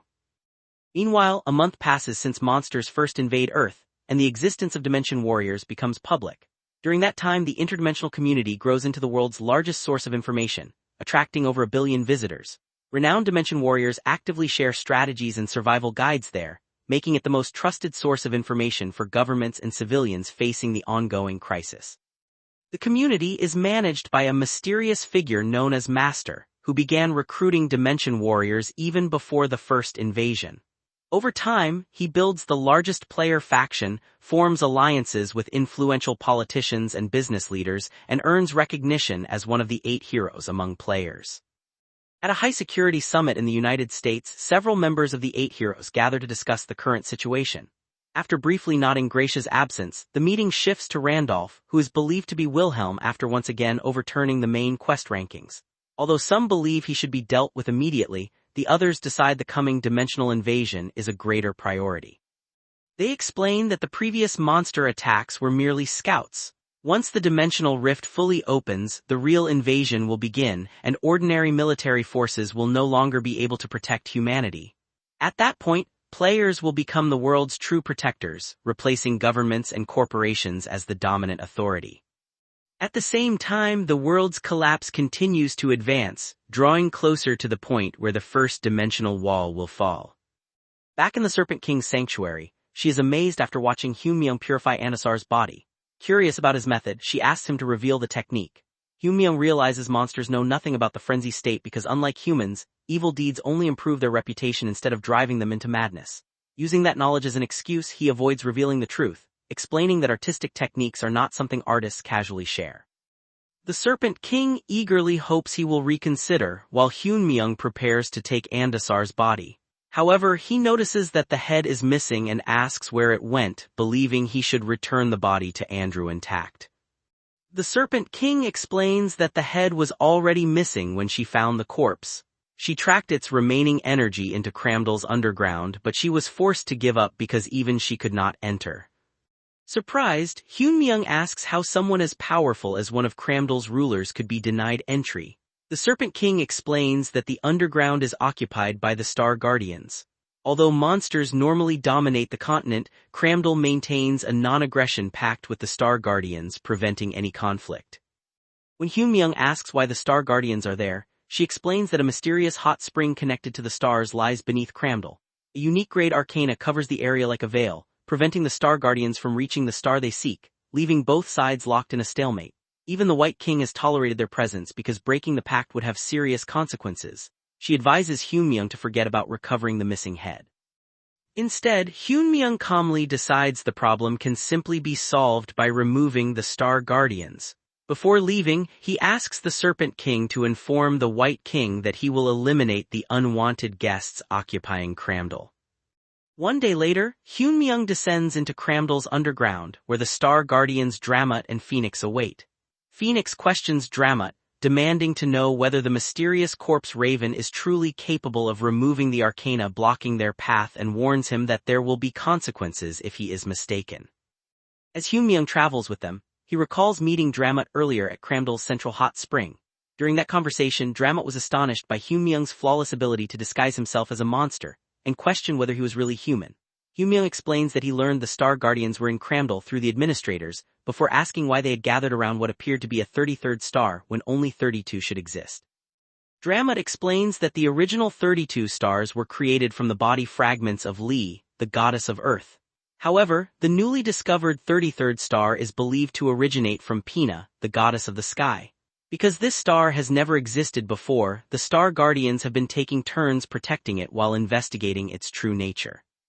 Hyunmyeong recalls the ancient history of the world. The current continent is the land the younger twin goddess Pina raised into the sky while the demon world was believed to exist beneath it. He asks Dramut whether the appearance of Pina's star means the goddess is also dead. Dramut explains that confirming that truth is exactly why the Star Guardians gathered there, but a unique grade arcana covering the area has prevented them from reaching the star.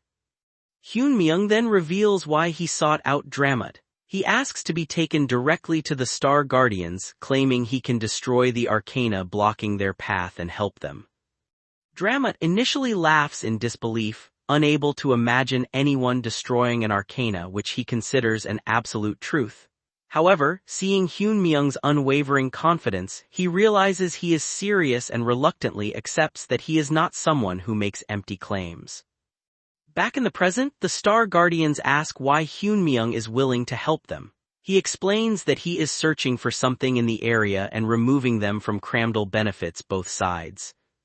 Dramut accepts his explanation, but is surprised when the White King suddenly appears with several monsters. The White King assures the Star Guardians they have no intention of interfering, and have only come to witness their newest great warrior accomplish what the Star Guardians themselves could not. Dramut responds with open hostility, while Hyunmyeong realizes the two sides could easily start fighting if left alone. Deciding to finish the matter quickly, Hyunmyeong approaches the shimmering barrier. After confirming it is an arcana, he realizes his eternal Randolph arcana can permanently destroy it regardless of its grade. As he prepares to activate its ability, he notices a warning connected to the first wall and an unknown main quest. Although uncertain about the consequences, he knows there is no turning back and proceeds. The barrier is permanently destroyed, opening the path to the mysterious star hidden beyond it. As the dust clears, the long-hidden 33rd star finally appears before everyone. Before Hyunmyeong can investigate further, the world's collapse accelerates. The destruction of the first wall causes Pangenia's collapse rate to reach 10%, triggering a new global event. At that moment, the world's first main quest officially begins, assigning a single objective: eliminate the King of the Dimensional Rift. The King of the Dimensional Rift arrives on a black horse, his dark armor making him look like something out of a nightmare. As the first wall disappears and Pangenia's collapse rate reaches 10%, the main quest is triggered for everyone: eliminate the King of the Dimensional Rift. Isabella von Durian watches the chaos unfold from atop Dramut while Banny desperately asks whether Park Hoon-young is still safe. Hidden behind his plague mask, Park Hoon-young remains focused as the system confirms the arrival of RM, the first King of Hell. His undead army follows behind him, and his goal is to tear out Pina's heart and create a path to Earth. A dimensional rift opens, signaling the beginning of the true invasion. The quest gives everyone 30 days to eliminate RM before Earth is destroyed. Back in the city, people stare at the blood-red sky as dark vines spread through the clouds. At the guild headquarters, a subordinate informs Master that the first rift is about to open. Master remains calm and refuses to rush into the situation, planning to wait until the city is overwhelmed with suffering so he can appear as its savior. However, his plan is disrupted when he notices that the raid has already begun. The completion rate rapidly climbs toward 8%. Leaving him stunned that someone is attacking a rift before it is even fully opened. On the battlefield, the raid progresses even faster, reaching 17%. A massive attack strikes RM and sends debris flying. The King of Hell is shocked that someone is already overpowering him, and his body begins to crack under the assault. A huge pillar of light then erupts across the battlefield. There are said to be only 3 beings among the ordinary races of Pangania capable of truly challenging one another: the White King, Wilhelm, and the Demon King. However, those rankings only apply to the world's regular races. Beyond them are beings created by the system specifically to protect the stars. One such being emerges from the darkness, the giant of evil extermination, one of the most powerful star guardians. He demands to know who dared interfere with a symbol of the goddess. Wilhelm watches carefully and realizes that the energy they destroyed had been suppressing RM's power. He continues monitoring the area to ensure nothing else emerges from the rift. The giant of evil extermination stands behind Wilhelm like a mountain of stone and muscle. Park Hunyong lands nearby and recognizes how valuable it is to have someone so reliable on their side. The White King approaches and admits that the giant finished the job faster than expected. He also expresses disappointment that he never got to see Park Hunyong's true abilities. Park Hunyong refuses to take the bait and reminds him that he only agreed to destroy the Arcana. The White King realizes that Park Hunyong is much sharper than he appears and did not fall for the provocation. He concludes that Park Hunyong is simply another person who needs to see someone's power before being impressed. A flash of light strikes the battlefield as the weakened King of Hell struggles to maintain his form. RM curses the Star Guardian, furious that his plan is collapsing because of Park Hunyong. He gathers his remaining strength and creates another massive surge of dark energy, mocking his enemies for refusing to die. A vision from the past suddenly appears, showing a younger RM kneeling before a dark god. He receives a portion of the god's power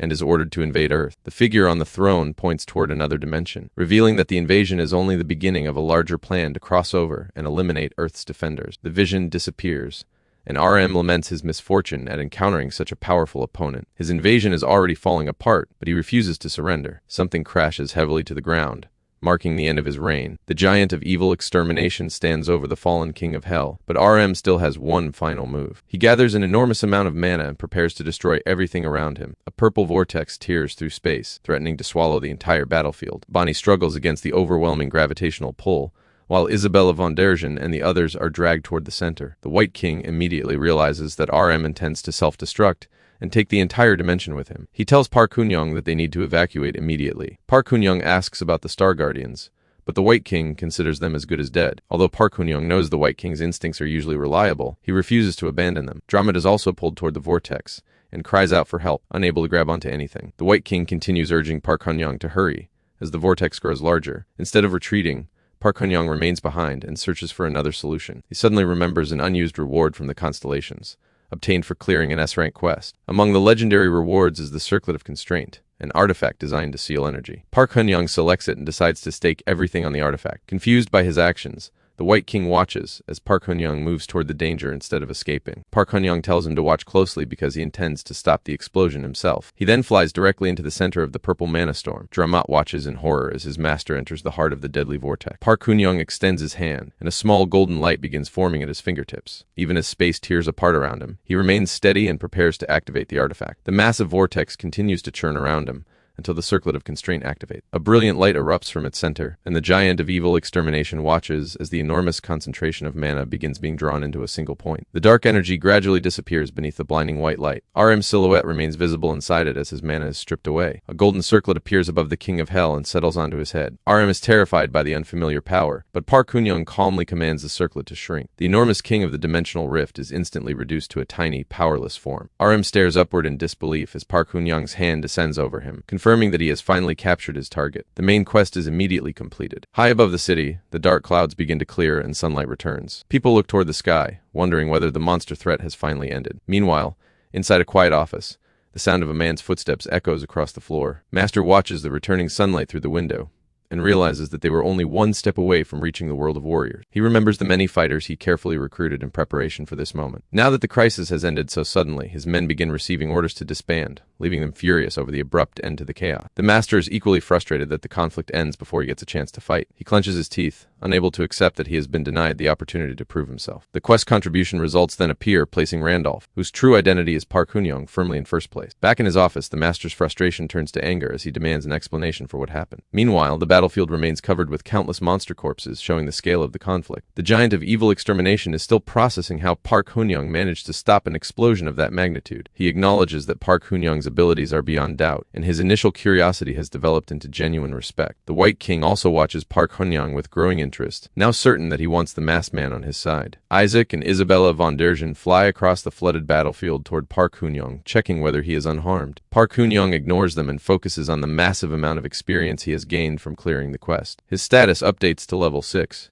and displays a large number of active hidden traits. He also receives the sealed Holy Grail of the Goddess, which he plans to have Priest Andrew unseal later. Looking down at the tiny RM in his hand, Park Hoon-young notices how drastically the former King of Hell has been reduced. RM continues insulting him and threatening to kill him, while Park Hoon-young recognizes that the circlet of constraint could only seal him because the giant of evil extermination had already weakened him. Still, Park Hoon-young is grateful for the assistance. His remaining objective is to find Andazar's head and complete his business in Kramdal. He asks RM whether he has seen the head of a Dullahan named Andasar. The question immediately catches RM off guard, but he refuses to answer. Park Hoon-young responds by tightening the circlet, causing RM to scream in pain. The former king quickly gives in and promises to hand over the head. A severed head appears, and RM explains that he had kept it because he intended to turn it into a powerful undead servant. Park Hoon-young realizes that, as the king of the dead, RM likely collected Andasar's head while gathering corpses for his army. Park Hoon-young gives the head to Isaac before preparing to leave. However, the giant of evil extermination stops him and expresses his sincere gratitude for helping destroy the barrier. Park Hoon-young remains silent behind his mask,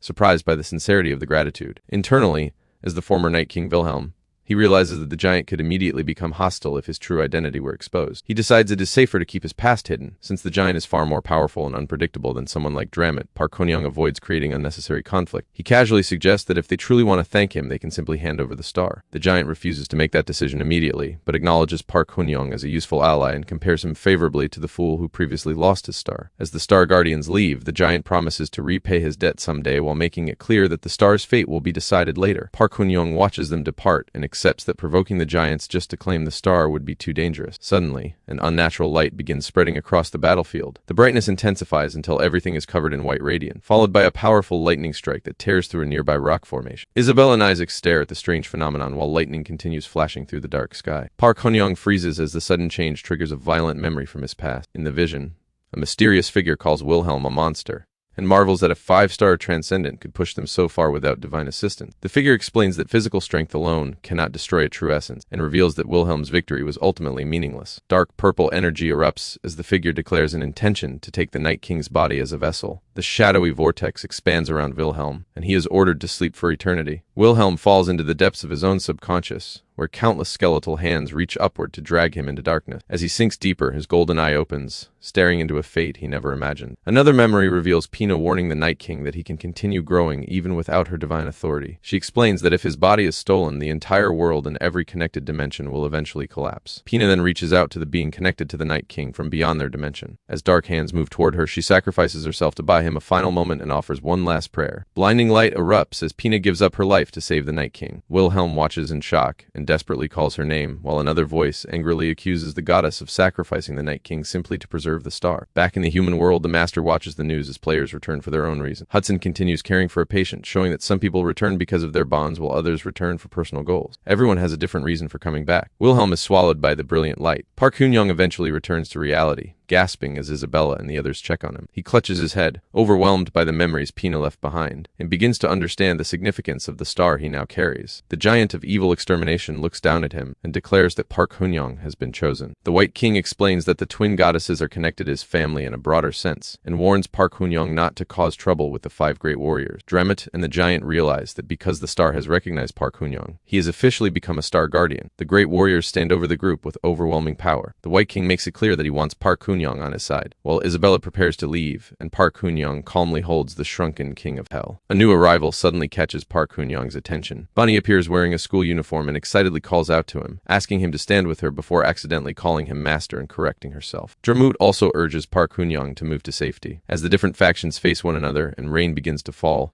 Park Hoon-young laughs at the situation and questions why everyone else is deciding his fate without asking him. The White King reminds him that he already agreed to become a great warrior, while the giant insists that becoming a star guardian is his destiny. Park Hoon-young considers both offers and challenges them to prove which side can give him the greater benefit. Later, thick fog covers the mountain city of Kramdel, hiding its ancient towers beneath a gray haze. The White King is displeased that Park Hoon-young is treating the prestigious position of main pillar like a negotiation. Standing before a massive stone monument, Park Hoon-young remains indifferent to the White King's pride and makes it clear that he is willing to walk away if the offer is not good enough. The White King immediately backs down and tells him to return. Park Hoon-young then considers the Star Guardian's proposal as well, but under his mask, his expression remains cold. To him, their offer is only satisfactory. As the massive statues of Kramdel loom over the city, the final decision is made. Park Hoon-young is granted a special title, which is exactly what he needs to investigate the stars more easily. The White King is pleased with the opportunity to offer something better than his rivals. He even promises Park Hoon-young a city of his choice if he joins his side. However, cities under the Arhan Empire or the Black King's protection are excluded, and Kramdel itself remains under the White King's control. Park Hoon-young recognizes the significance of the offer. The White King is willing to conquer new territory, just to give him a city to rule. With only the Black King and the Arhan Empire remaining as major powers capable of resisting him, the deal would give Park Hoon-young access to an entire city's resources and the ability to command the monsters everyone else fears. Still, Park Hoon-young understands the hidden condition. The White King considers him a potential threat, so the city is not simply a gift, but also a way to keep him under control. Since the negotiations have reached their limit, hesitating any longer could cost him the White King's trust and the leverage he has gained. Park Hoon-young accepts the proposal. The formalities are completed quickly, and the White King announces him as his new main pillar. Park Hoon-young is now officially part of Kramdel. The Star Guardians are unhappy about being rejected and leave with a warning that he will regret his decision, but Park Hoon-young pays little attention to it. Before leaving, he secures Andasar's body, and his companions help prepare the remains so they can be returned to Andrew. The White King personally comes to see him off, though Park Hoon-young finds the extra attention unnecessary. The king insists that it is the least he can do for one of his great warriors. Bonnie waves goodbye and hopes they will meet again soon, while Park Hoon-young simply acknowledges her before preparing to leave. His new status is then confirmed, activating the warp authority available to the 5 great warriors. Park Hoon-young uses it to teleport, establishing a new waypoint in Kramdel, and gaining a significant increase in honor for being recognized by the White King. Their next destination is the Knight's Garden. The group arrives around sunset, but the normally peaceful golden light feels unsettling. Park Hoon-young's companions are still adjusting to seeing his human appearance. He reminds them that regardless of how human he looks, they remain bound to serve him for a year. Isabella von Dergen then asks where he is keeping their tiny prisoner. Park Hoon-young reaches into his pocket and pulls out a small bottle containing RM. The former king of hell is now reduced to a tiny nuisance demanding to be released. They continue toward the city gates, but something immediately feels wrong. As the Knight's Garden comes into view, the streets are unnaturally quiet. They enter the city and find almost no signs of life. The air feels heavy, and Isabella notices the same strange atmosphere. Hudson was supposed to be rebuilding the city, yet the place now resembles a ghost town. As they move deeper into the streets, the blonde companion suddenly stops and turns pale. A massive wooden structure stands in the center of the plaza, casting long shadows across the fading light. Dozens of bodies hang from the gallows. This is not a reconstruction effort. It is an execution site. Park Hoon-young's expression immediately hardens as he takes in the scene. The executed residents sway in the wind beneath the blood-red sky. Priest Andrew kneels in the dirt before the gallows, completely broken by the deaths of the people he was supposed to protect. Isabella and the others stand silently in the desolate square. The blonde companion, shaken by what he sees, asks what happened. Andrew looks up and recognizes the star-bearer. He immediately urges them to hide, warning that the attackers are still nearby, and that they will suffer the same fate if they are discovered. Park Hoon-young remains calm and asks Andrew exactly what happened to the city. Andrew begins explaining the massacre. The Kaiser mercenaries and their leader Maxim are responsible. The conflict begins with an outstanding debt owed to a duke, which Maxim uses as justification to seize the territory. Although Sir Hudson offers to settle the debt, Maxim has no interest in the money. He arrives as a conqueror, using the situation as an excuse to take control. Maxim is one of the 8 heroes, yet nothing about his behavior resembles a hero. When Marquisa reminds him that they've already agreed to repay the loan, Maxim simply mocks him and invents further excuses to keep the territory. One of the local knights can no longer tolerate the disrespect and draws his sword. He stands before a monument honoring the city's fallen defenders and refuses to let the invaders defile it. The residents join him, taking up farming tools and spears to defend their sacred ground. Maxim laughs at their resistance. In his eyes, only the 8 heroes deserve to be called heroes, while everyone else is nothing more than disposable trash. A mass of red eyes appears behind him, reflecting the demonic power he serves. Andrew explains that the battle ends quickly, By the time the news reaches the relief station, the massacre is already complete. The knights and residents fight bravely, but they cannot withstand Maxim and his mercenaries. Once the city falls, Maxim's cruelty only becomes worse. The only reason everyone is not killed is because Sir Hudson steps forward and offers himself as a negotiator. In the flashback, Hudson, covered in blood, begs Maxim to stop the killing and offers all the money he possesses. Maxim mocks him and explains that the Duke has no need for his gold. Hudson refuses to give up. He offers twice the original amount in exchange for 30 days of peace. Maxim briefly considers the offer before reverting to his cruelty. He pins Hudson's hand to the ground with his sword and mocks him for trying to negotiate when Maxim could simply take everything. He drives the blade through Hudson's palm and twists it while demanding to know whether Hudson is ready to discuss money now. Hudson endures the pain and continues smiling defiantly. He explains that as a merchant, he understands when something is worth paying for, but he would rather die than allow himself to be robbed for nothing. He remembers Park Hun-young's earlier instructions to hold out for 30 days, until the Star-Bearer returned, regardless of the cost. Park Hun-young had trusted him to protect the city from the Duke's ambition. That is why Hudson refuses to surrender. His only condition is that no one, including the people of Serengeti, will be harmed for 30 days. That is the only agreement he is willing to accept. Back in the present, Andrew looks toward Park Hun-young with desperate hope and questions whether these so-called heroes are truly the people meant to protect humanity. He has witnessed men like Maxim and Master claim the title of hero, while killing the innocent they are supposed to protect. Park Hun-young's expression hardens as he absorbs everything Andrew has told him. An intense, cold energy begins building within his body, centered around his chest and resonating with his anger. His heart starts beating with an unusual rhythm as a deep blue glow develops within it. His heart of the iron-blooded monarch recognizes the anger within him,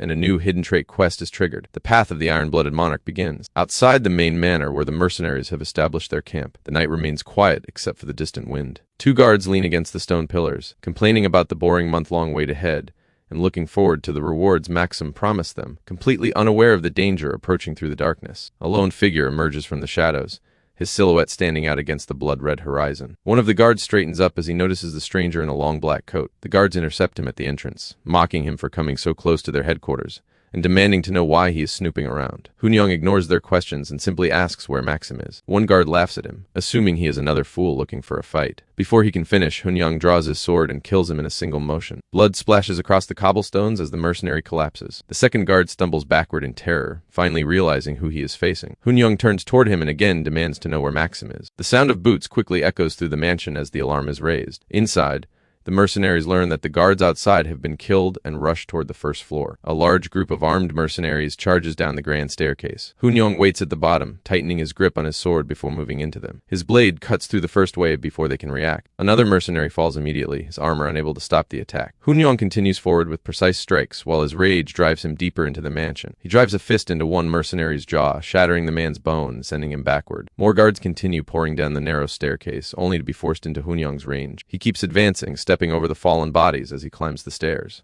Within moments, blood covers the floor, and the grand hall is filled with the remains of the Kaiser mercenary. With blood on his face and a cold expression, Hun-young continues toward the upper floor in search of Maxim. At the landing, more mercenaries emerge from the rooms along the corridor, carrying axes and heavy swords. A large guard blocks Hun-young's path and swings a massive battle axe toward his head. Hun-young easily sidesteps the attack and counters with his sword. He crashes into the group, throwing them off balance. One mercenary is pierced through the chest, while another is cut down as Hun-young continues forward. The remaining mercenaries begin losing their courage. One drops to his knees and begs for his life while another cries for the captain. Hun-young catches a fleeing mercenary by the hair and prepares to finish him, but a powerful presence suddenly enters the area. A pair of crimson eyes appears as a dangerous figure moves forward at blinding speed. Steel flashes through the air as the new opponent enters the fight, his strength far beyond that of an ordinary mercenary. The two forces collide with tremendous force, cracking the stone floor and sending dust and debris throughout the hall. When the initial clash ends, only the primary combatants remain standing. A dark figure stands in the center of the destruction. Maxim wipes the blood from his mouth with a twisted grin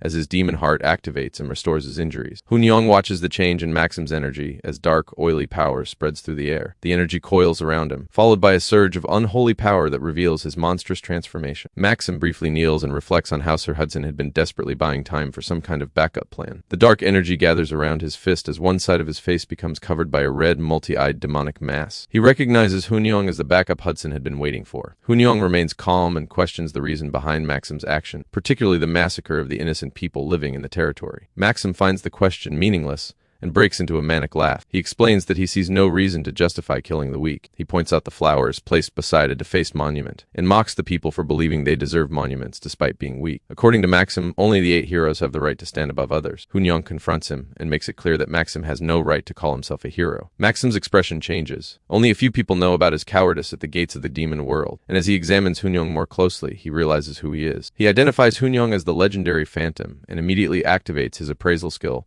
to determine whether the former Starbearer has truly started over from the beginning. The result shows that Hoon-young is only level 6. Maxim laughs at the idea of a former powerhouse returning at such a low level, and assumes Hoon-young is relying too heavily on his past reputation. He charges forward and unleashes a powerful strike that sends a shockwave across the hall before following with another attack aimed at killing Hoon-young. Blood splashes across the walls, and Maxim assumes his attack has succeeded. However, Hoon-young has stopped the attack completely. He looks at Maxim with a cold expression and asks whether he has finished talking. The look alone makes Maxim hesitate. Hoon-young grabs Maxim's arm and reminds him that he should have taken the money and left the townspeople alone. He then declares that the Kaiser mercenaries will end there. Maxim attempts to threaten him by revealing that Marquis Weiser and the others are still being held hostage in the dungeon. He claims they will be dead before anyone can rescue them. Hoon-young remains unfazed and tells him that will not happen. Deep inside the dungeon, Marquis remains trapped behind bars, but his rescue is already underway. Hoon-young's companions move through the prison and quickly neutralize the guards. Back in the hall, Hoon-young calls Maxim what he truly is: a fugitive. He activates Star Pierce level 2, causing starlight energy to surge through his body as a 76-second countdown begins. Maxim begins sweating despite Hoon-young's level 6 status. The pressure coming from him is far beyond what his level should allow. Park Hoon-young clenches his fist as steam rises from his hand. He fixes his eyes on Maxim and makes it clear that there is no way for him to escape. Maxim's past life then comes to mind. Before becoming one of the 8 heroes, he was an ordinary person who never stood out from anyone else. He lived an average life, constantly working without ever becoming exceptional or falling far behind. He felt that his existence would leave no trace on the world,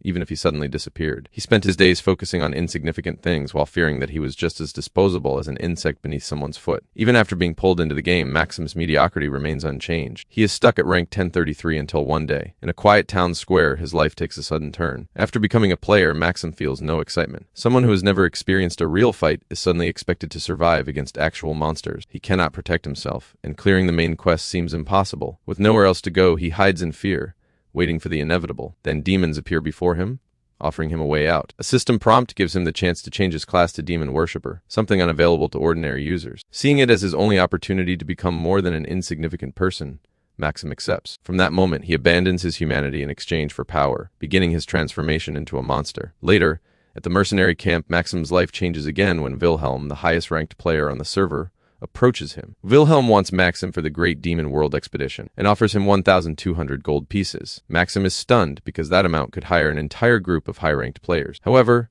Wilhelm explains that he does not need mediocre fighters who would only consume his supplies. He specifically wants Maxim and leaves before even waiting for an answer. For the first time, Maxim feels recognized by someone at the top. But as the excitement fades, another fear emerges. What happens if they actually win? If the game is cleared, everything will end, and Maxim will be forced back into his ordinary life. He cannot accept returning to being insignificant after finally experiencing what it feels like to be special. Instead of giving up his newfound power, he chooses to embrace his demonic side. Back in the present, gives Maxim one final chance to run. Maxim laughs at the suggestion, convinced that escaping from someone he considers weak would be ridiculous. He charges forward, determined to crush the person who once stood at the top. His massive attack crashes into the ground, sending shock waves through the room and scattering debris and broken glass. Hoon-young narrowly avoids the initial strike and slides across the floor as Maxim towers over him. Maxim tells him to learn his place in the new hierarchy before attacking with demonic tendrils that spread through the room. Hoon-young remains composed and opens his system menu, summoning the Extreme Iron Sword. He then equips several legendary artifacts, including Hermes' boots, Michaela's armor, and Michaela's helmet. With the Celestial Dragonborn set activated, his appearance changes into ornate blue and gold dragon armor. Hoon-young activates swiftness and disappears from Maxim's sight. His sword cuts through Maxim's massive demonic arm before the monster can react. Hoon-young's speed continues overwhelming him as attack after attack tears through his body. Hoon-young lands behind Maxim with his sword ready for the next strike. Maxim refuses to believe that such attacks can hurt him, but Hoon-young only becomes faster. The room fills with successive slashes as Maxim's enormous body is systematically cut apart. His monstrous form begins collapsing as red mist and dark energy spread throughout the hall. The Knight Commander and the remaining survivors can only watch as Maxim is reduced to his core. Hoon-young continues attacking until only Maxim's demonic head remains. Maxim is unable to understand how Hoon-young deflected his attacks so easily. Hoon-young criticizes his fighting style as crude and dependent almost entirely on raw stats. He admits that he was not certain he could defeat Maxim in a single attack, but Maxim's actual combat ability is far below what he expected. He concludes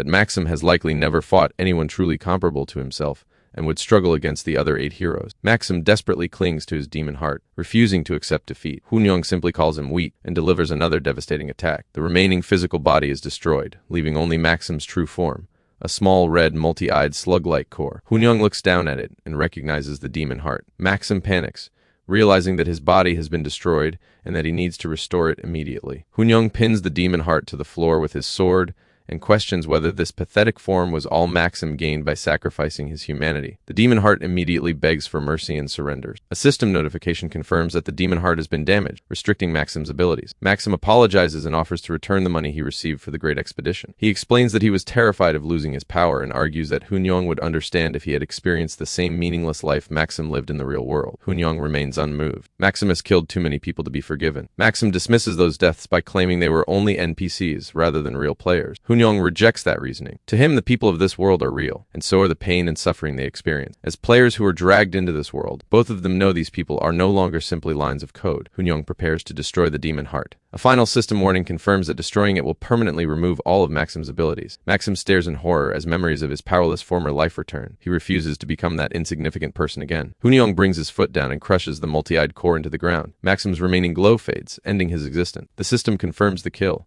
awarding Hunyong the Demon Hunter achievement and valuable loot. His hidden trait evolves into the heart of the Eternal Monarch, and the Iron-Blooded Monarch quest is completed. Heavy footsteps echo through the bloodstained hall as Hudson rushes toward the fallen Starbearer, desperate to know whether she is still alive. Isabella is stable, bringing immense relief to the Knight Commander. The Lord of the City then turns toward Hunyong, and recognizes him not merely as a guest but as a true successor. He kneels and sincerely thanks Hunyong for saving the city once again. Hunyong explains that he did not come to save them, but to settle a debt owed to those who died. The image of his master Wilhelm seems to stand behind him as he speaks with a maturity beyond his years. The Lord of the City is stunned by his character. Hunyong tells them to stand and reminds them that the city is still in ruins and needs their attention. Outside, Isabella and Isaac pursue the remaining mercenaries attempting to escape. As the sun sets, the survivors begin collecting the bodies of the residents who were slaughtered. Knight's Garden has endured monster attacks, destruction, and betrayal from within. The ruins and debris show how much work remains before the city can recover. Despite everything, the survivors begin clearing the wreckage and preparing to rebuild the city of true heroes. The wealth recovered during the battle is enough to cover the enormous reconstruction costs. Later,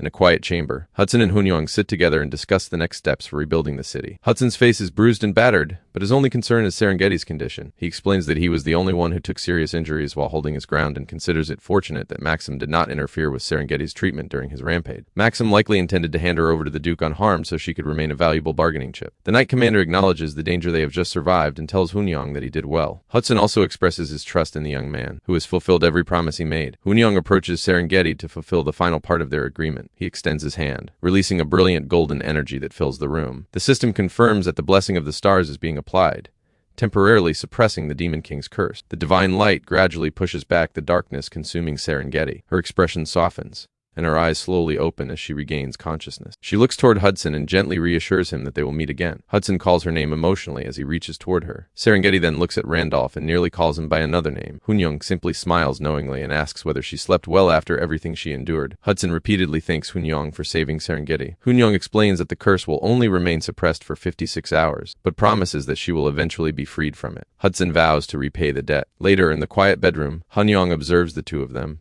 and reminds them that he expects to make good use of them in return for his help. He then tells them to spend the rest of the day recovering. Outside, the sun sets over the damaged city, while Hunyong knows the real struggle will begin the following day. During a council meeting, the atmosphere briefly becomes lighter when Isaac teases Hudson by calling him his father-in-law in relation to Serengeti. Hudson becomes immediately embarrassed and angry, while Serengeti tries to remain composed. Hunyong eventually loses patience with their bickering and silences them, bringing everyone's attention back to the situation. Their real enemies are preparing to make their move. The discussion turns to the 8 great heroes, the powerful figures who control much of the world. The Lord of the City identifies them as the shameless people who ruined the great expedition and took credit for King Wilhelm's achievement. Hunyong then reveals an important detail about Maxim. A tracking spell had been implanted in him, creating a red coordinate mark within his soul that allowed the 8 heroes to determine the exact locations of their subordinate. Now that Maxim is dead, the tracking signal has disappeared, meaning the others will inevitably investigate. The Lord of the City worries that Knight's Garden is far too damaged to withstand a direct attack from such powerful enemies. Serengeti is still physically weakened and suffering from the lingering effects of her curse, while Isaac and Isabella understand how overwhelming the difference in strength is. Hunyong does not hide the reality. If they fight the 8 heroes now, their entire group will be annihilated. There's another problem as well. Maxim was not merely a powerful mercenary. He was the official heir of the Duke's household. Serengeti clenches her fist in frustration, realizing how tightly their political and physical circumstances have closed around them. She complains that they now have to hide from the very people she wants to destroy herself. Hunyong stops her and explains that she is looking at the situation incorrectly. Simply hiding will not solve anything. Eventually they will be cornered again. There is only one reliable way forward. They must become overwhelmingly stronger than their enemies. The lord of the city remains skeptical, worried that they have no time left before another attack comes. Hunyong simply smiles because he has already created the opening they need. Elsewhere, inside a sleek office, a strategist receives confirmation that the tracking curse implanted in Maxim has disappeared. He realizes that their plan to use Maxim to seize Knight's Garden has failed. Since Maxim was still a powerful transcendent despite being the weakest among the group, the strategist wonders who could possibly have defeated him. Only one possibility comes to mind: the person they believe to be the Phantom, Randolph. The strategist refuses to take any chances and orders his forces to mobilize the great heroes and hunt Randolph down immediately. Before the order can be carried out, a panicked subordinate rushes into the room with another report. The messenger claims that Lord Maxim has appeared at the Duke's estate and killed the Duke. The strategist is stunned because he knows Maxim is definitely dead, yet the messenger insists that Maxim has personally arrived at the estate. At the Duke's residence, Duke San welcomes the returning Maxim and asks about the war. A dark figure enters the room, and the Duke quickly realizes that the person standing before him is not actually Maxim. The figure explains that he has come to deliver a message, and tells Duke San that he will pay for his greed with his life. He draws his blade, leaving the Duke frozen in terror before the puppet Maxim attacks and kills him with a single strike. This is Randolph's plan. Using the King of the Dead skill he acquired from Arm, Hunyong can control the dead, and even place their souls into other bodies to make them carry out his command. By controlling a high-ranking being such as Maxim, he also gains a permanent increase to his own stat. Hunyong knows that someone powerful must have been supporting Maxim to bring him so close to the Duke. Their objective was to eliminate every remaining trace of the Phantom. By using Maxim's corpse to assassinate the Duke, Hunyong completely disrupts the strategist's carefully arranged plan. The strategist is now left questioning whether Maxim was somehow alive all along, and whether someone within his own organization has betrayed him. He begins searching for possible accomplices, and trying to understand why his own people would turn against him. Hunyong understands that the more intelligent someone is, the more difficult it becomes for them to cope when events completely contradict their expectations. The strategist will become increasingly paranoid and hesitate to make major moves until he understands where the supposed betrayal came from. While his enemies waste time chasing false leads, Hunyong has secured the time his group desperately needs. He intends to use every moment of it by moving directly toward the next main quest. The system then announces the beginning of main quest 6, challenging him to clear a group dungeon in exchange for a variable reward.